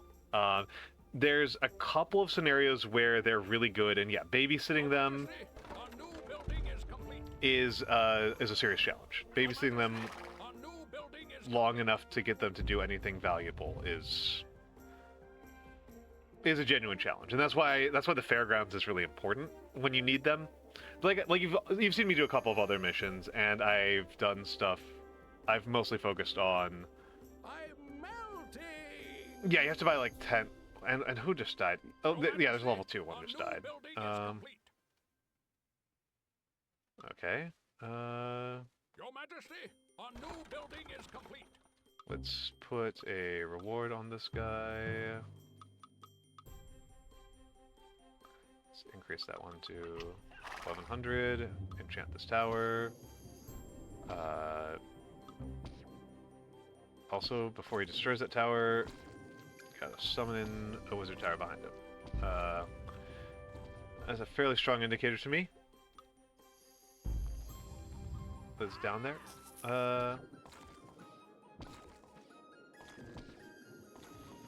Yeah, Helger the Short, my man. Oh, holy crap! We gotta kill you.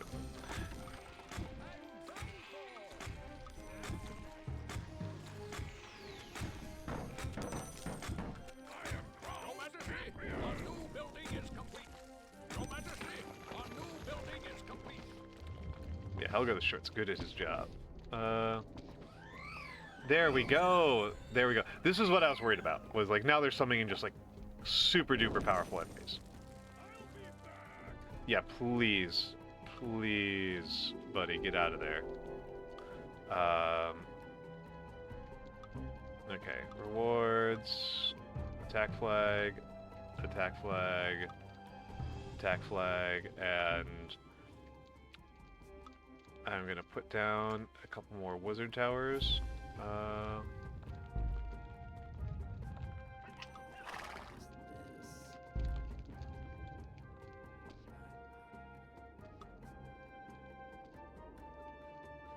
Okay, and yeah. So, Your Majesty, your palace is yeah.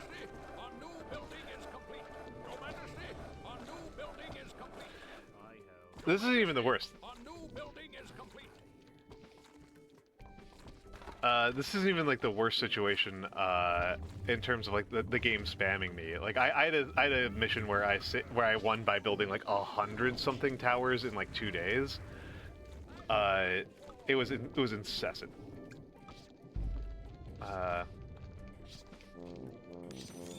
It was truly interminable.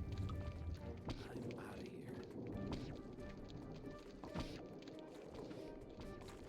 here. You know what I need to build? So what I'm suspecting is that opening up the last shard will summon a huge army on top of it, or it will summon a huge army near the palace. Your Majesty, a new building Those are my suspicions. Your Majesty, a new building is complete. Those are my suspicions, and I should probably build some. I should probably backfill a little bit on wizard towers.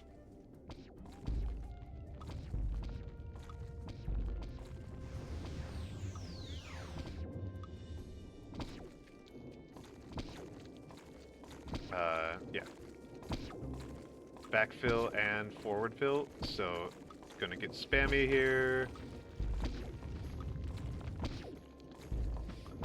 You won't get my gold. Your Majesty, I think people have decided a new that building is complete. Your Majesty, a new the Lovestruck Boar is a pretty good name. Your Majesty, a new building I believe that's an anime character that I saw recently. I believe that's one of the characters in Fruits Basket. Your Majesty, The Lovestruck Boar. Lovestruck Boar. Your Majesty, a new building is complete. Okay, let's screw this. These guys are proving too annoying. And let's get you up to 2600. Majesty, the palace is under siege. Wait, what the fuck? Oh, just a rat. Okay. Your Majesty, a new building is complete. Your Majesty, a new building is complete.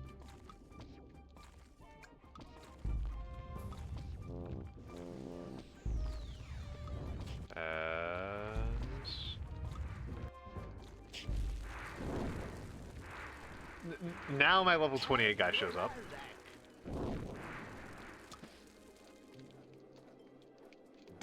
I select Horus the Arcane. Still only 58 HP. Your Majesty, a new building is complete. Your Majesty, a new... We are victorious. Oh, we just win. Your Majesty. Okay, never mind.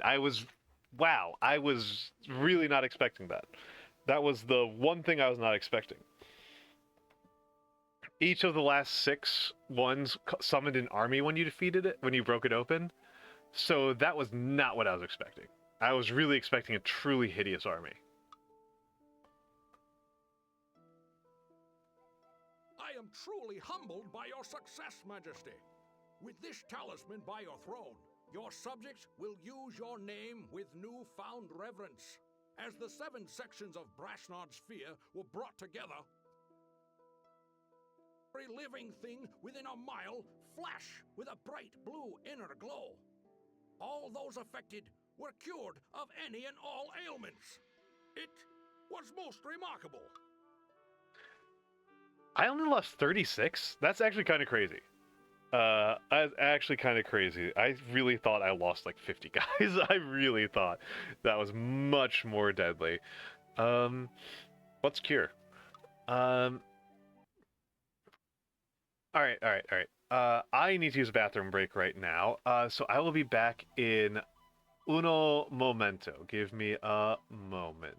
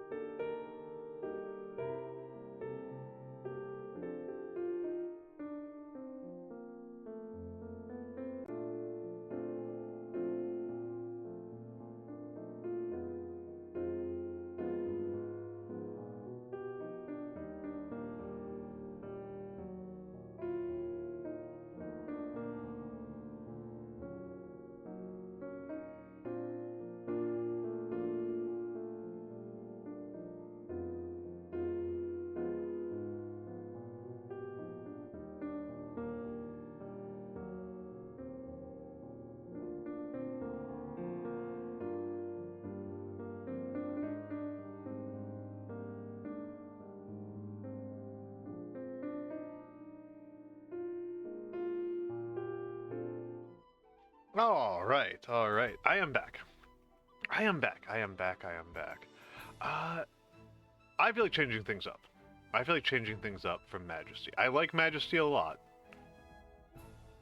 but those last two missions were real slogs. Those last two missions are real slogs. So I do feel like changing things up. Do I feel like gaming?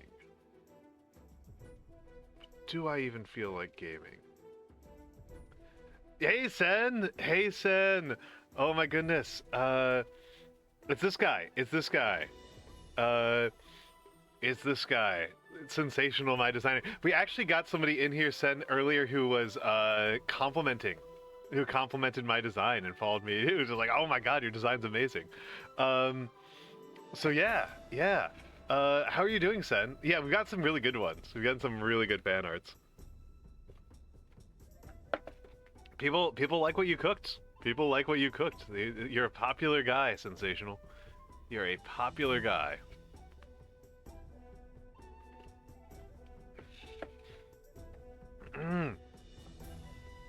I don't like saying which ones are better. I don't like trying to put them on a scale, but I do think there's some that I've been really impressed and happy with. I do think there have been some that I've been very impressed and very. I do think I've been very. No, you cooked. You cooked, my dude. You cooked, my dude.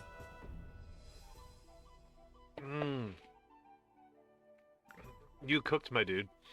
You did an amazing job. Seriously, people, if you want to work with Sensational is really wonderful to work with. Sensational is really, really wonderful to work with. I highly recommend that if you want to, there's a lot of different appearances that Sensational can do. You did a fan art of Mabel. You did a commission of Mabel that was very nice. Made her look really cool. You did Blossbazaar, and Blossbazaar's got this very cool Monster Hunter kind of look and feel. No, I love your work, Sensational. I love your work, Sensational. It's so good. It's so good.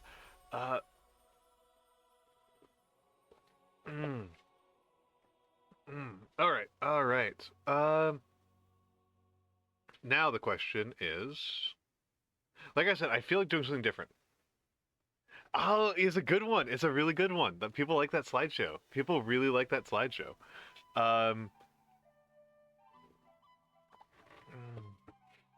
People love that slideshow. Yeah, I should make a video that's just like a more prepared video about it. Though I don't know, it's not the most inspiring thing to me. Though I talk about that. It's Grim. Hello, Grim. Hello, Grim. Hello, Grim. Yeah, I knew it was the thread, not the thread. I was able to figure that out. I was able to figure that out. No problem, no problem. Just minor typo, minor spelling mistake. All fine, all fine. No, it's just a minor spelling mistake. It's fine. It's fine. It's no big deal. I just kind of want to play something other than Majesty. At the moment, I want to take a break from this game, and trying to figure out what to do with myself. I want to do something with myself, but it's not Majesty. That's not Majesty.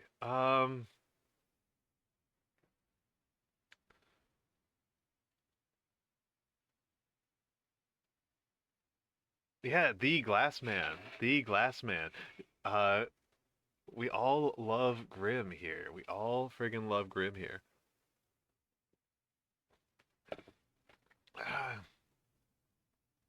How do people feel about me hurting my head? How do people feel about me just absolutely hurting my head? I figured, Grim. I know that you lurk. I know that you lurk.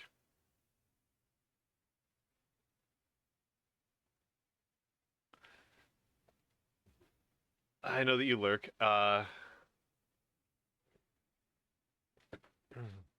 That you are afraid of the bot.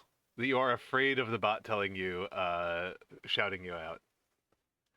I was thinking about doing a puzzle game.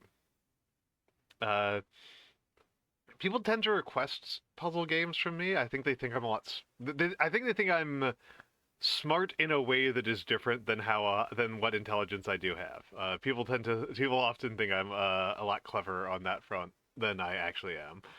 Um, I've got some friends who really like a lot of puzzle games, and they tend to make there's different types of puzzle games. Games like Opus Magnum and Space Chem I'm pretty good at, but they're absolutely unwatchable. They're completely incoherent to look at. They're nonsense. It would be better for me to just write code on stream, which I don't know how to write code, so that would be a problem. I was thinking the Talos Principle or Abduction, which are kind of obtuse, like, exploration puzzle games, and just kind of see how far I get in them. I really do want to play Evan's Vault one of these days, but it's broken. I can't get it to work. I just can't freaking get it to work. I have played Baba Is You on stream, and it was not great. Okay, Sen, this is something I've been thinking about for a while. Because I've beaten Outer Wilds. Outer Wilds is a game I think about. So if I play Outer Wilds, if I just play Outer Wilds efficiently, I could probably beat it in under half an hour. Because it's Outer Wilds. And that's dumb. That's dumb. Nobody wants to see a speed run, like a semi-blind, like a chaotic speed run of Outer Wilds. I don't want to do it anyway. But I have thought about doing Outer Wilds and only doing things as I find them, like following the game's. You know what? I'm gonna do it, but I don't have it installed. I've been thinking about doing it where instead of like I'll just only do things that I have the hints for. I won't do things efficiently.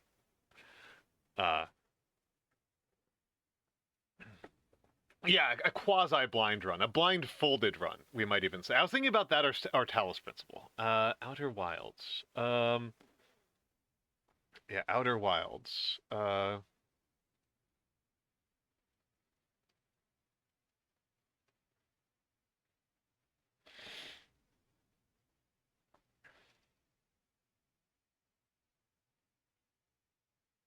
Okay.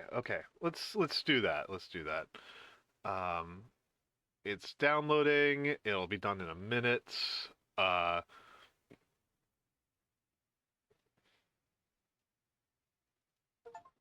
yeah.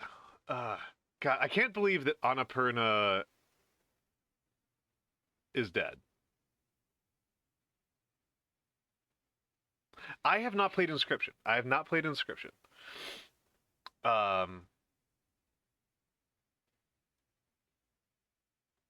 Annapurna being dead is crazy. It's crazy. It's like this is a fairly large percentage of all of the best games that have ever been released are from Annapurna. Almost every game that Annapurna has released is a S tier game, and they're dead. Like that's so wild. It's so crazy. Like,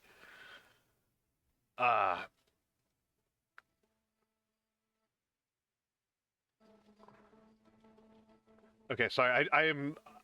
I just need to get through the introduction screen so that I can change the volume because it's blowing out my eardrums, and I won't be able to hear alerts. I've got a.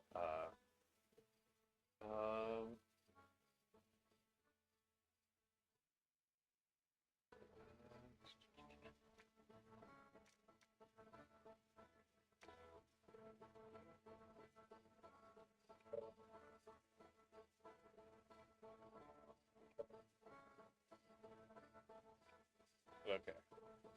Hitting the options. You cannot convince me to use a controller for a game that has a keyboard. It has good keyboard controls. Why are they so insistent they should be played with controllers? The keyboard controls are fine.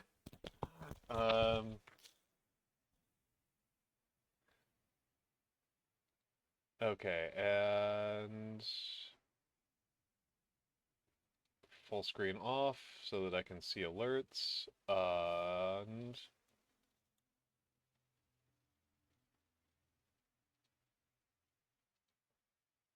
there we go. Okay, I am blind on Echoes of the Eye. I haven't played Echoes of the Eye.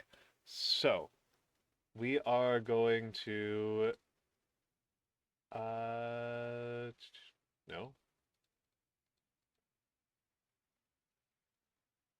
Where are you, Outer Wilds? Outer Wilds.exe. And Outer Wilds.exe. There we go.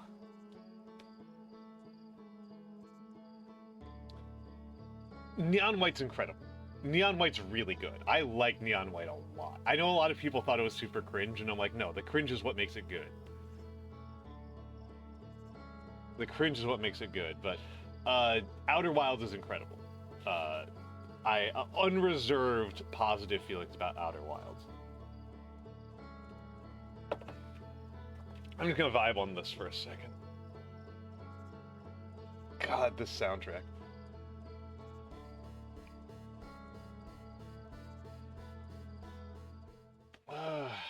Yes, Outer Wilds.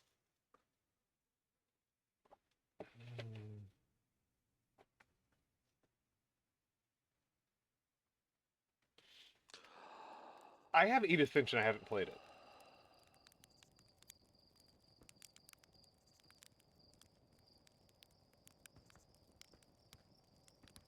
Game's a little crunchy. I'm gonna roast the marshmallow. Oop.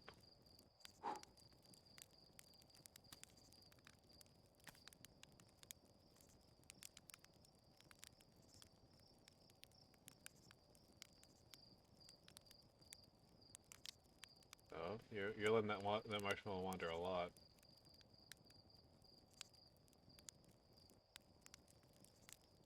Letting that one wander a lot.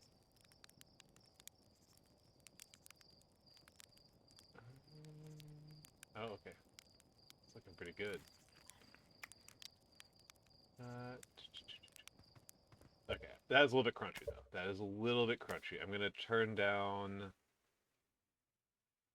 some of these qualities. Okay.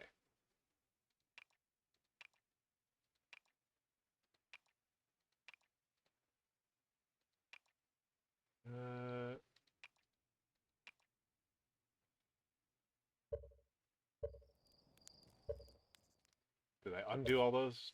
I think I undid all those. No, I didn't. Okay, I didn't. Okay, good.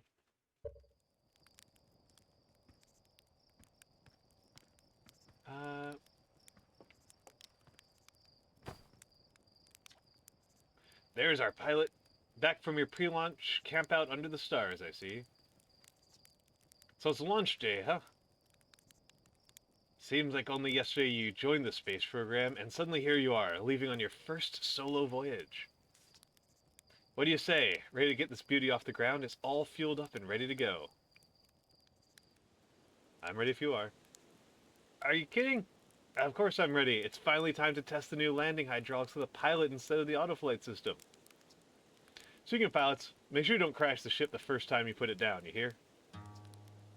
You need the launch codes from Hornfells at the observatory before you can lift off.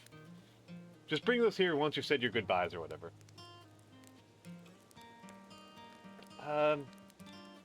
I mean, I can go multiple ways, right? Like, I can go multiple ways. Like, we were just playing mouthwashing, right? And mouthwashing is all story. There's not really a game to mouthwashing.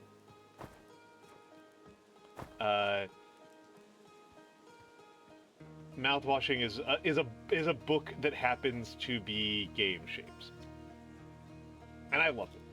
Hey, it's you. Slate said you're blasting off in your ship today. I'm really excited to see the launch. Aren't you going to go into space? Aren't you? You better not have changed your minds. I hear you and Slate beefed up the model ship. Can I see it? Yeah, we recalibrated the controls and installed better thrusters. Want to give it a test drive? Slate says it's just like the real thing, only less likely to start a fire. Try to land on one of our geyser pools. Show me what you've got. Alright, Micah. So there's the controls up there. Up-down thrust is shift and control. Okay, I keep wanting space to be. Oh, oh.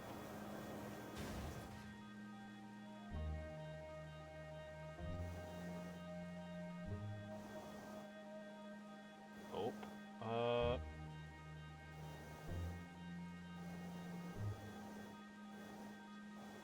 Whoop. This thing is chaotic.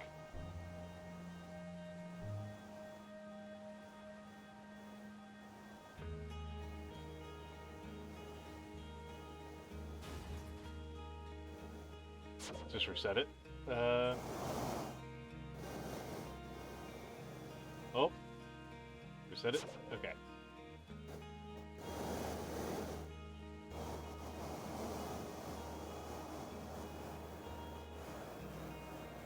Oh ho ho!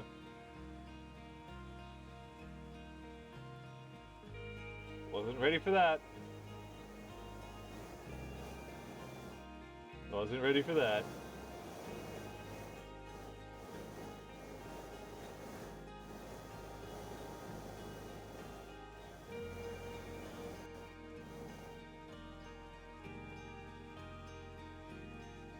There we go.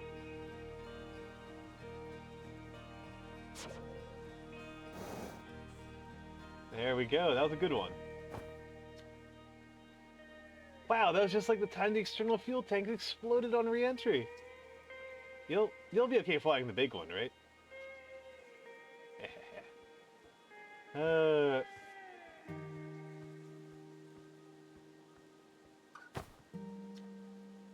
Eyo, hatchling. I hear you're leaving us to go seek adventure amongst the stars. When you return, let's you, me, and Gossin open up a bottle of the good stuff.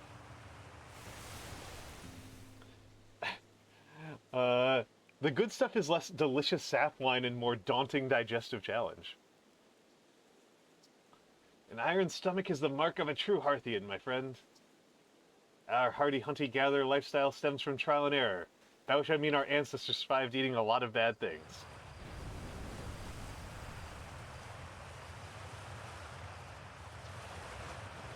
You're actually blasting off in that thing, huh?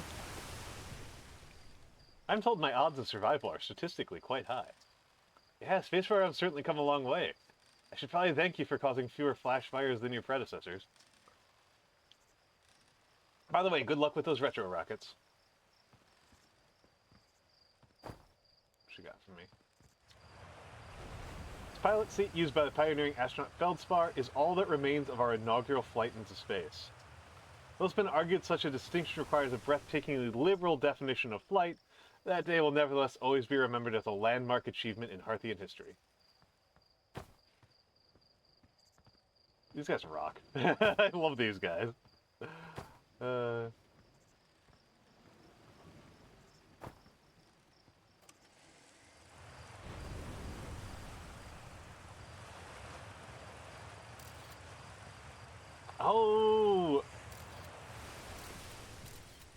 Yeah, that's how this works.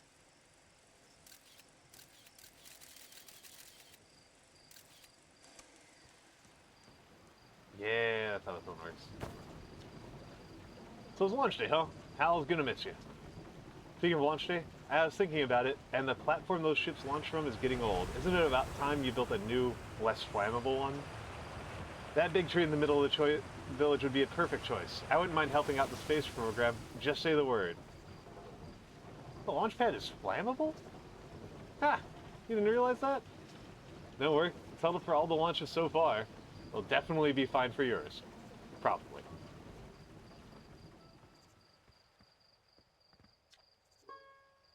Hello there, Space Cadet. I hear you're leaving the crater today. Meet any of the other travelers up there. Remind them to take proper care of their instruments, won't you? Saying hi before I leave. Take care of yourself up there. Yeah, this is not NASA. This is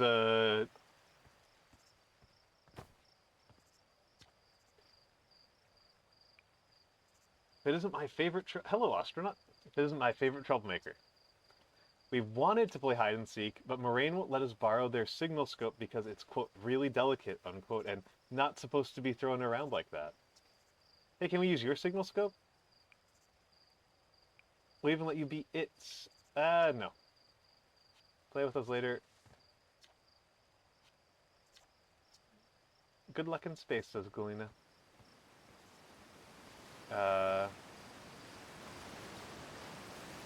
Fishing rhyme, singing helps me pass the time. You're leaving the crater. Guess we'll all be a little busier without you around to lend a hand. The big water plant, Giant Steep, that's where I'd go. One time, after the rest of the village had left to sleep and it was just the two of us sitting around the campfire, Gavro told me about their first trip to Giant Steep. They landed their ship easily enough in the waves, but couldn't see too far down, on account of how murky the water was, I guess. Too dark. Gavro wants to see what lays beneath the surface, so they decide to travel deeper. They travel down and down. But suddenly Gavro couldn't go any further. I was just pausing dramatically. As though exercising a will of its own, the water was refusing to let Gavro go any deeper. It held Gavro back, almost as if it were trying to protect them from something. And then, in the terrible darkness, Gavro saw it. The tentacle of some hideous beast. Was there sap wine involved during Gavro's campfire story? Come to think of it, don't you have somewhere you should be exploring that isn't here? Spinel did not appreciate my lip.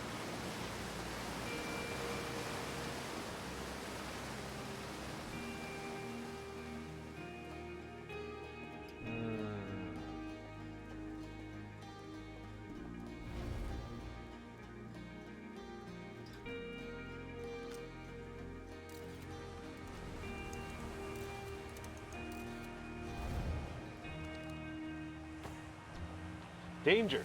Inside this fence is a pocket of ghost matter, a strange and dangerous substance that's invisible to the naked eyes. The good news is that you can detect ghost matter with a camera. Moving through ghost matter is uniquely painful and will probably kill you. Don't complain to me if you hurt yourself fooling around. Hornfells. So that's what this means, right? That it's like I can't see anything. The camera is black and white, and then on ghost matter it's green.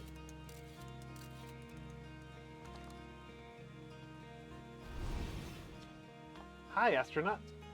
You know that patch of ghost matter inside this fence? Gosson said it used to be bigger when they were a hatchling, because ghost matter evaporates. Just takes super long time to go away. I hope there's still ghost matter in the village when I'm a grown-up. Ghost matter is awesome. Ghost matter is super cool. It'll burn the heck out of you. Yeah, I heard touching it feels so bad it feels like your whole hand's on fire. Trying to walk into any in space. That sounds painful and bad. And... hey, I thought I might see you before the big launch. Nerves getting the better of you? I'm a little nervous, yeah? Good. Everyone should be a little nervous going into space. I got cocky during my first flight and nearly put a new crater in the moon. Still, I was never as green as you. Hey, that's not what Slate says. Oi, you know better than to believe a word that lunatic says about me. They're still sore I made them install a safety harness in the cockpit. Claimed it would throw off the thrust-to-weight ratio. Honestly, one of these days I'm going to throw off Slate's thrust-to-weight ratio. So listen, there's a satellite, which is definitely not just a piece of broken mining equipment, set up down in the zero-G caves in need of repairs. If you're looking for a little last-minute zero-G practice, head down the lift and into the cave. Or don't, so long as you're confident you can make the ship repairs in space. Cool. Go get to it and try not to concuss yourself right before your first launch. So we're going to go down here and take a look at what these zero-G caves do.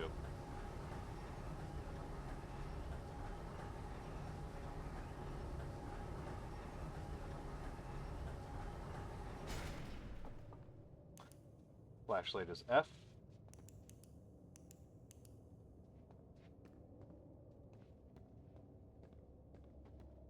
Zero-G in the zero-G cave. Okay. Okay, shift to thrust up.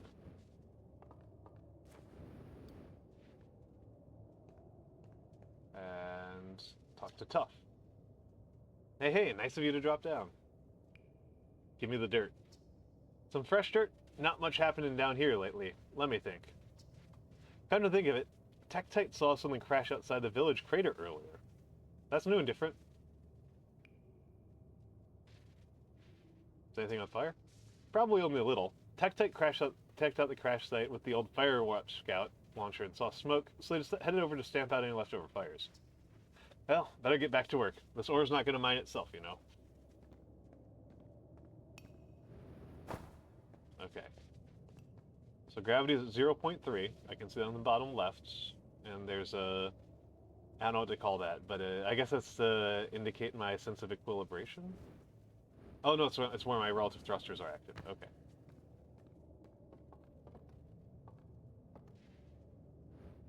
Okay, now we're in 0.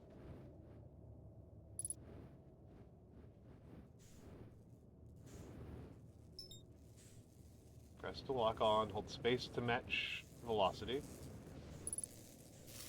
Hold E to repair. Okay.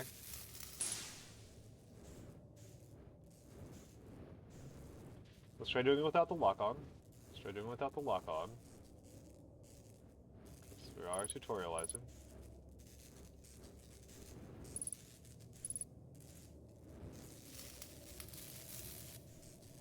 Okay, so it's a little bit trickier. But not impossible. So it's 2 of 3 repaired. And I guess they're radial to it. I guess all the repair points are radial. That's 2 of them done.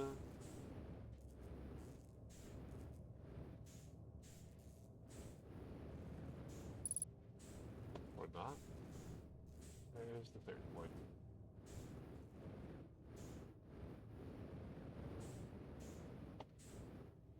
Where is the 3rd point? Is it on the outside of this thing? Yep, that's mining equipment right there. That's mining equipment. Those are coal saws, right?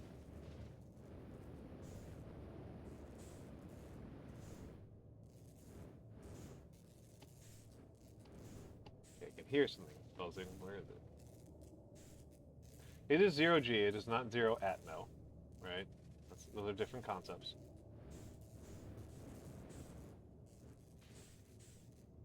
Those are 0 concept. Those are different concepts. No,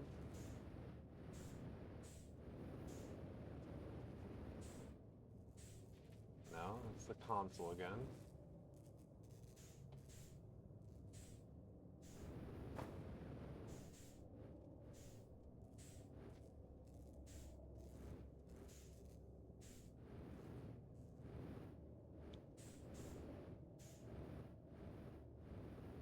Is it inside?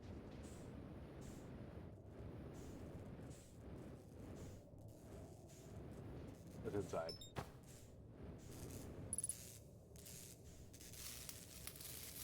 Alright.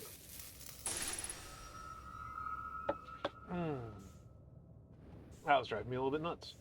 Now how the heck do I get out of here? Oh, do I follow the light, I guess? I guess I'll follow the light. I use up half my freaking fuel.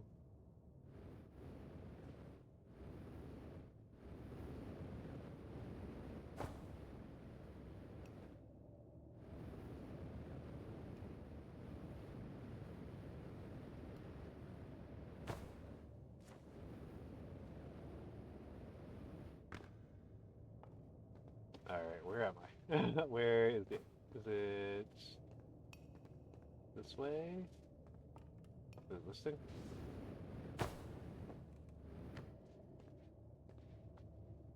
Or is this a dead end? No, it's not a dead end. Okay. Okay, there we go. There we go. Okay, so done some tutorializing.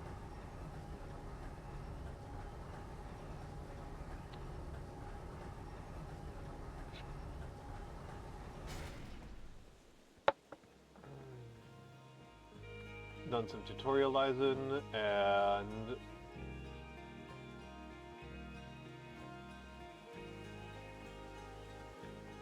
I can turn off my flashlight here.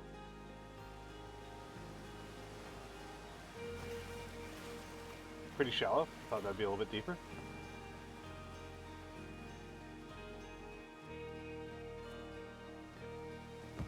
Launch tower. Wait, I'm not trying to go to launch tower. I'm trying to go here. I'm trying to go here. Outer Wild Ventures founding members, clockwise from top left.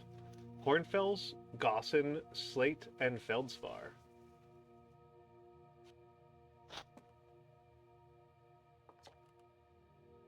Outer Wild Ventures, Timberhearth's first and only space program, was founded to explore the farthest reaches of our solar system. Feldspar was the first Hearthian to be intentionally launched into space. They completed the first orbit around Timberhearth and later made the first of what would be many landings on our moon, the Atoll Rock.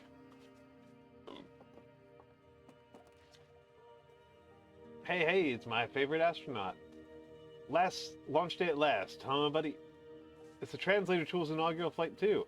I'm so excited it's making me nauseous. Just think, you'll be able to translate any Nomai text you want anywhere you are.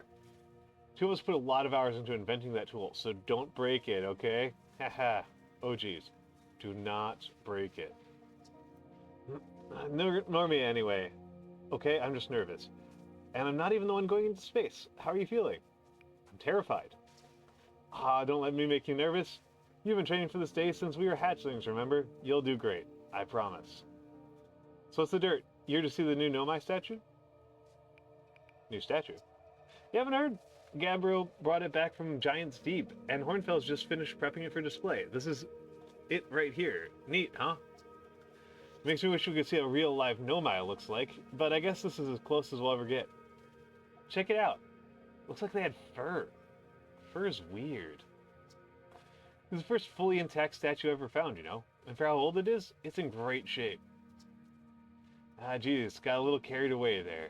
Go on, you have a ship to launch. Take care of yourself out there, you hear?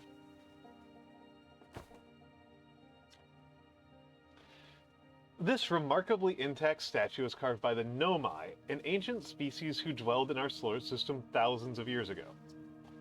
The statue provides us with our most detailed look yet at the Nomai, who appear to have been covered with a layer of fur. Note the decorative jewelry that has been carved as part of the antlers. Although their artifacts and structures have been found on almost every planet in this solar system, we still have no idea where this species came from or what happened to them.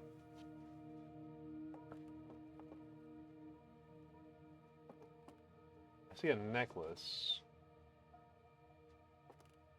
Decorative jewelry carved as antlers. Oh, do they mean like that's supposed to be an antler motif, the spirals? I get that. I get that. This piece of Nomai writing was essential to deciphering their unique language. Although this text is linear, Nomai text often branches off from a central point. Interestingly, each branch tends to be written by a different author. Hold right-click to translate. Cassava says, "We're nearly ready. Felix and I have finished construction, and she says calibrating the device won't take long." Fortunately, Felix says, fortunately the Atoll Rock's lack of atmosphere will make calibration simple. After all this time, I'm thrilled to finally resume our search. And that appears to not be writing. But yeah, I guess we can translate things at an incredibly high speed. Aside from the dwelling structure they built, Nomai also made art. This decorated pottery was discovered on Brittle Hollow. Some ancient Nomai art depicts strange animals, foreign celestial objects, and other subjects that can't be found in our solar system, which makes us wonder whether the Nomai originated elsewhere in the universe or simply had vibrant imaginations. Were the Nomai born in our solar system, or were they born among other stars and planets? And if they were, how and why did they come here? These are just some of the questions we hope to answer through further xenoarchaeological expeditions. So for those of you who have never done any archaeological research, you would be staggered by how many potsherds you work with. Like, it's endless. It's so much. It's so much. What you see here are parts of the Nomai skeleton. We can tell from their skulls that they possessed antlers and, quite unusually, only 3 eyes. If you didn't notice, the Harthians all have 4 eyes. The Nomai body was most likely adapted for living exclusively on land.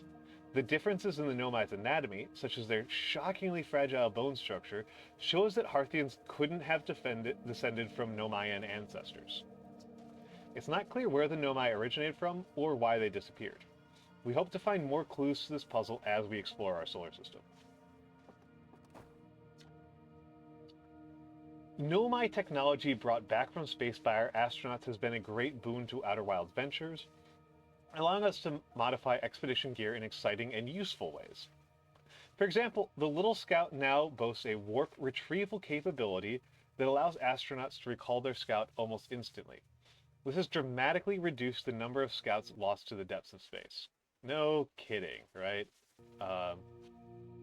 No kidding. Insanely useful to be able to warp things like that. And yeah, that's kind of interesting. I didn't think the Nomai were gracile, or the Harthians particularly robust. This crystal was taken from a Nomai ruin on Brittle Hollow. It seems to create a local gravity distortion and was most likely used to traverse steep surfaces. Try it out.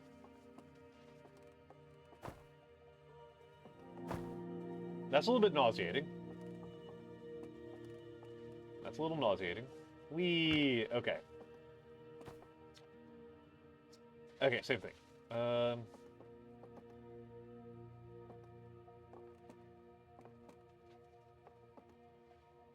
Some photography? Okay. If a star is... Oh, wait, hold on. I read this in the wrong order. Looks like that's in the wrong order. Looks like I'm supposed to go left to right. Stars, like our sun, generate light and heat by fusing hydrogen into helium. As it grows older, the star runs out of hydrogen and starts to contract.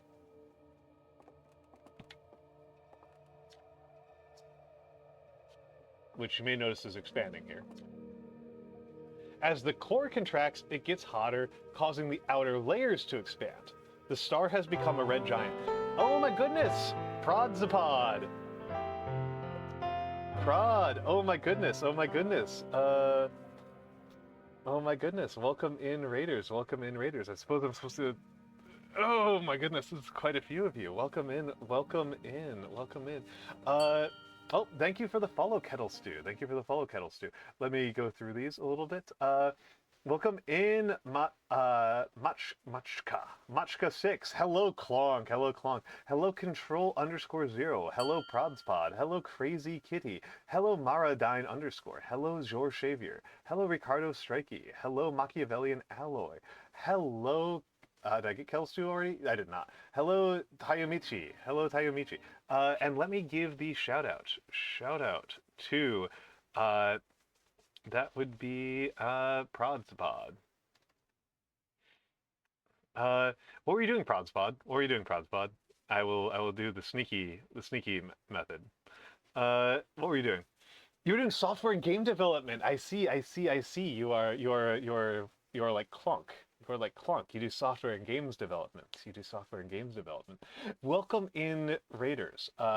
I am Almantas, former professor, current VTuber. I hope that you're all out of pre-rolls by now. I'll be sad if not.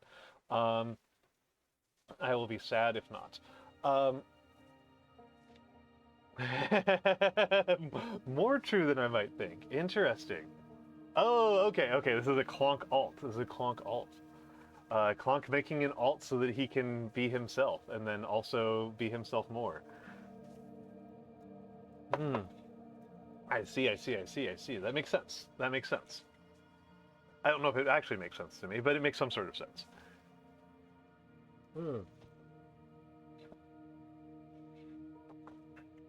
Okay. Yes. That's how this works.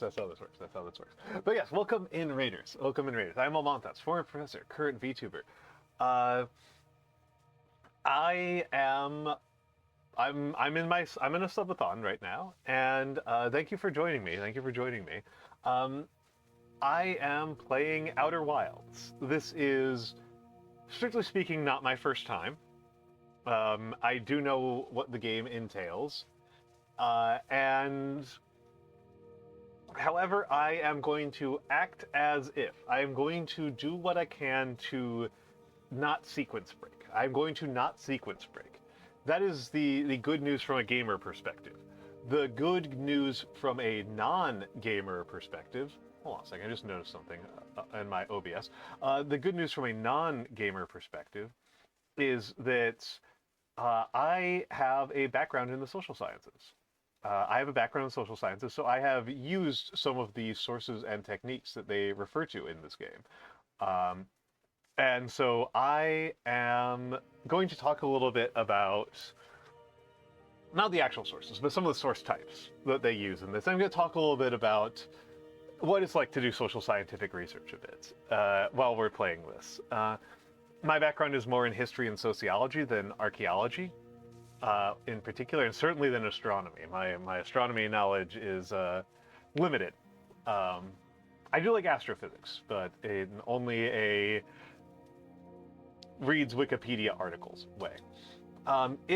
By the way, if you need to raid and run, you are perfectly welcome to. If you would like to hang out and listen to me, ramble and natter and fly through space, that would be lovely. That would be lovely. I cannot promise a lot. I certainly cannot promise that it will be funny, but I do my best to try to keep things cozy and comfy and nice. I try to keep things pleasant here.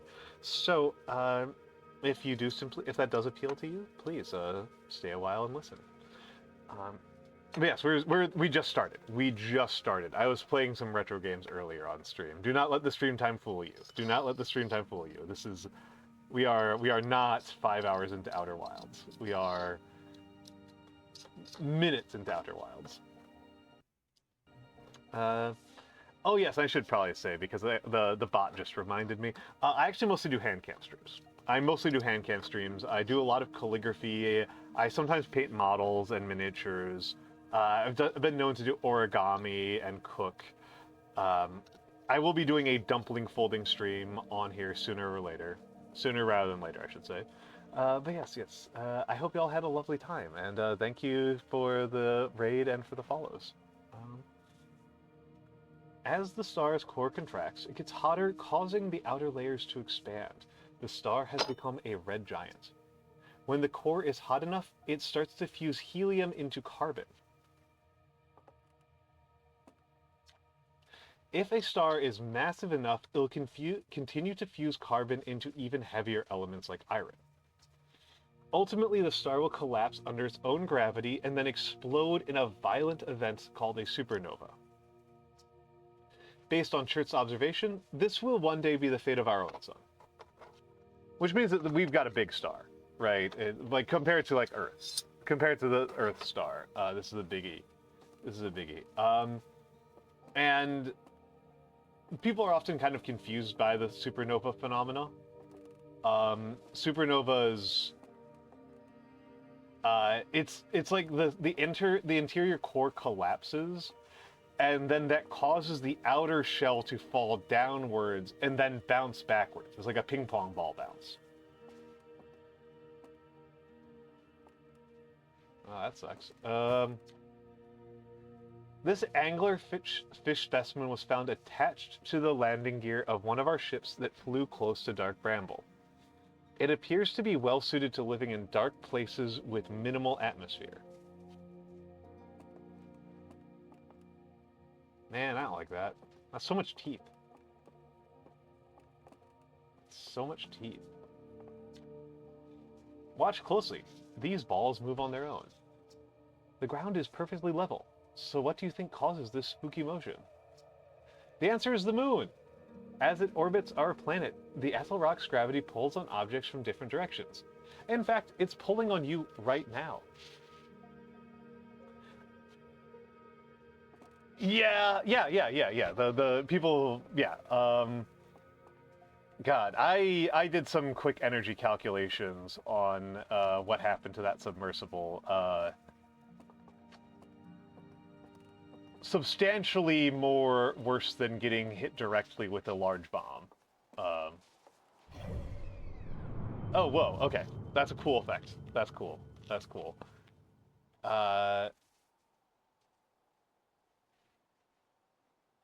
Giant Steep, Dark Bramble, Timber Hearth, the Hourglass.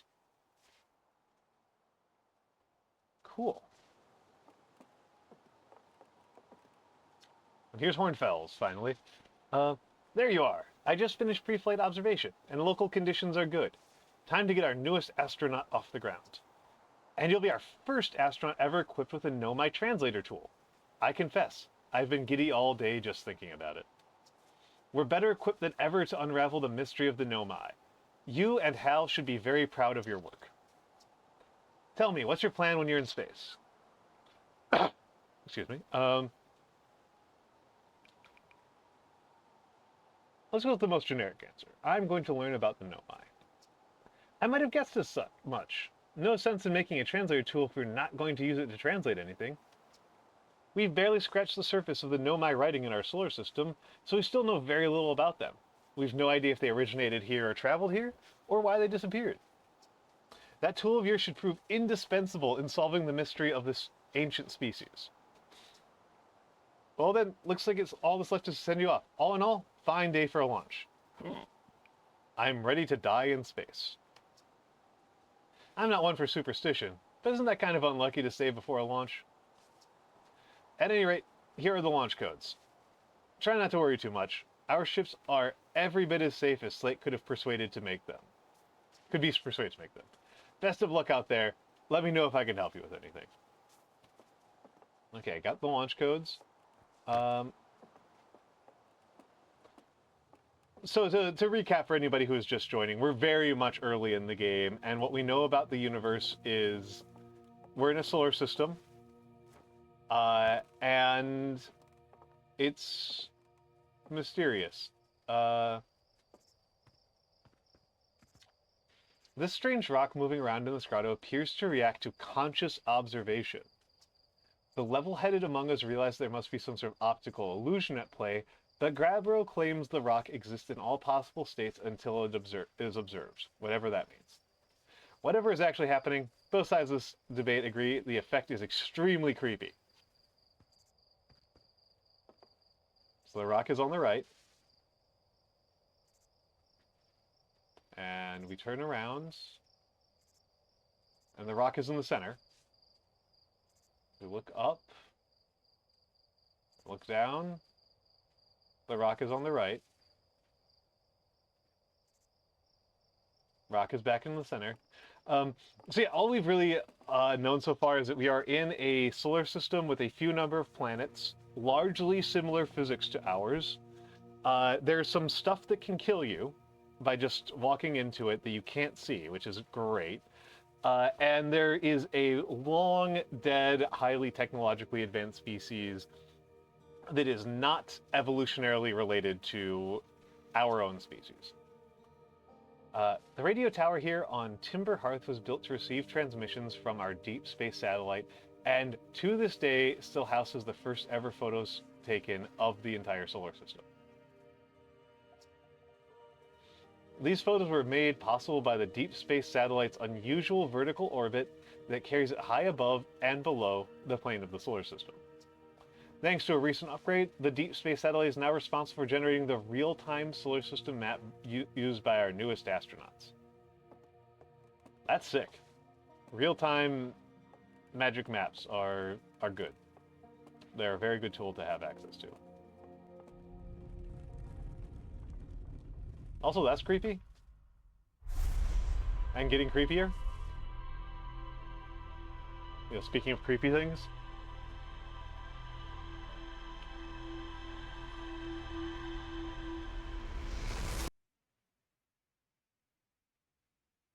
Right? Cool.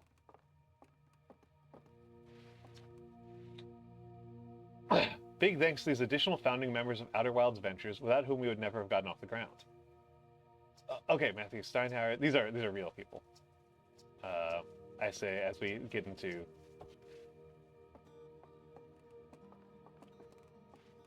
Okay. So we've said our goodbyes. Oh, hello. Hey, so did you get a good look at that Nomai statue? The statue was glowing. Why was it glowing? Whoa, the statue was doing what? So his eyes opened and then you saw images from your own memories and glowing lights flying around? You mean like a hallucination?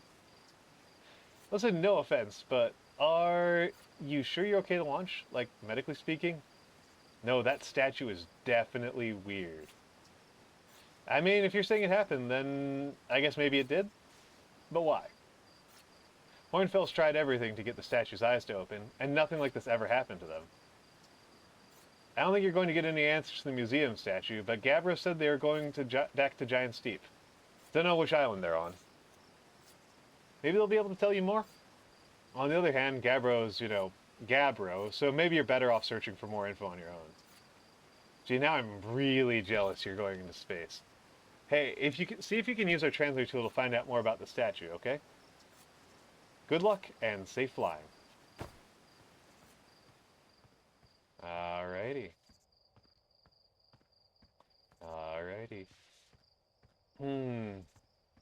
This is a very small difference between how I... Oh. Beautiful music.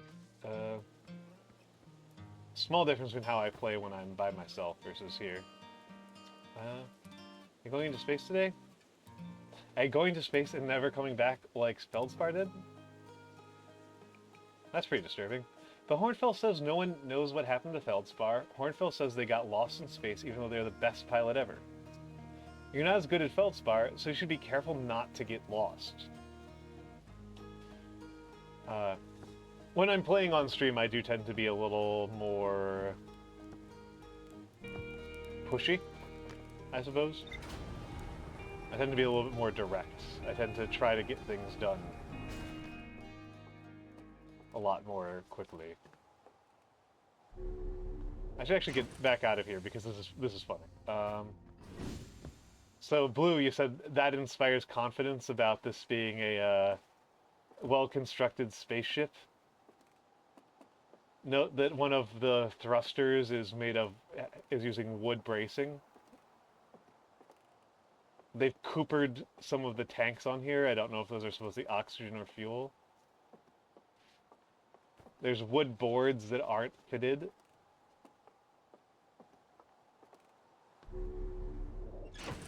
Great stuff. Okay, let's take a look around here. So we've got a crystal, which I think is supposed to be to give us objective gravity while we're up there. I shouldn't say objective. Fixed gravity. Fixed gravity. Here's our cockpit. And here's our ship log. So let's go back here. So, Timber Hearth, the Addle Rock, Ember Twin and Ash Twin, the Interloper, Dark Bramble, Giant's Deep, Brittle Hollow, and Hollow's Lantern. It looks like we can view some entries. Village, the one and only Hearthian village, as well as the main source of explosions on this planet. Nice. The Nomai statue in the observatory opened its eyes and looked at me. I saw strange glowing lights and my own memories flash before my eyes. Hal says the statue's never opened its eyes before. Cave at the very center of Timber Hearth used by Outer Wilds Ventures to train new astronauts. I successfully repaired another satellite for Gossip. And Addle Rock? Nomai text in the observatory talks about calibrating some sort of device on the Addle Rock. That's true, it does. Hal says Gabbro went to Giant Steep to try to learn more about the Nomai statue in the observatory. So, rumor mode. So you could go to Gabbro, or we could go to the Lunar Ruins. I will let people give me suggestions about where to go, but in the interest of being reasonable, this is how I'm going to follow things. I'm not going to do things that I don't have a rumor mode entry for, is my basic gist of this. So let's go to the moon. Did I suit up? Let's suit up and go to the moon.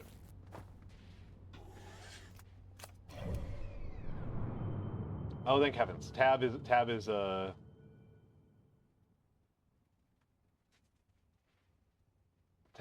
map mode.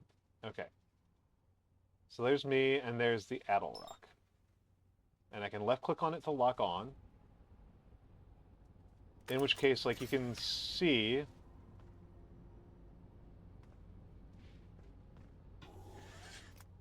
I guess I have to be here. You can see along the bottom edge now, you can see that it's 1 kilometer away.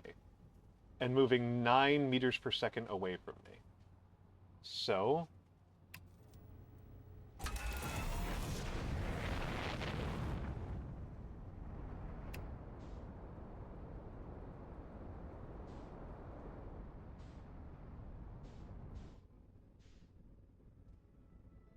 That's creepy. So, managed to achieve escape velocity, and I'm locked on, and equip scout launcher with right click, and equip signal scope with Y.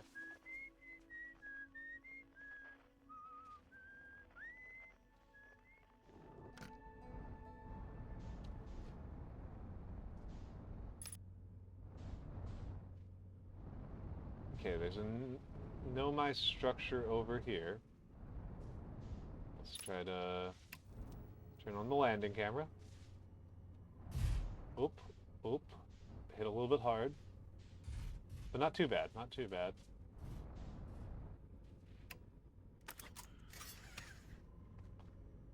Not too bad. And...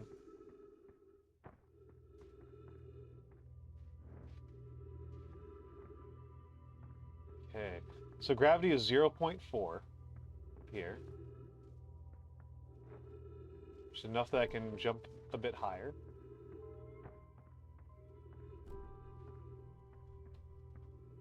And you can hear some... I love this. This is beautiful music. Interesting.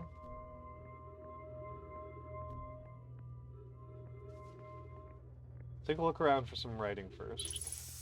Okay, when you get close to a tree, it refills your oxygen tank. Hold to translate.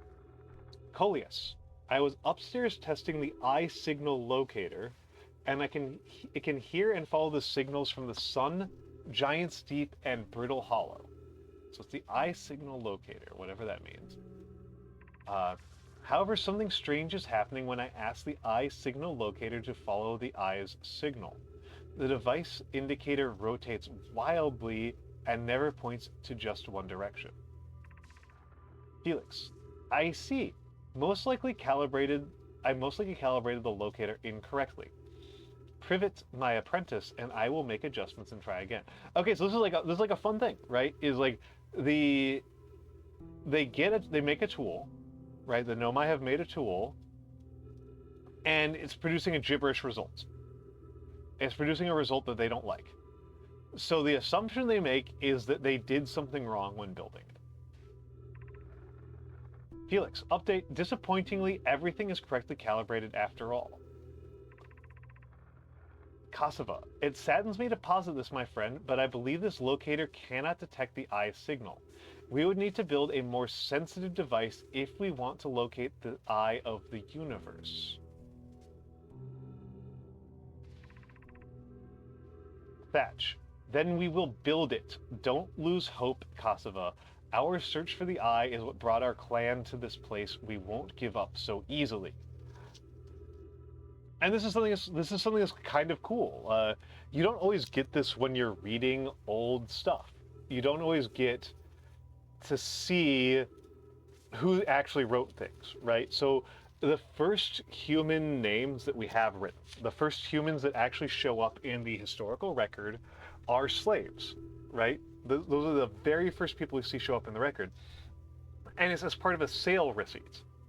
Is a sale receipt, and the sale receipt doesn't actually say who is selling, right? It's not actually clear who wrote the sales receipt. I forget. There's one of the parties is indicated. One of the buyer or seller is indicated, as I recall. But it doesn't indicate everything, right? And that's one of those things that you can't always count on. But fortunately, the Nomai have been very courteous to us and always indicated, always signed, pre-signed, really, all of their writing so far. We're also very fortunate we've gotten, these are all relatively complete. We're not getting like true fragments, right? Anybody who, if you were here when me and Iris were talking about the Epic of Gilgamesh, there were fragments. There were fragments to the writing. There were some very significantly fragmented elements of the writing. This is a curious result. It's possible the eye has stopped calling out its signal. Okay.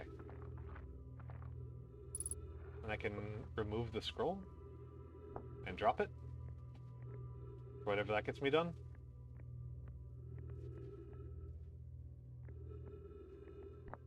Well, there's a scroll, and I guess I can insert it. Thatch. Where should this new, more sophisticated locator be built? It needs to be larger than this eye signal locator is. So again, this is a thing that happens with physics stuff, right? Is sometimes the more massive instrument is actually more sensitive. There's a part of our mind that wants bigger things for bigger things and smaller things for smaller things. But sometimes in order to detect things, detectors sometimes need to just be enormous.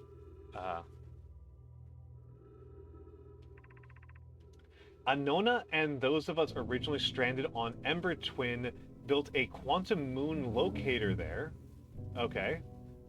Didn't see quantum moon. Quantum moon.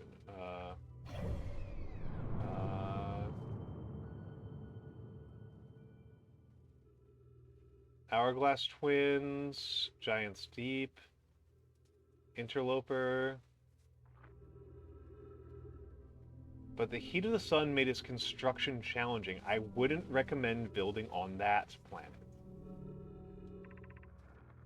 The southern glacier of Brittle Hollow has ample available space.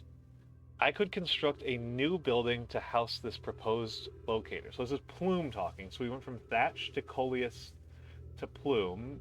So Coleus and Anona were on Ember Twin. Thatch, we don't know where Thatch was. Plume is, I guess, saying he's on Brittle Hollow. Felix. Yes, let's build there. I imagine our young friend Conway would enjoy that immensely. He's always held a great interest in the eye, especially for a child born so long after the crash. Okay, nice implication here. We've got multiple generations going on. There's some event known as the crash. So we got things going on that way. I will begin construction on Brittle Hollow's South Pole immediately then.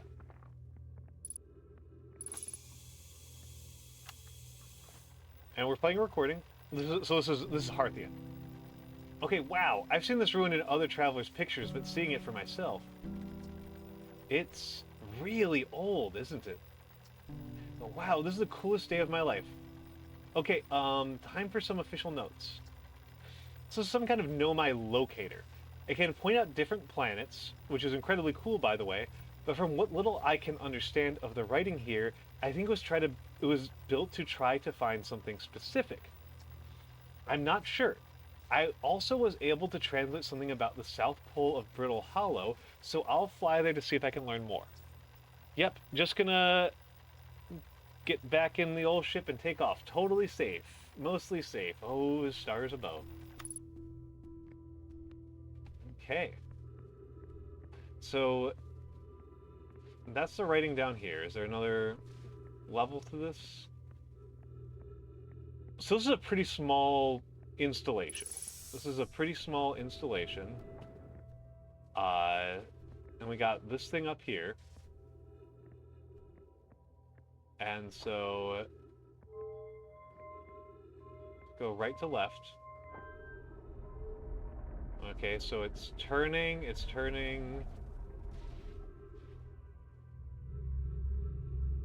And it's now, okay, hold on. Let's just take a look around. So all of these circles are now rotating so that they point a tripart crosshair. You only really need 2 to confirm a line, but I guess they want it to be thorough, and they've got 3 as a failsafe. And it's pointing at, well, it's pointing at Brittle Hollow, right? That's Brittle Hollow up here. That's Brittle Hollow. So this points at Brittle Hollow. And now it rotates. We got this crosshair effect going on.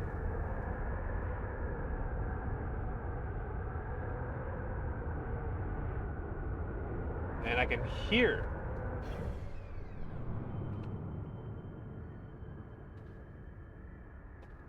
I can hear winds. It's pointing at the sun, but I think it's actually supposed to be pointing at Giant Steep. See how steady it holds on the big watery green?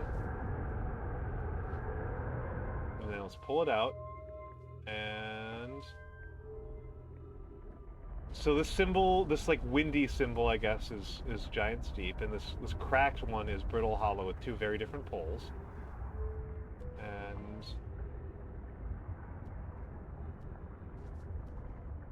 for a second I thought that was pointing at Timber Hearth, but it looks like it's not. Is it pointing at the sun itself, or is it pointing at the twins? Kind of hard for me to tell. I think it's pointing... It's not pointing at the twins. Okay, so that's what the twins look like. So it's pointing at the sun. It's pointing at the sun. The triangle's coming off indicates the sun. And then...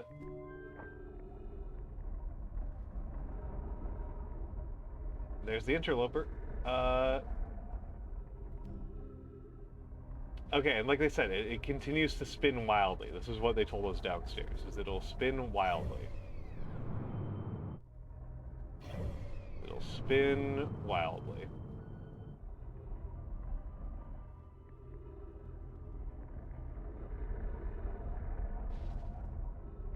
Wow, okay, so there's the interloper. And this is an effect that people often don't know. Hold on, it's probably giving people headaches. Let me clear this out.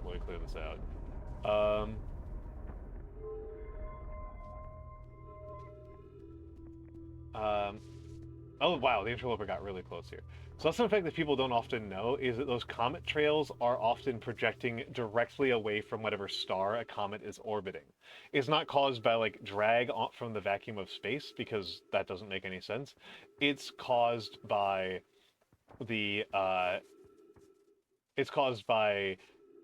solar radiation, right? So it's going to point away from wherever the star is.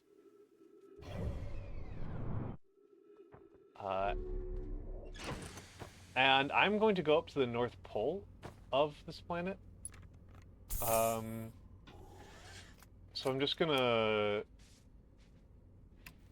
Frankly, I'm just gonna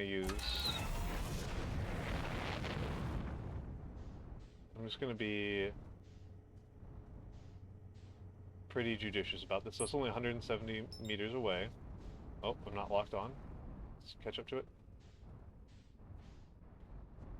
Oh wait, I'm using the wrong camera.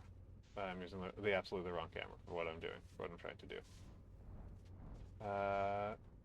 Okay, this is a structure.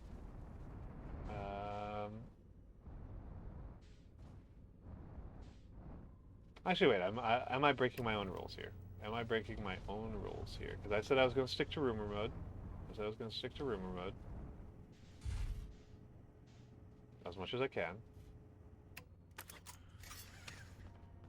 So, what have we got in rumor mode? Eye signal locator leads to Riebeck and the Southern Observatory.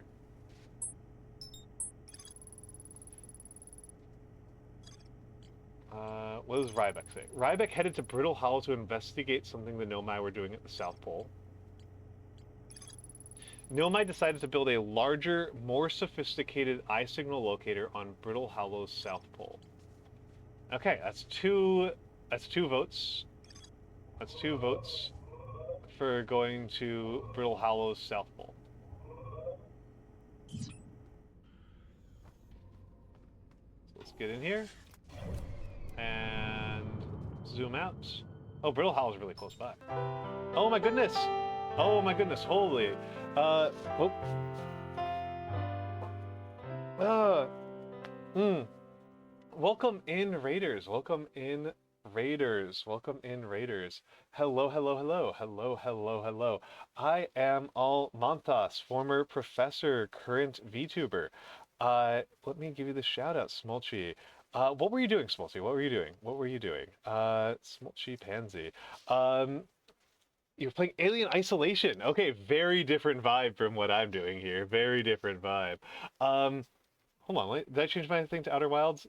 How did you do? How did you do? Are you a person who gets like really super turbo spooked, or are you are you a chill viber even in the horror genre? Okay, okay, okay, excellent, excellent. I've been on a bit of a horror kick recently. I played through in order Signalis, Silent Hill 1, Silent Hill 2, and most recently Mouthwashing. Um, I was not much of a horror gamer before, but they're fun to stream. They're really fun to stream. And so I've been having a wonderful time with it. Uh, I was scared when I played in the first stream. The second one was more chill. Ah, excellent, excellent, excellent. It seems like Shane Studios might disagree. Shane Studios is having a tough one here. Um, but yes, yes, yes. I am Almantas, former professor, current VTuber. Thank you for the follow, Shane Studios. Old man who loves old things. I mostly do lots of handcam streams. I'm actually mostly a handcam traditional art streamer. I do a lot of calligraphy in particular. Calligraphy is my main art form. I'm not a drawer. Don't get it twisted here. I can't draw a portrait. I do lots of calligraphy. I do some origami. I occasionally paint models. Um, I've done some horror games recently, and I also do a lot of. I also interview people about books. I also interview people about books they love. Tomorrow, I am interviewing Terakawa Hana about the darkness that comes before, and how it changed her fantasy writing her approach to writing fantasy novels and stories. I love it. I love it. I had Clonk on last week to talk about early 20th century fantasy. I had Iris on a few weeks ago to talk about the Epic of Gilgamesh. I've had people talk about academic nonfiction and Canadian graphic novels. It's been a wonderful time. I really love it. I really love it. Uh, I should be clear here, Smolty Pansy, if you didn't if it wasn't. You're allowed to raid and run if you would like to stay. Extremely reasonable, but I know that most of us when we raid out, it's because we need to go to the bathroom and get some food. So extremely reasonable if you need to leave. I thank you for sharing your community with me and for raiding in.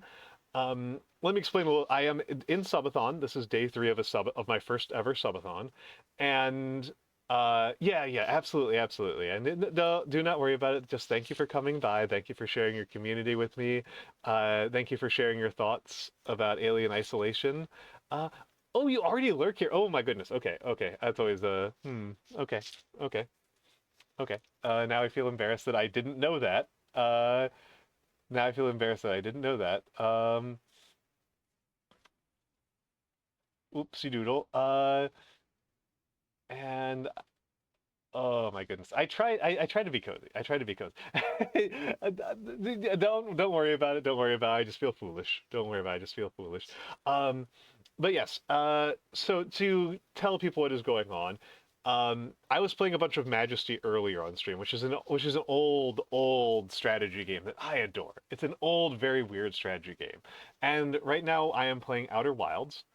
I have played Outer Wilds before, so I apologize. This is not a blind playthrough. I played it before I ever thought about streaming. If I had known what I was going to do, I would not have done so. Um, so this is not a blind playthrough for all of you who love blind playthroughs, but I am going to follow rumor mode. I want people who are experiencing this for the first time to get a first timer experience of a sort, to get a complete experience. I'm not going to speed run the game. People who are familiar with the game will know that it's a very speed runnable game, but I'm not going to do that. I'm going to stick to what the game directs me to do. I'm going to follow the hints and follow the clues. Um, if I am fast at the game, it will probably just be because I'm pretty good with the zero-G controls, and so I think a lot of the very funny ways that people die while playing this game, I'll be able to avoid. That's the main way in which I think I will be. And I guess some of the puzzles that are really frustratingly oblique, I kind of know the solutions to, and I won't do them until I get to them, but I will probably spend a lot less time guessing. Okay, we gotta hustle because Brittle Hollow is moving away from me very quickly. The hint I have gotten from rumor mode is, no, I don't want Hollow's Lantern. Is it the South Pole? Okay, let's see. 300 meters per second is a spicy velocity. And so I said the South Pole, and I'm going to just take an assumption that the poles are snow covered. I'm just going to take an assumption that I'm at the pole, and yeah, nope, get out of here. Make sure I'm filled up. All right.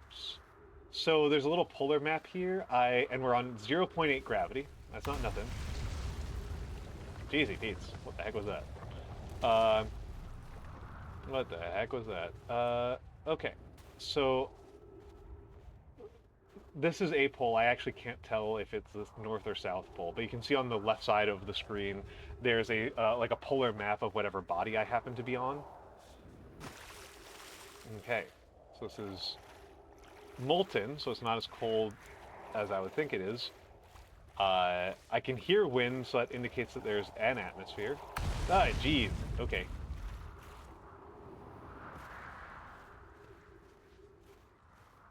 It's exploding rocks everywhere. And see, I feel like I didn't get jump scared at all playing all of Silent Hill. And here I am. Okay, so this feels like a structure right here. There's something on the South Pole. Both Rybeck and the Nomai writings mentioned that there was something South Pole of Brittle Hollow. And I forgot I can use some thrusters. Okay, that's the stronger thrusters. You have to hold shift and space. Okay, got a little staircase here. Another little staircase here. Oh, okay, that's what, okay. And the most precious thing in the universe. Writings.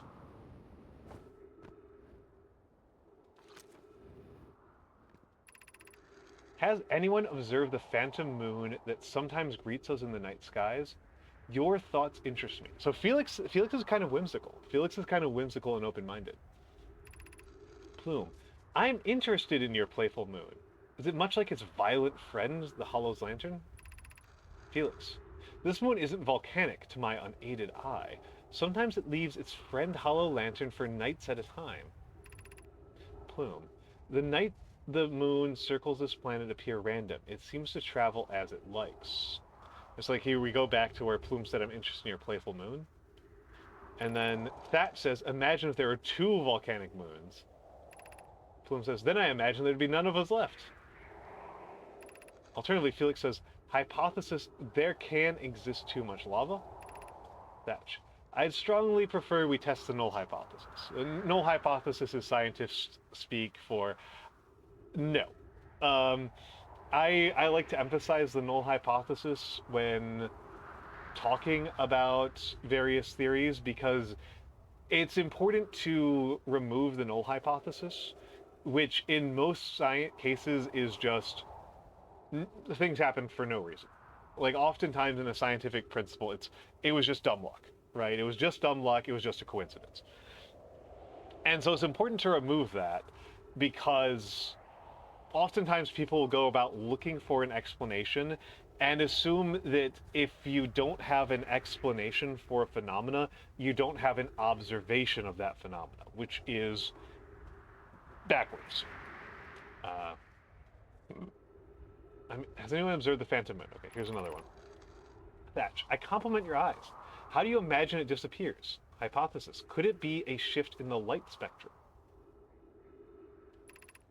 Plume, suppose this moon is too shy to show us its face. So Plume is being humorous. I don't know if he's being sarcastic or merely whimsical.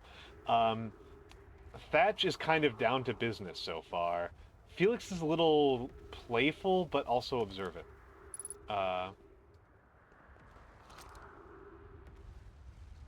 That's not the color the sun was before.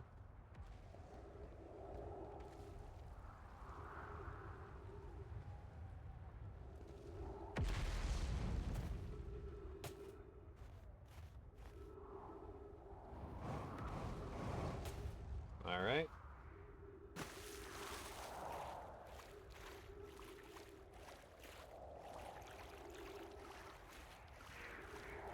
Bunch of sparking on giant steep.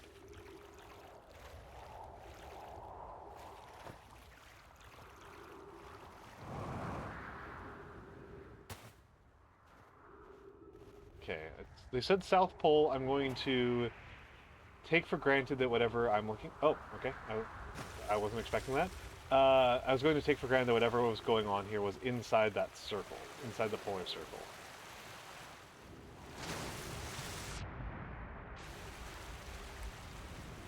Oh. Now we're on 1.0.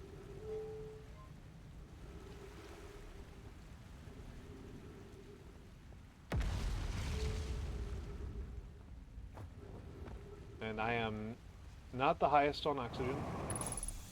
Okay. Solved itself. I was surprised by that. So...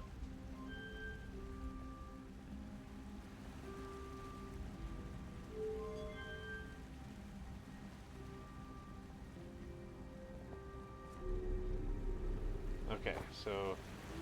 Got these crazy gravity elevators that operate off of, operate with that kind of, this kind of switch thing, this kind of weird Y-shaped switch thing.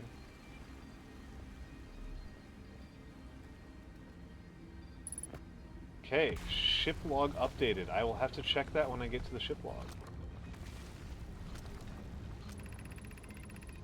Poke.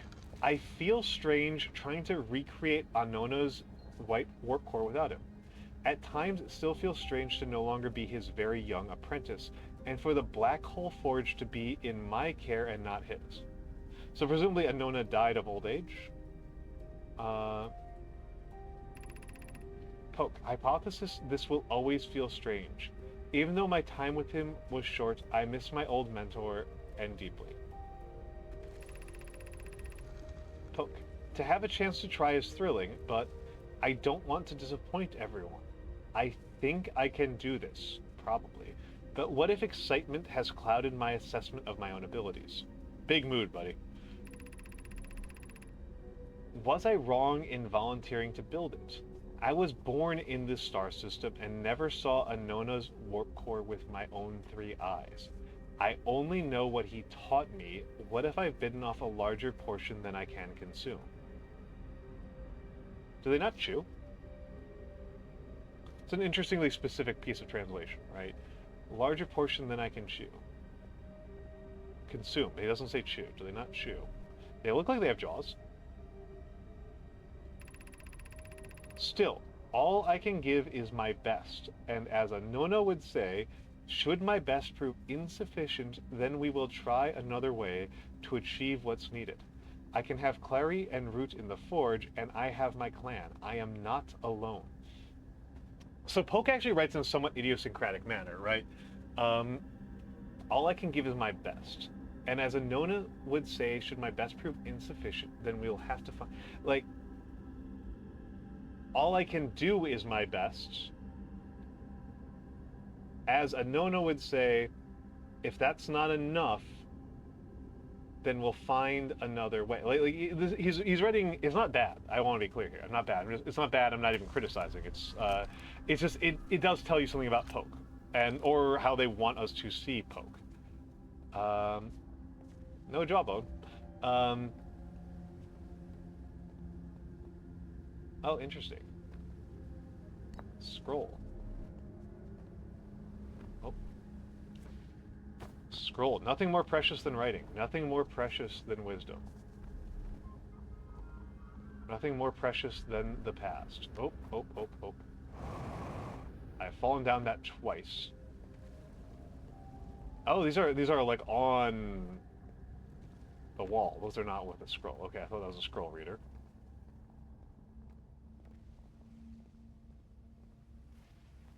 Okay, here we go. Here we go. Here's an empty scroll slot. Solution 1. We could retrieve the warp core from the vessel.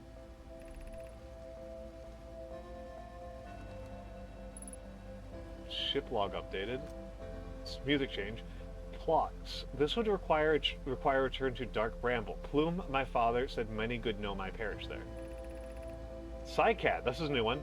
My mentor, Coleus, and his old mentor once discovered and studied an anglerfish fossil on Ember Twin. Using that knowledge, we could avoid the anglerfish entirely. Huh. Ramier. I remember the anglerfish fossil. We used to play in the fossil fish cave while we were children. Coleus. But Malori and I learned from that fossil would theoretically help us evade the anglerfish, but our hypothesis was never tested on a live specimen. Ramier. The vessel's warp core is broken at best. Recall those present when the vessel crashed said it sustained lethal injuries. There's no guaranteed reward for this risk. Konov. Perhaps we could still repair it. My grandmother told me there was little time to assess the nature or extent of the damage. Oh, one more. Even if it no longer functions, the old core could be a valuable blueprint provided we're able to transport it back here. The Ash Twin project requires a powerful, highly advanced warp core. How should we obtain it? What does that sound? Here's another scroll. This is a different hypothesis? Solution 2. We could craft a new advanced warp core inspired by the vessel's warp core. Oh god!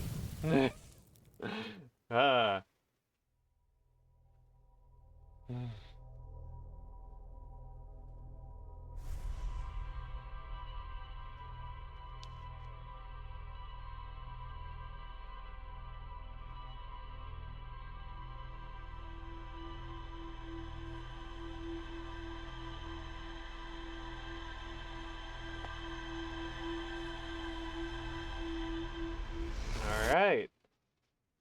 Alright.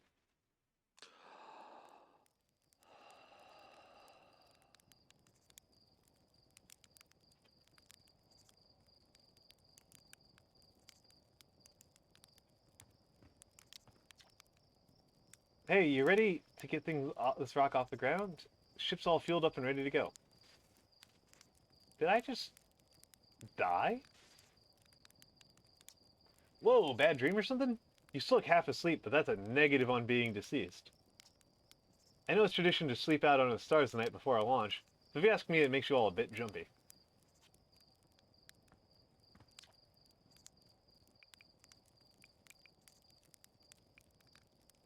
So my mission once I'm in space. Hey, you're the pilot. You tell me. Aren't you pilot types all eager to get up there and explore for yourselves? Doesn't matter if you go to the moon or Brittle Hollow or just the other side of Timber Hearth. It's all the same to me. Go get out there and have fun. That is crazy. Just don't hurt the ship, that's all I ask. That is crazy. That is crazy. Let's pause the game for a second.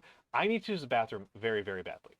So give me a moment. Again, subathon countdown is paused while I am away.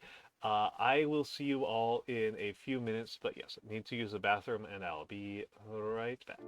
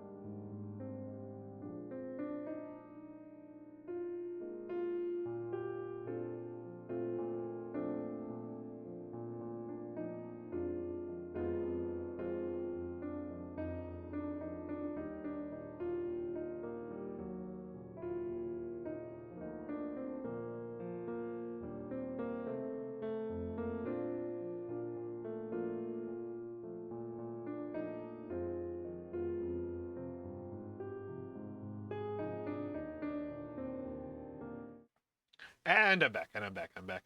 Thank you for your patience. Thank you for your patience. And love some water. Literally just clicked on the wrong thing. We're back again. Let me just make sure I didn't mess anything up.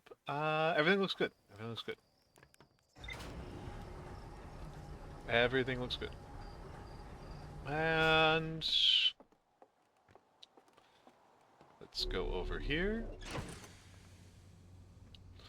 And thank you, Blue. Thank you, Blue. So,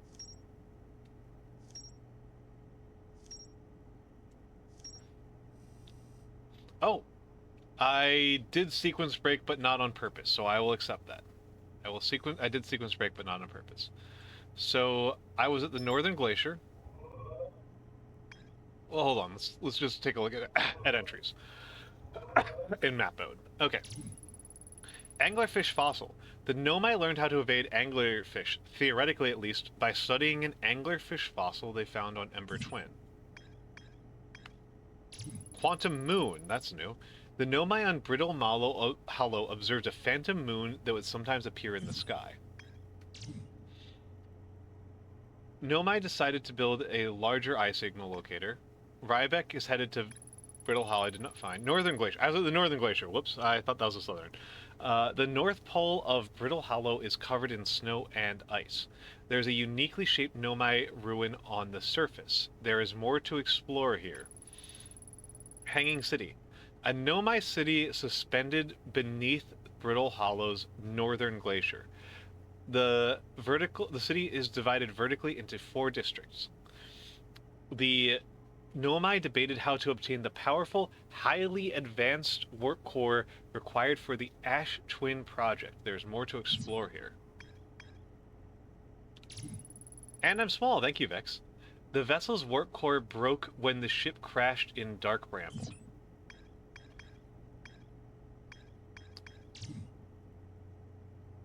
Okay, so folks, we have leads on going to, we have kind of immediate leads on going to another part of Brittle Hollow, or going to Giant's Deep, or even following up more on Brittle Hollow. So those are the leads that we've got right now. There's something, there's a Southern Observatory and Rybeck on here that we haven't followed up on. And then there's something on Giant's Deep. I think I'm going to go for that Southern Observatory on Brittle Hollow. If somebody wants to see something specific, please do. Pre-flight checklist, jetpack. Oh, okay, that's what this is. Translator auto-equip. Freeze time when talking to others. Okay.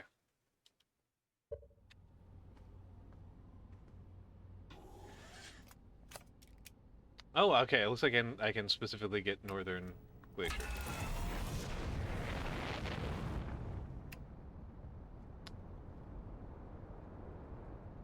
Four kilometers away. Okay, I can feel it lurch when I escape the gravity. Oh, that's the Addle Rock. Okay. For a second, I thought that was a Hollow's Lantern. I was like, Hollow's Lantern gets that rocky? Okay, so that's the Southern Glacier. There's more structures on the planet.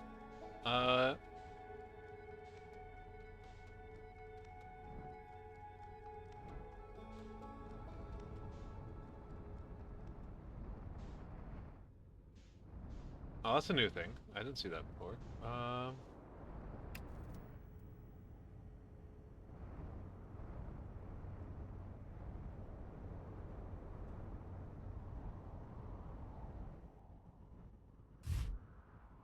All right.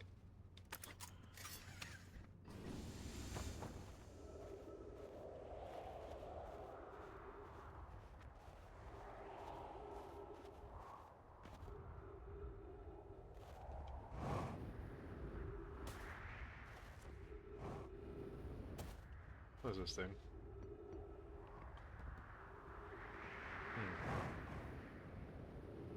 Alright. Let's take a look around here. Excellent. The perfect thing. The hanging city below 50 meters. Okay, that's an elevator I can't go down. Some nomai skeletons. By the way, are people experiencing a flicker on there? And I'm seeing a flicker, but it's like OBS specific. It's like flickering into OBS. So I don't want to be giving anybody a headache by accident. To our friends on Brittle Hollow, Clary, to our friends on Brittle Hollow. So Clary's not on Brittle Hollow. I just warped here from the White Hole Station on the other side of Brittle Hollow's black hole. Our design works. We've successfully recreated warp travel. That's crazy. White holes are, as we stand, purely mathematical. There's no like physics or empirical reason to believe they exist. I don't know how close it is, I don't know how close it is to a Nona's original design, but as long as what we've built works, then I'm delighted. I knew we could do it. Cassava, I hope you're reading this. Poke. Wait, that can't be correct. This can't be correct. Clary, have you seen these readings? If they were accurate, they would violate causality. There must be an equipment error somewhere. Which, this happens all the time when you've got equipment errors. It really does. It really does. There was a big paper that came out when I was a young man where CERN put out a paper that just flagrantly violated causality. Just flagrantly violated causality. Dude, and it was just a math error. They just made a math error. The end. They thought they had figured out something that was like something like FTL approximate, and it was actually just math error. Poke. I'm returning to the White Hole Station. If you and Root meet me there, we can run a full diagnostic and hopefully locate the problem. Don't tell Cassava. This is wonderful news. I can't wait to see the warp tower, although it's been a long time since I've jumped through a black hole. Jumping through a black hole will extremely kill you. That's like not...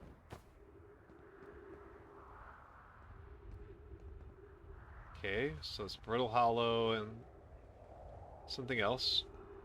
This nomai died sitting down, and it has not gotten knocked off since. Some sort of staff something. Over here. And...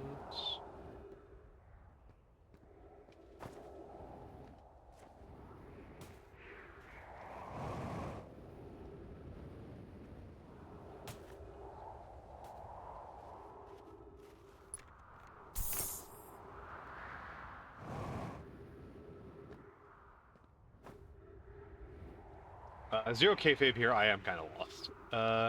Which is good. Which is good. Okay, that one's broken, so we can't go... I guess that'd be the corresponding down.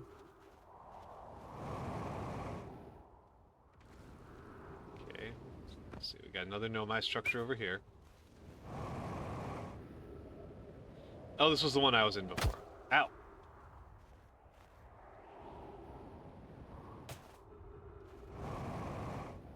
That's the one I was in before.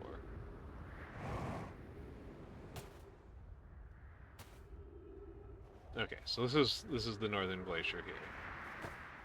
And let's take... Oh wait, hold on. Feldspar, spare jetpack fuel. It's annoying to schlep across the planet to the ship if I can't use my jetpack, so I'm leaving this here. I checked with my little scout. I do too use it, Hornfells, you burnt marshmallow. And the scout's integrity reading said this piece of Brittle Hollow is as stable as any, but who knows. If the fuel's still around, feel free to use it. If not, well... Whoever you're reading this note, I'm sure you've got bigger problems. Okay. Nice. I like that.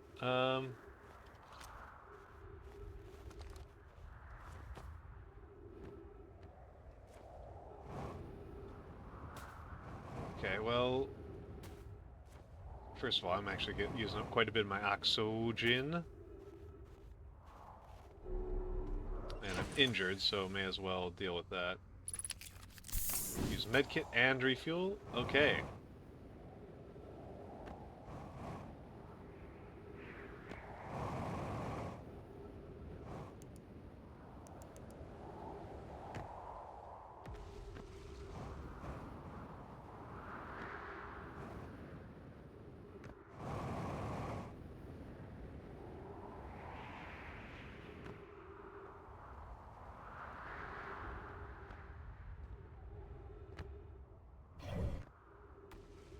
What am I doing here? I need to be...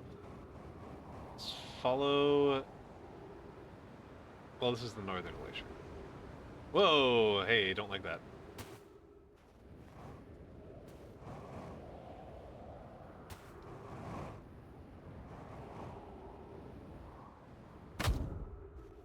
Okay, let's get back in here, refuel, and let's see about getting to the other side. Let's see about going to the... Just try to keep low. Landing gear damaged, landing gear damaged. Okay, well there's not a lot to be done about that until I get out. Alright, so we're trying to go to the other...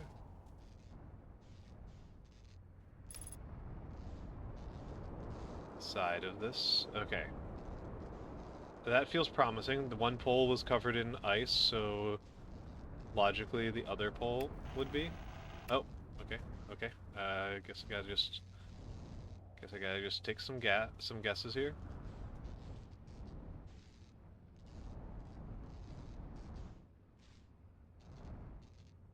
Take some guesses here. I like using the landing camera. It's a bit of a pain. Okay. Okay. Let's get out there and do some repairs. Okay. The landing camera was damaged. And landing gear damaged. Do suspect that one of those rocks might hit this damn thing. Wande! Wande, welcome in, Wande. Good to see you. Good to see you. Good to see you. Yeah. Yeah, nice little comfy emote. Nice little comfy emote. How are you doing today, Wande? How are you doing today?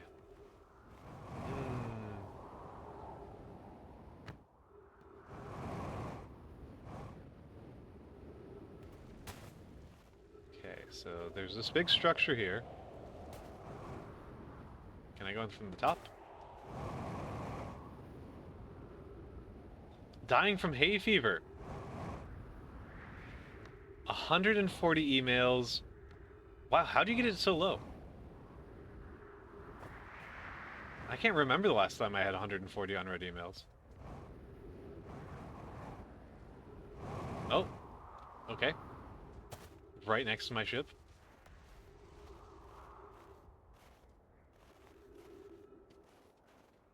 Or is that not my ship? Outer Wilds Ventures? Not my ship. Okay. So you're pretty good at staying on top of your emails. I'm here. I did it. I put the ship down safely. In that ship that went down, I didn't sustain... In that the ship went down, and I didn't sustain bodily harm. A few minor repairs, and it's like the ship never even hit those rocks.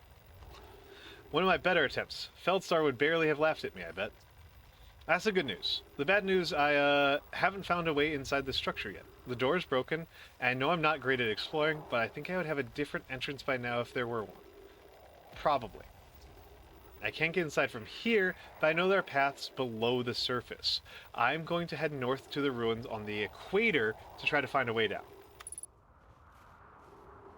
Okay. So, I think that's Ryback based on the writing style. And the fact that Ryback's supposed to be here. I'm gonna go to my ship. And he said there's something at the equator. He said that there is something at the equator to check out. Okay. Take a little refill.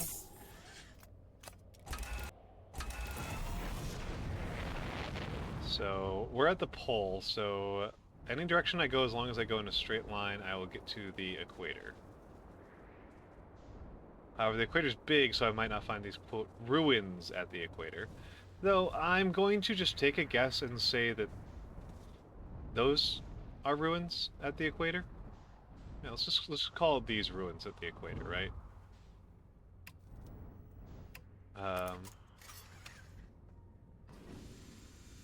Let's take a look. It's equator-ish, right?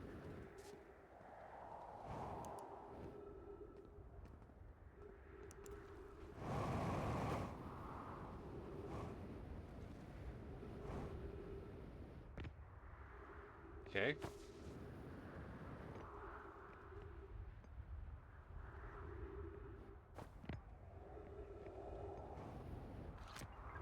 That's a lot to know my writing. Alert, collision imminent, preparing for impact. Launching escape pod 3, launching escape pod 2, now launching escape pod 1. Escape pod, begin flight log. Escape pod 1, vessel has been mortally injured. Emergency sequence activated, awaiting departure from vessel. Scanning external environment, scan complete, minor structural instabilities detected, pockets of breathable air detected, adequate solar energy detected, verdict hospitable.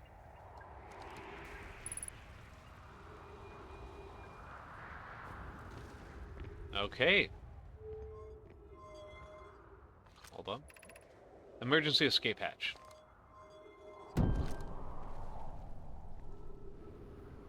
Okay, and that wasn't useful. Whoa, whoa, whoa, whoa. Whoa, whoa, whoa, whoa. Guess I'm stuck here. Use caution. A black hole sleeps below. You must not slip. Oh boy. Okay. So these are your standard Mario breakaway platforms. Let's actually use this thing for once.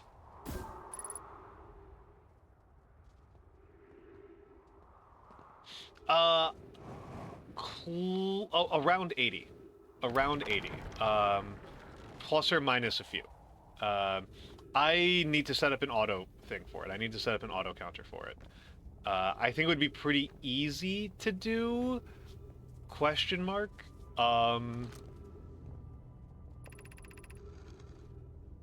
Because I think that I can set up something with, I'm not, the big question is if I can get, I think I can get StreamerBot to just do an auto increment, but I'm really bad at using floats in StreamerBot. Twitch has nearly doubled sub cost though. Oh my goodness. Oh my goodness. I am sorry, one day. I will hope that I keep the subathon alive until your next paycheck. Plume. Of note, be sure not to wander far from here. Though this area is somewhat unstable, it's safer than any we've found so far.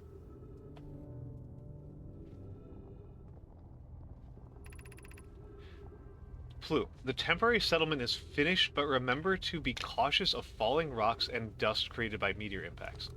Okay, so this sucks. That's what I'm getting out of this, is that this area sucks. And are these more stable? These are more stable.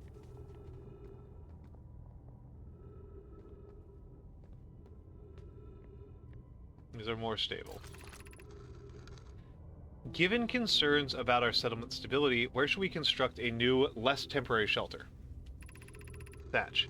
We need to stay close to the escape pod so Felix can monitor incoming messages. We can't be rescued if we aren't present to respond. Felix, I don't believe anyone is coming to save us, Thatch. Now we must save ourselves. Plume. I agree. We're here because the eye signal called to us and we followed. If we're to find it, we need to not merely survive, but thrive. Thatch.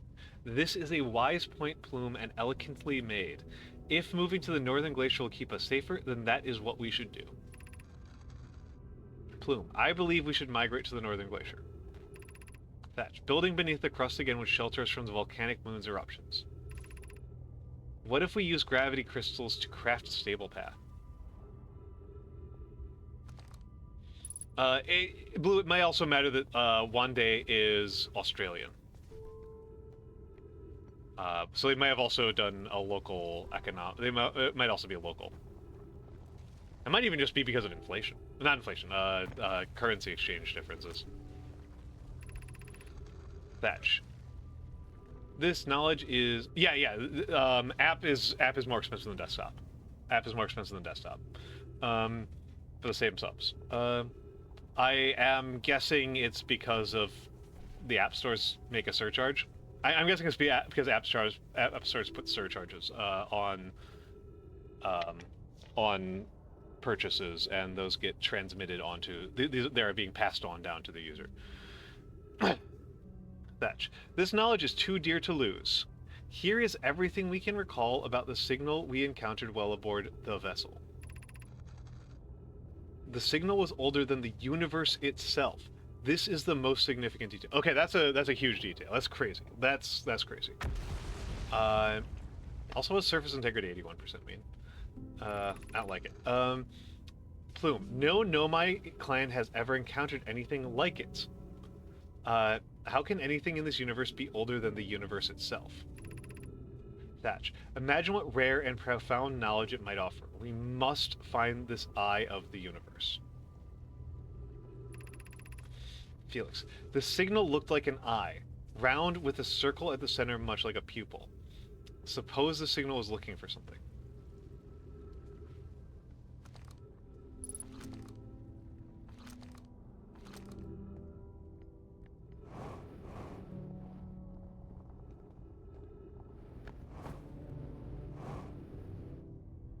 So Nomai seem to favor using kind of like these really warm blue light, these really warm orange lights, and then like blue is kind of a more utilitarian color. Oh. Okay, I'm a nitwit. Here's the crystals. Here's the crystals. That's a black hole. I hope the crystals are close enough. I don't know that they are. You get a little bit nauseating.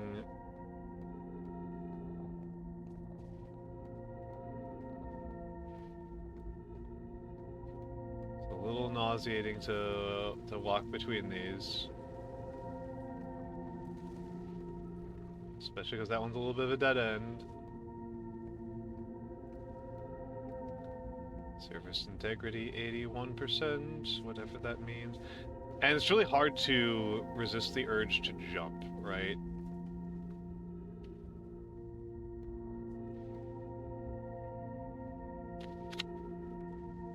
Where do I go from here?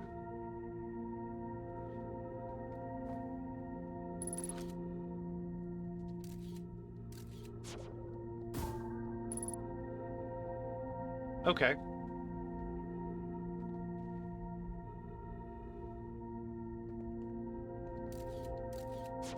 Let's try that again.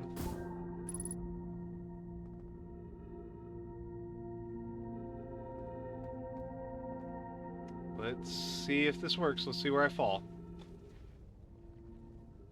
Oh, that's nauseating. That's nauseating.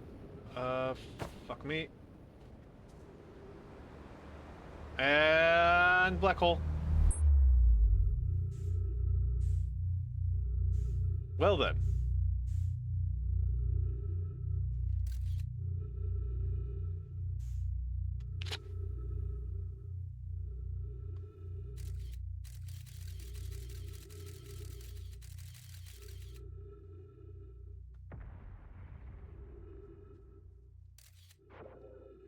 I am pretty low on oxygen. Okay, this thing's coming at me. Whatever this thing is, it's coming at me.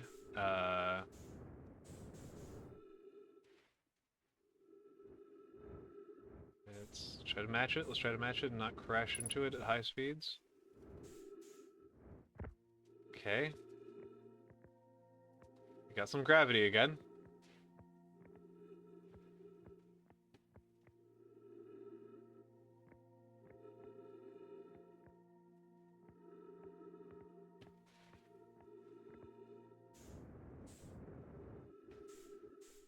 Honestly, I feel like nine whatever was pretty high, because it's like $5 for me, right?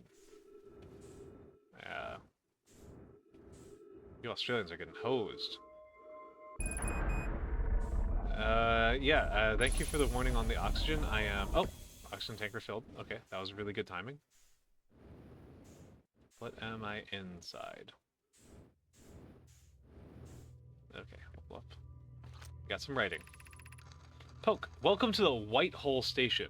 If you fell through the black hole by accident, don't worry, you aren't the first. This warp tower can return you to Brittle Hollow.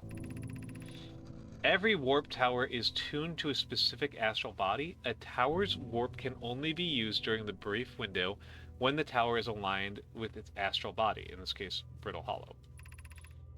If you look up while the station is rotating, you can see the alignment happen when the astral body is directly overhead. You must be standing on the warp floor, on the warp platform on the floor during this alignment to be warped.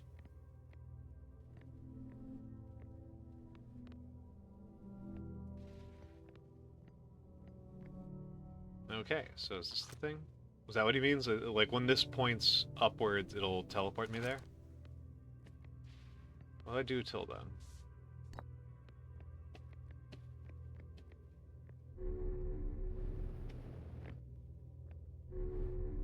Ember Twin Projection Stone.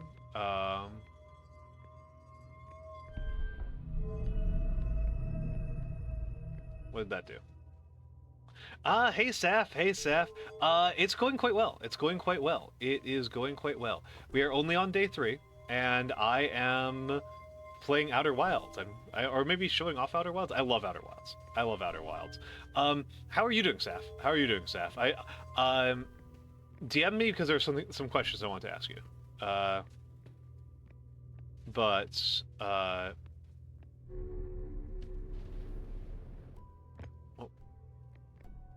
Did I miss it?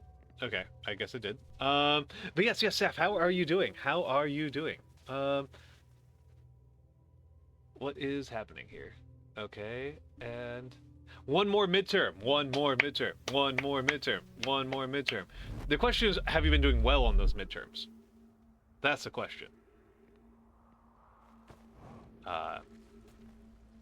No disrespect, but that's the important question. Departure time, arrival time. Warp charged.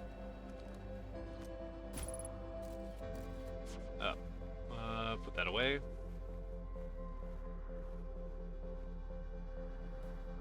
Then doing my midterms by accident, it got unassigned and nobody told me? No!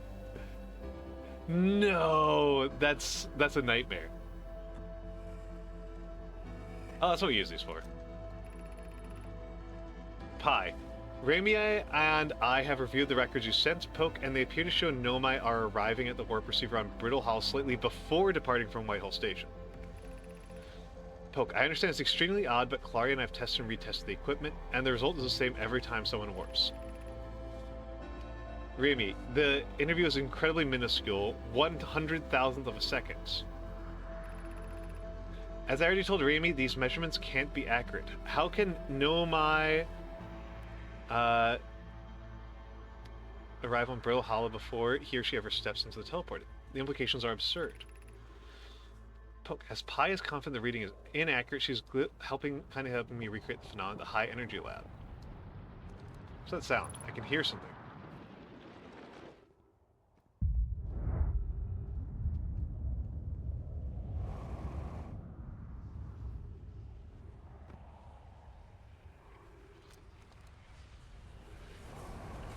Northern Glacier. Oh, that's what's happening. Okay. Hello, everyone.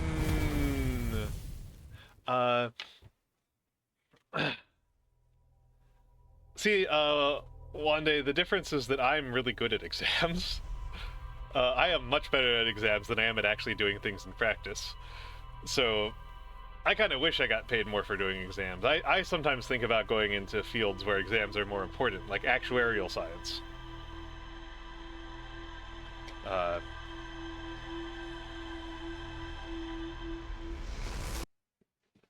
Yeah, now you just have to manipulate people.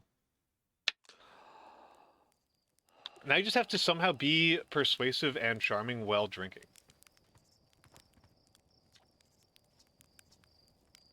That's a powerful death trap. What, do you suddenly care about safety now? Yeah, Seth, have you played this? Have you played Outer Wilds? Because this is a good one. This is a good one.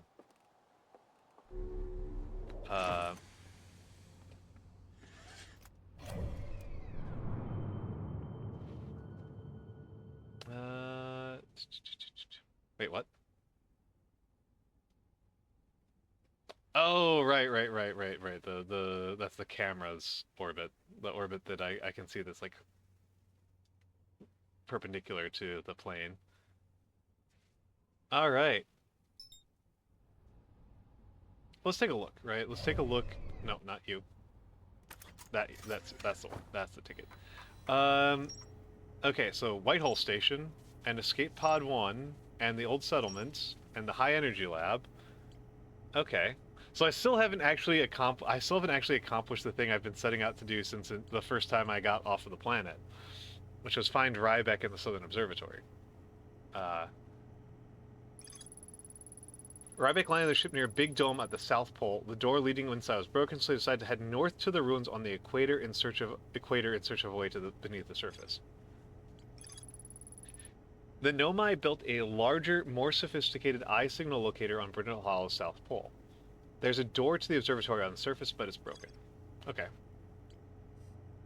Okay, so that's those rumors.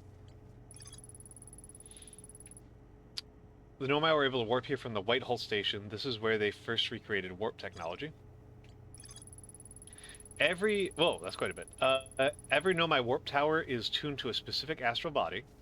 To use a tower, you must be standing on the warp platform during the tower's alignment with its corresponding astral body. The Nomai noticed something strange. Warped objects appeared to arrive at the receiver on Brittle Hollow slightly before they departed the Whitehall Station. This negative time interval between an object arriving and departing was incredibly minuscule. The Nomai were skeptical the equipment could even measure time that precisely. Hello, Karatsune. Hello, Karatsune. Hello. Welcome in. The negative time interval measured at the Whitehall Station was further investigated at the High Energy Lab in the canyon on Ember Twin's equator. So chat, by the way, if you want me to follow up on a particular rumor, because now we've got a whole web of things. Oh, thank you, Karatsune. If you want me to follow up on any particular engagement, please let me know. Because there's quite a few things happening here, right? Old settlements. Nomai constructed a temporary settlement beneath their crashed escape pod. The Nomai worked together to recall an eye-shaped signal they encountered while aboard the vessel. The signal is somehow older than the universe itself. The Nomai decided to call it the Eye of the Universe. The Nomai abandoned the settlement over growing concerns about its stability. There's more to explore at the Hanging City. One of 3 Nomai escape pods that crashed in our solar system. All 3 were launched from something called the Vessel, which was badly damaged. Okay, that's the Vessel.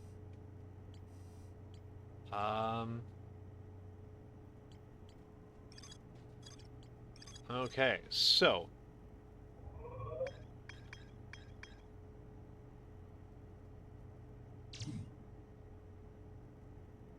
Okay, that's Whitehall Station. Okay, and... Now let's get back into rumor mode.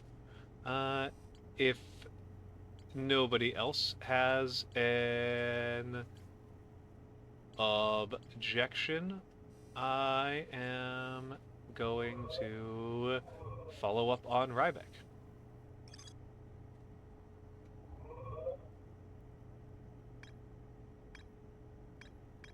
I am going to follow up on Rybeck.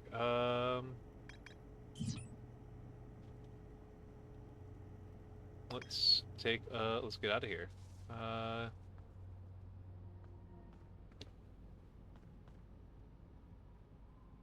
Oh wait, gotta suit up.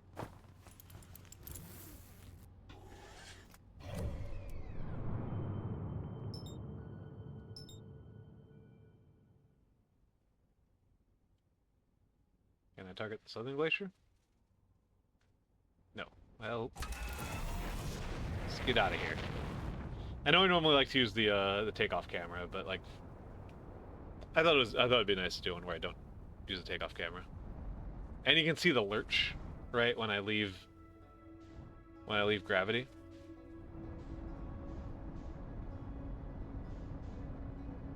Oh, there's an autopilot. Okay.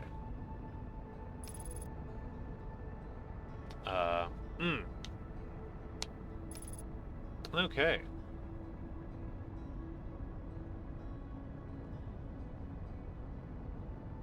Okay, those might be the ruins on the equator, right there.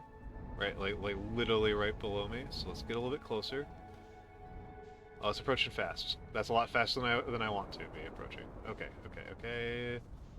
Match velocity and oh, nice.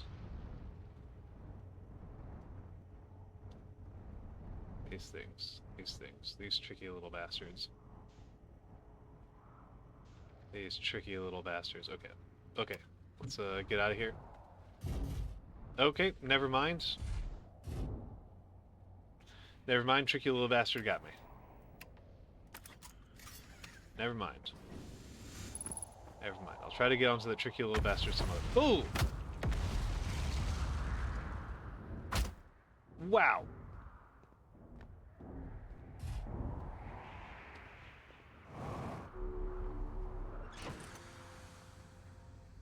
Wow, that was bad. Okay, my ship is stuck in a tree, so I guess I'm here. I guess I'm here.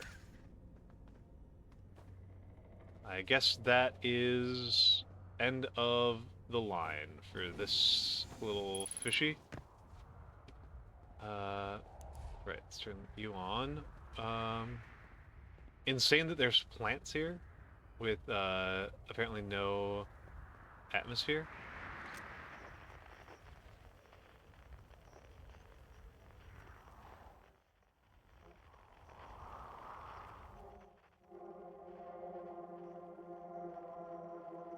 Well, that's weird. I'm gonna knock that off, because that's gonna give somebody a headache.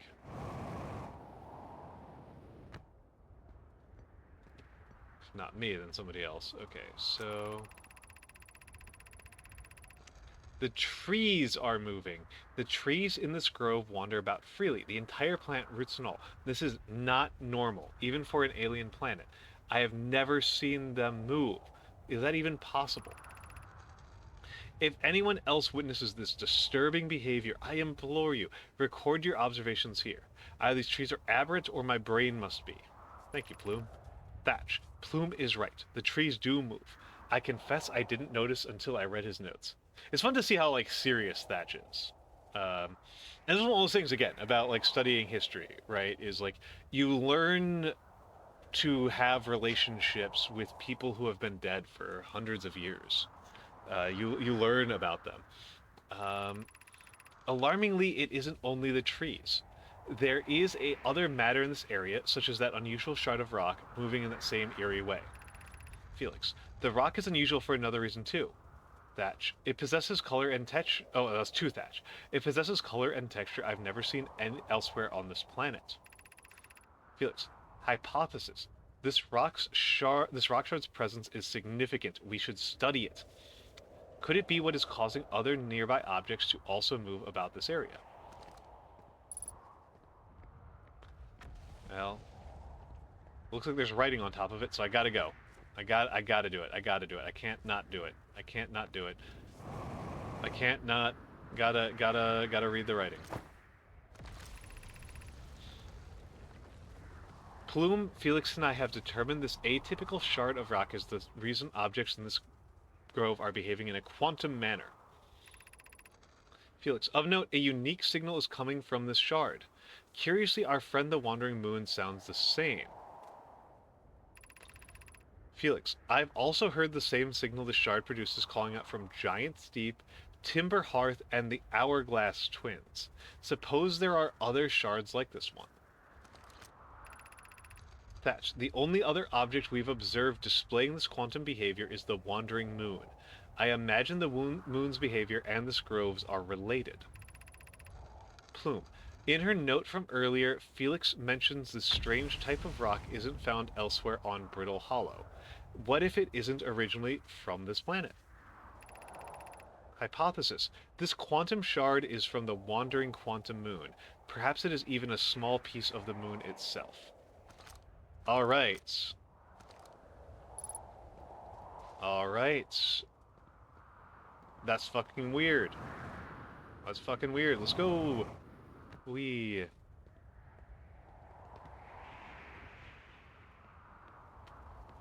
That's fucking weird, but let's go.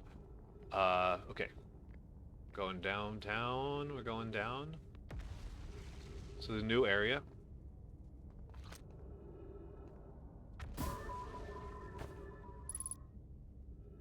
Surface integrity 22%. That is not a lot of percents.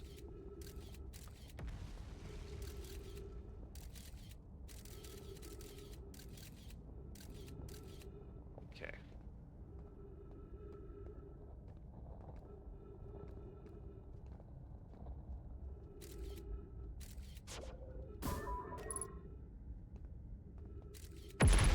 Neat. Southern Observatory, south 550 meters. Entrance to the Tower of Quantum Knowledge, below by 90 meters. I think we're going to the Southern Observatory. Okay, and let's get over here. Bonk.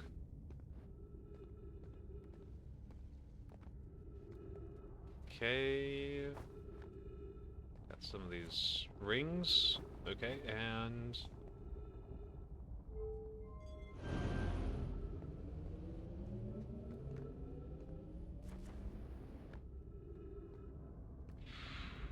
I don't like that, but let's take a... let's see what happens when I reverse that.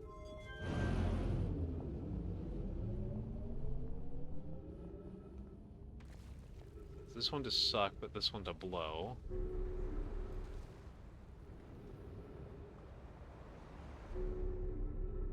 That was not great. Ah, jeez. These things are really kind of not... These things are much worse than just dealing with 0G, to be honest.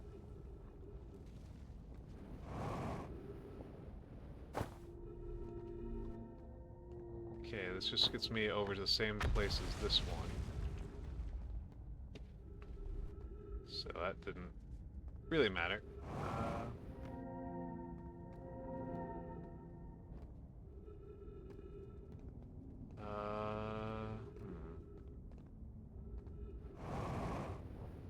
Okay. I think this is the way.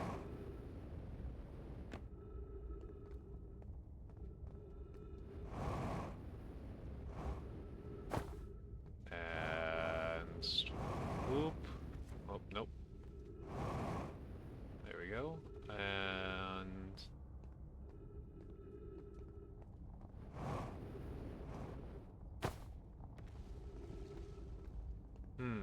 I wonder, I don't...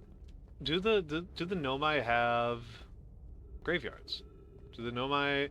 What is the Nomai gravekeeping institution? Because, like, we find some of their skeletons just, like, outside, right? Just like totally exposed, and or like in houses, which is obviously extremely inconvenient and generally unsanitary.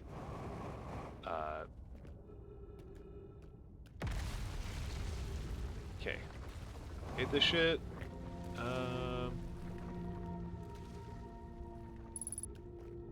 Warning: ghost matter detected nearby. Hazard. Surface integrity 100%. No, that's not so bad.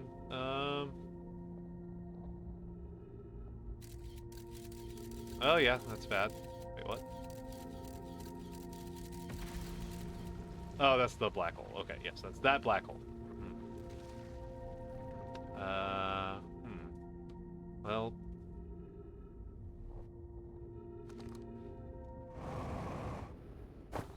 like, leap over there. And I think that's all the ghost matter.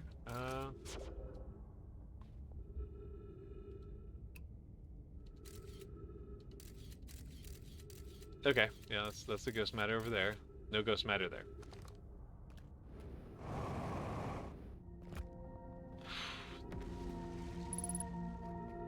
Sucks. Okay,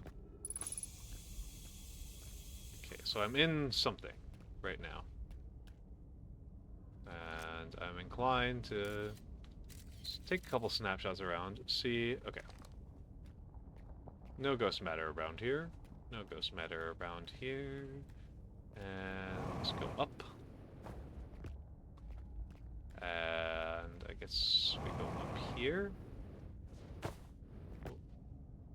Worrying that I haven't been the most efficient with my fuel use so far. Bonk into the wall.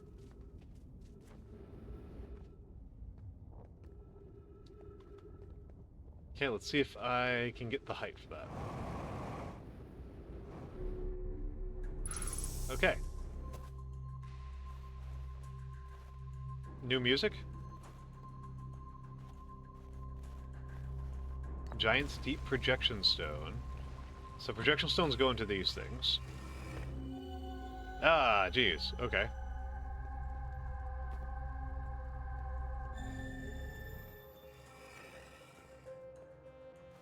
That's neat.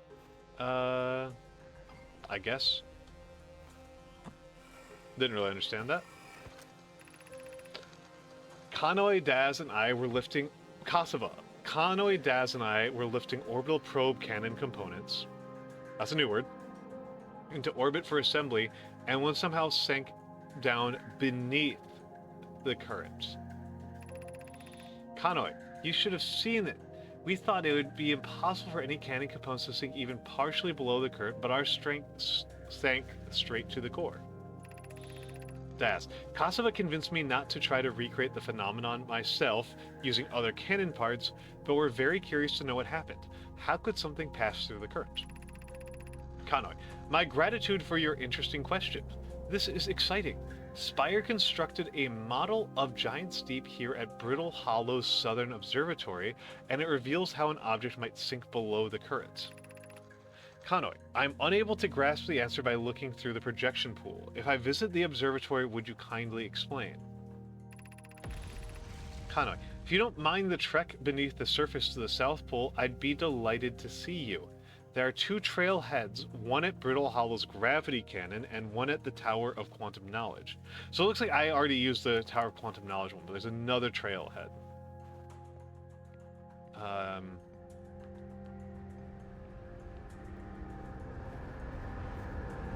Can I touch it? Oh, okay. I half expected that to kill me.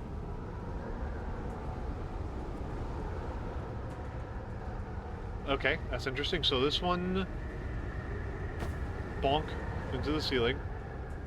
And this one... doesn't. Interesting that there's a gravity difference here, just on like the steps. Kanoi. Kosovo's construction yard has been using cyclones on Giant Steep to lift orbital probe cannon parts into orbit, but one component was pushed down past the current that usually prevents anything from sinking. Kanoi. Spire and I are crafting a model to determine why this happened. Spire. An update. It's now clear that there are two different types of cyclone. Spire. Most cyclones on Giant Steep rotate clockwise. These are the cyclones Kosovo typically uses to send components into orbits. Spire. There also exists a rare type of cyclone that spins the opposite direction and pushes objects beneath the water and below the current. Kosovo. My gratitude, Spire. Kanoi is showing me your handiwork, and I'm intrigued by this secondary type of cyclone. But was it really necessary to build a model to tell me that? Spire. The model will be useful as we continue monitoring Giant Steep. Also, I very much wanted to make a model. That's extremely based of you, Spire. So... Okay, I'm just trying to get a handle on what they mean by clockwise versus counterclockwise. Okay. So they mean clockwise as seen from above goes up. Clockwise as seen from above is up. Clockwise, counterclockwise as seen from above. So, you know, clockwise when seen from below is down.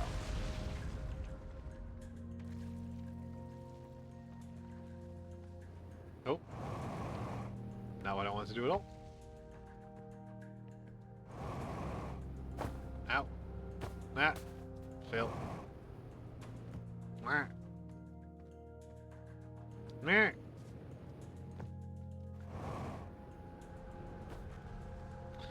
Apologies. Apologies. It's not my usual manner of speech.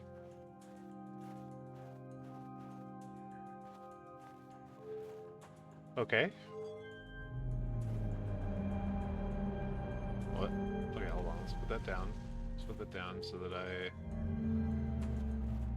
I can look at other things. What does this say? Conway, what have we learned thus far in our search for the eye of the universe? Plume, those of us on the vessel originally followed the eye signal to the star system, but we were unable to warp to the eye itself. Privet, the locator we built on the Atoll Rock and the new, more sensitive locator we built here were both unable to detect any trace of the eye signal. Hypothesis, the eye has stopped emitting its signal. So Avens is into the negative hypothesis. Kosova, suppose the eye doesn't wish to be found. Kosova, how can you suggest that? The eye system called out to summon us to this star system. Kosova, I'm aware. I grew up hearing the eye's story, yet we're no closer to finding it than you were when you first arrived here. Mallow, based on our knowledge of the quantum moon, we believe the eye is in orbit around the star system's sun. That would mean the eye is located within a finite, albeit enormous range. I'm mostly hoping that one of these things will explain what's happening here.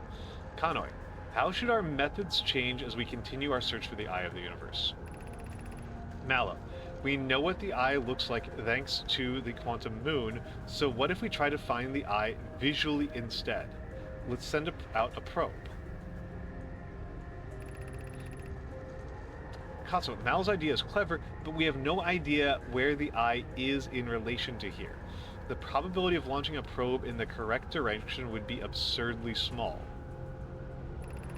Conway, I believe I have a solution for that problem. Have you spoken with Rami and Pi about the technology they're developing? Hold on, let's go back. How should we change our methods as we continue searching the eye of the universe? Prevent, as we couldn't find the eye signal using two different devices built for this exact purpose, we should discontinue this search method. Avens, we'd need to build a probe launching mechanism to cover those long distances quickly. A cannon in orbit around a celestial body would circumvent the need to escape gravity's pull. It's true. You still have to get the cannon out of there, so depending on the amount of energy involved, it might not matter. Kosova, Giant Steep would be a good choice. It's furthest from the sun, so it would provide the best angles for launch. And it's moonless except when the quantum moon is visiting. Avens, yes. Let's build the cannon around Giant Steep. Okay. So I still haven't figured out what this thing does. Are you gonna tell me anything? So that's I.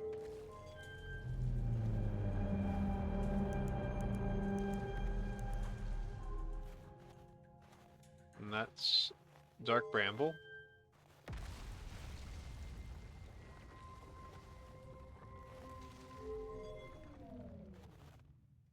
Wait, hold up.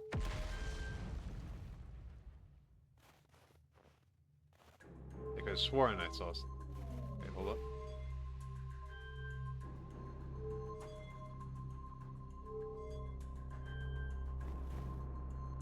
Get up here, you bastard. Unable to unable to determine orbit. No signal detection max any known criteria for the eye of the universe. Okay. So let's do these two.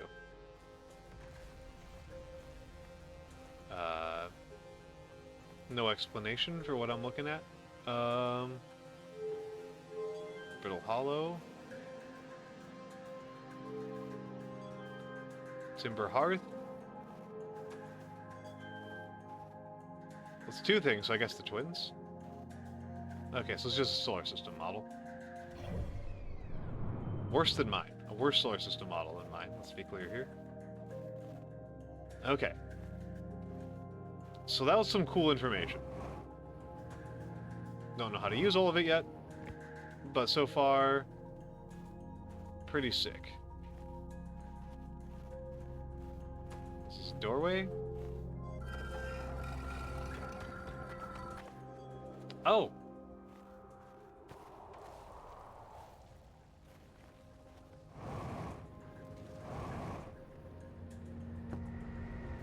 What the heck? Okay.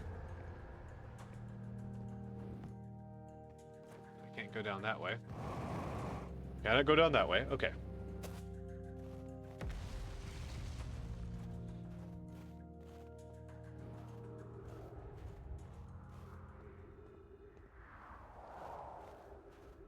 Can I take fuel from your ship, man? Guess not. Guess... I was about to say, guess I'm walking, but not a lot of walking to do here. Jeez. I mean, I could just go to... Is that the twins?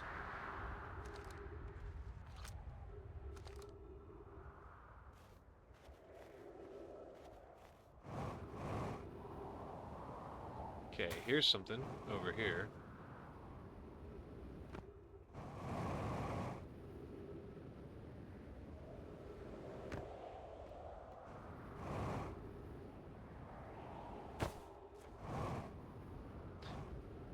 I enjoy the logic of doing little space travel things. Fuel level's critical, that's a problem. I know there's fuel on the North Pole. But that's literally half the planet away.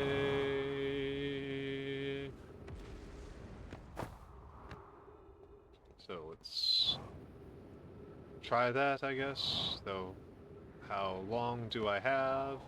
Because it seems like the star explodes at some sort of time interval. Oh, that's bad. That's bad, okay. That's bad. I guess I'm walking. I guess I'm walking, and let's just hope that that doesn't happen. Let's just hope that that's the end of it. That okay.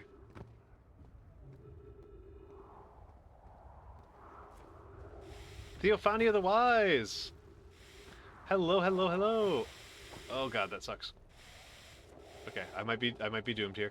Hello, Theophany of the Wise. Hello, hello, hello. I might be doomed here.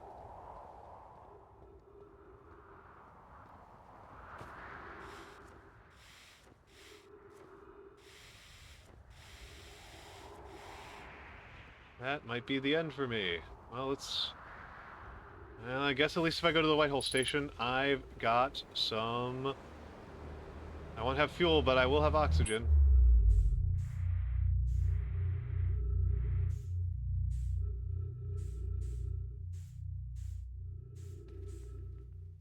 Okay, there's a lot of different chunks of... Thank you for the congrats, and all... Yes, the subathon's going well. The subathon is going well so far. I wrote a lot of gratitude letters to VTubers who have inspired me, and I had a lovely time with those, and... Oh God, I'm gonna die. I'm gonna die. No, no, no, that doesn't help. That doesn't help. That doesn't help. And I died. Bad way to die. Bad way to die. Oh. Bad way to go down. Oh my goodness. Oh my goodness. Ow. Whew. Whew.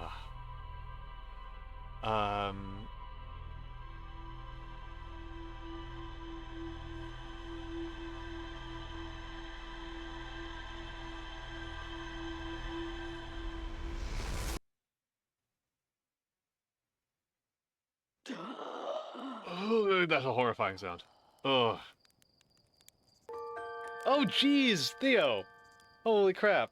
Holy crap, Theo. Theophania the Wise gifted 5 subscriptions to the community. Be sure to thank Theo for your gift subs and to enjoy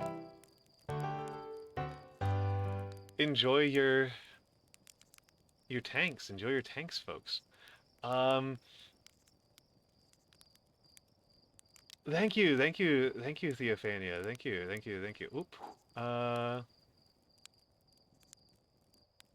toss that one. Yeah. Place it and let's. Oh. Oh my goodness. One day. Thank you. One day he gifted 5 subscriptions to the community. One day. Okay, hold on. I always need to check this because I didn't write this down in an easy way. Oh my goodness. Spend it all. Okay, so I have made the 5 sub gifts a praise. A praise. Theo.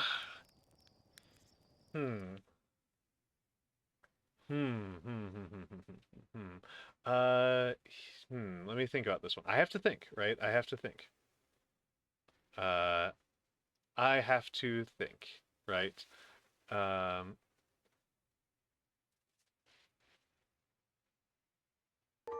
Oh my goodness. Jules! Thank you for the gifts. Oh my Jules goodness. Gifted 5 subscriptions Oh my goodness. to the community. Come on, guys. Jeezy Pete's. Okay. Jules, I know I've already done. Jules.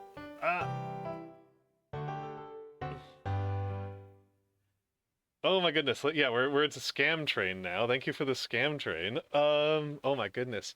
Oh my goodness. Uh,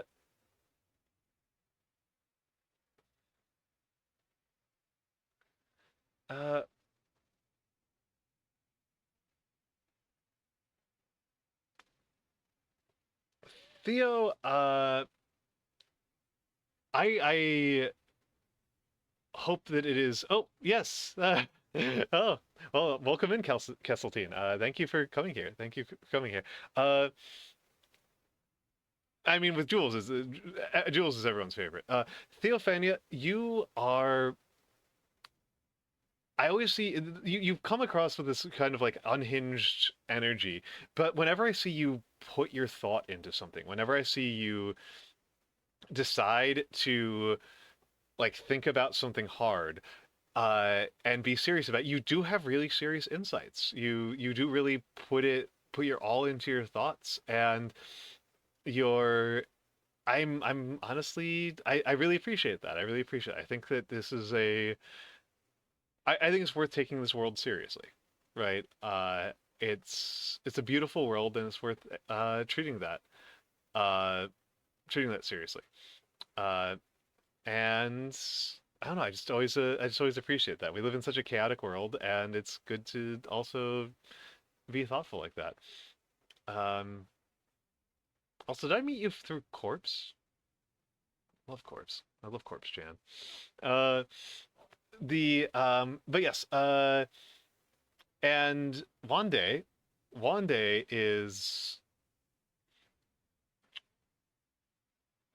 has a very wonderful sense of humor about how to invert things. You saw it literally just now. That Theophania says, "Don't spend it all on tea now," and then Wande gets to spend it all on tea. Just instantly reverses. He knows when to pull out those Uno reverse cards. It's a very good talent to have. It's a very fun talent to have.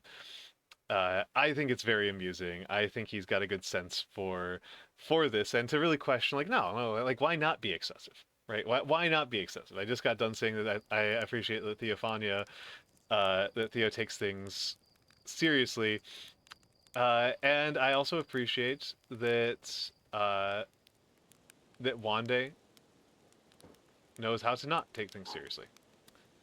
I haven't toasted marshmallows in a very, very long time in real life, because they're generally not vegan.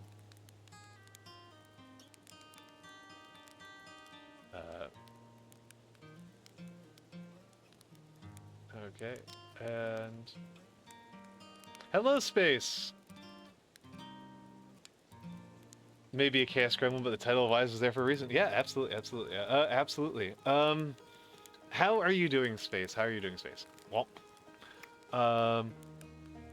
Womp.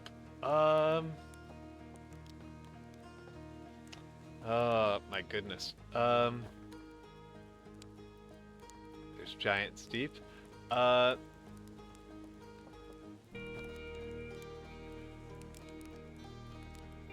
love how there's a doze off feature.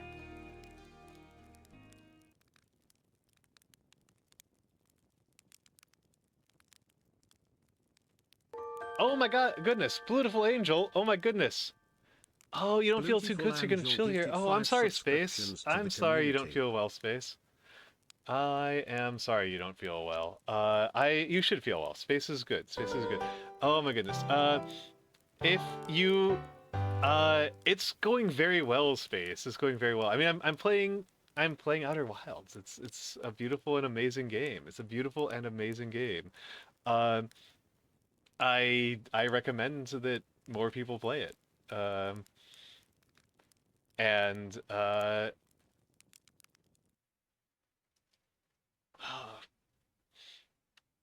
Blue, Blue, you are.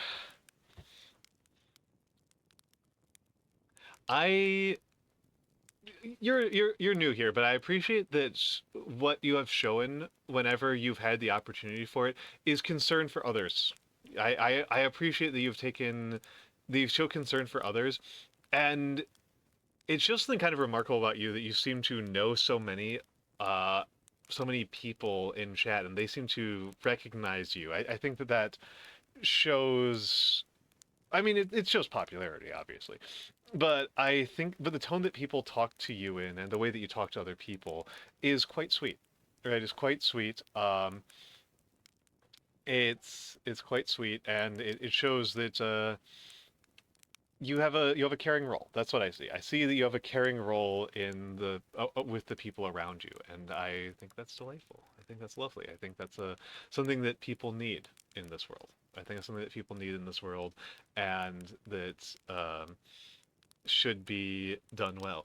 And I'll need to do the math on it, Jules, but think I think you might have enough to request a voice line for me that I will record. It will be a recorded voice line, and I will send it to you. It'll be a recorded voice line that I will send to you. Yes. So, why did I do that? Why did I do that? I just slept. Let's get up here. I'm looking around the night sky looking for the sun like I'm going to frigging find it.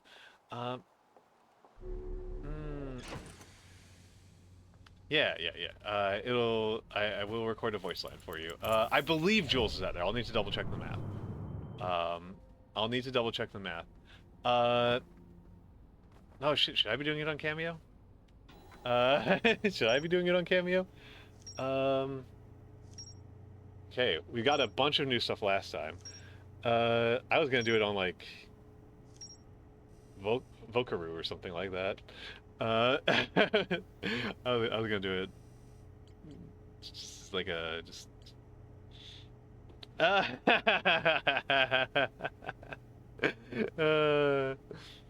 what, should I get you on Cameo too? Should I rope you into doing cameos? Space, you get Almantas and his mod. Oh. Oh. new, more sensitive locator the Nomai built on this observatory was unable to detect any trace of the eye signal. Based on their knowledge of the... Aw, poor space. Poor space.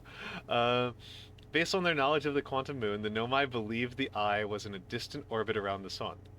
The Nomai decided to stop searching for the eye's signal and instead look for it visually by sending out a deep space probe. There were concerns that the probability of launching a probe in the correct direction would be absurdly small. Most cyclones on Giant Steep rotate clockwise. These are the cyclones that Nomai use to send components into orbit.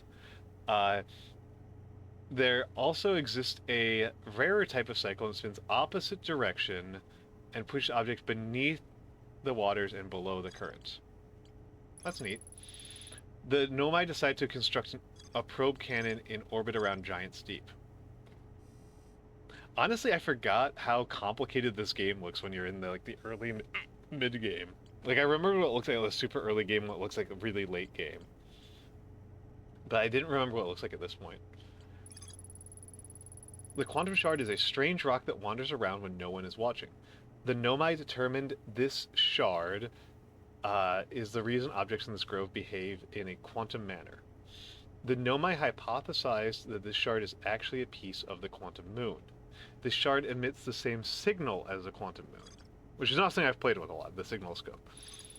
Quantum signal, the Nomai detected a quantum signal coming from somewhere on Hourglass Twins.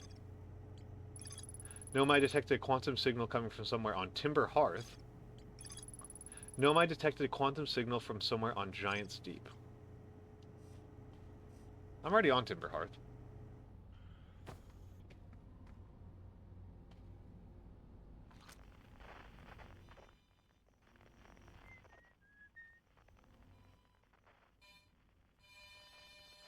That's Outer Wilds Venture. Oh. Oh my goodness. Oh my goodness. Don't worry about breaking signals or something like breaking records or anything like that. Somewhere on Giant Steep, they found a quantum signal. So that's the crater.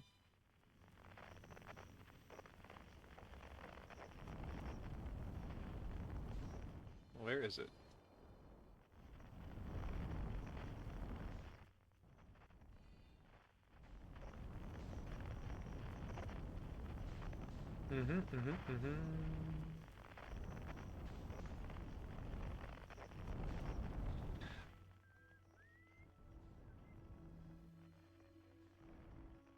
Wait, hold up.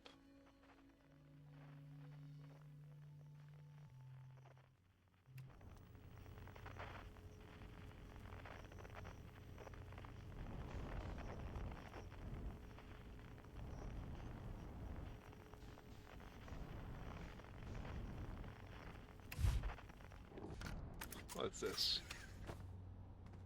Gotta be hype and content filled. I want to be chill. I want to be nice. I'm nice and I'm trying to be nice and chill. I want people to be cozy. I want people to have a nice time. Space. I want people to have a nice time. I want people to be having a good time. I am feeling wonderful. I am feeling wonderful, and I hope that people who are also here are feeling wonderful as well. I hope that it's not just me having a good time here. But we oh, and I go into the water. I go into the water. Oh, that's bad news. That's bad news. People are being nice to me, and I want to be nice. Oh, there's the ghost matter. Okay.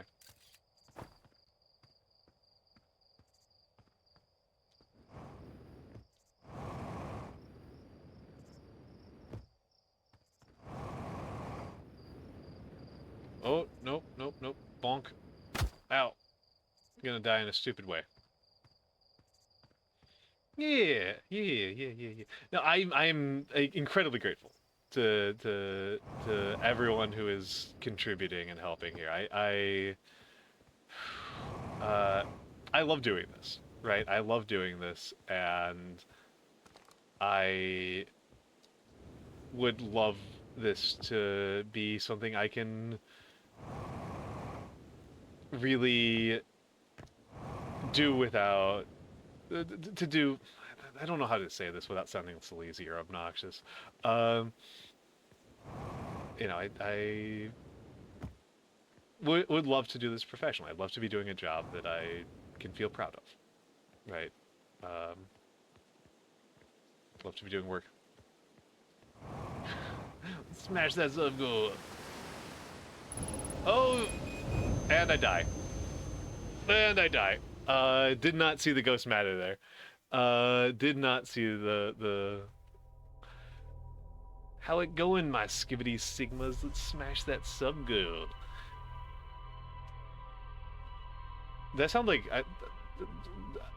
it's been like 30 years, and my impersonation of a cool person is still Poochie from from The Simpsons. It's still Poochie from The Simpsons. It's still like my mind on this. That's what I think Gen Alpha is Poochie. Like is the freaking Simpsons dog from 30 years ago.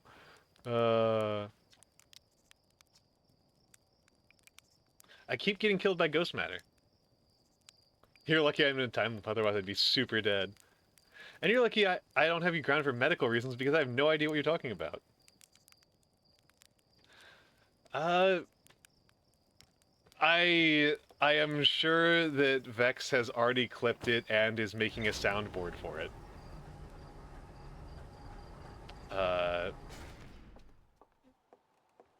I hope she is paying more attention to Bone Caller's debut. Oh, that's still not even the worst one. That's still not even the worst one. The worst one's definitely the punished one. That one I hate. That one sucks. That one's bad. Most of the time when people do voice clips of me, I actually just find them fun and amusing. I would say almost all of the time. That one might be the only one where I kind of hated it.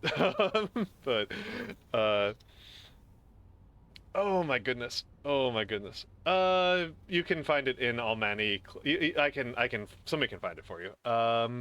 Somebody can find it for you. Let me see if I can find it for you.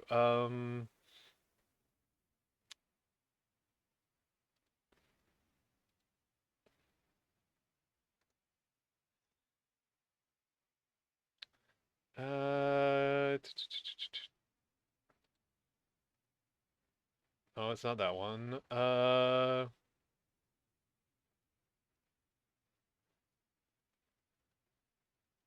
where is it? Okay, never mind. I can't find it.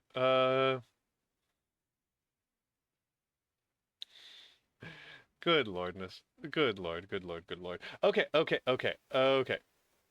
So, I had a plan that I am currently not following through on.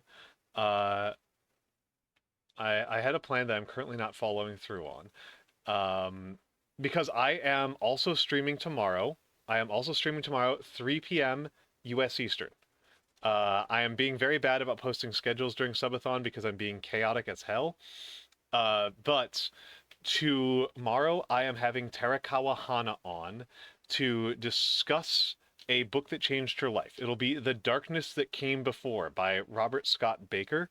It's a 2008 fantasy novel. It's much more recent than most of the books I've considered. Not the most recent, because I think Otaku is the most recent so far. And so let give her the shout out. Shout out at Terakawa Hana. Let's hope I got that right. Yep, I got that right. So that's what I'm doing tomorrow. If you would like to join my Discord, that's usually the easiest place to find me. And I will be raiding out to a friend of mine and a regular around these parts. the Bone Caller, who is doing a Model 2.0 debut. Uh, who is doing a Model 2.0 debut. So, let's figure out a raid message. Let's figure out a raid message. I guess Geezer Raid's good enough. Actually, Geezer Raid's great. Bone Caller's also a Geezer. Um, Bone Caller is also a Geezer. So, thank you all for being here. I had a really lovely time. I had a really, really, really wonderful time.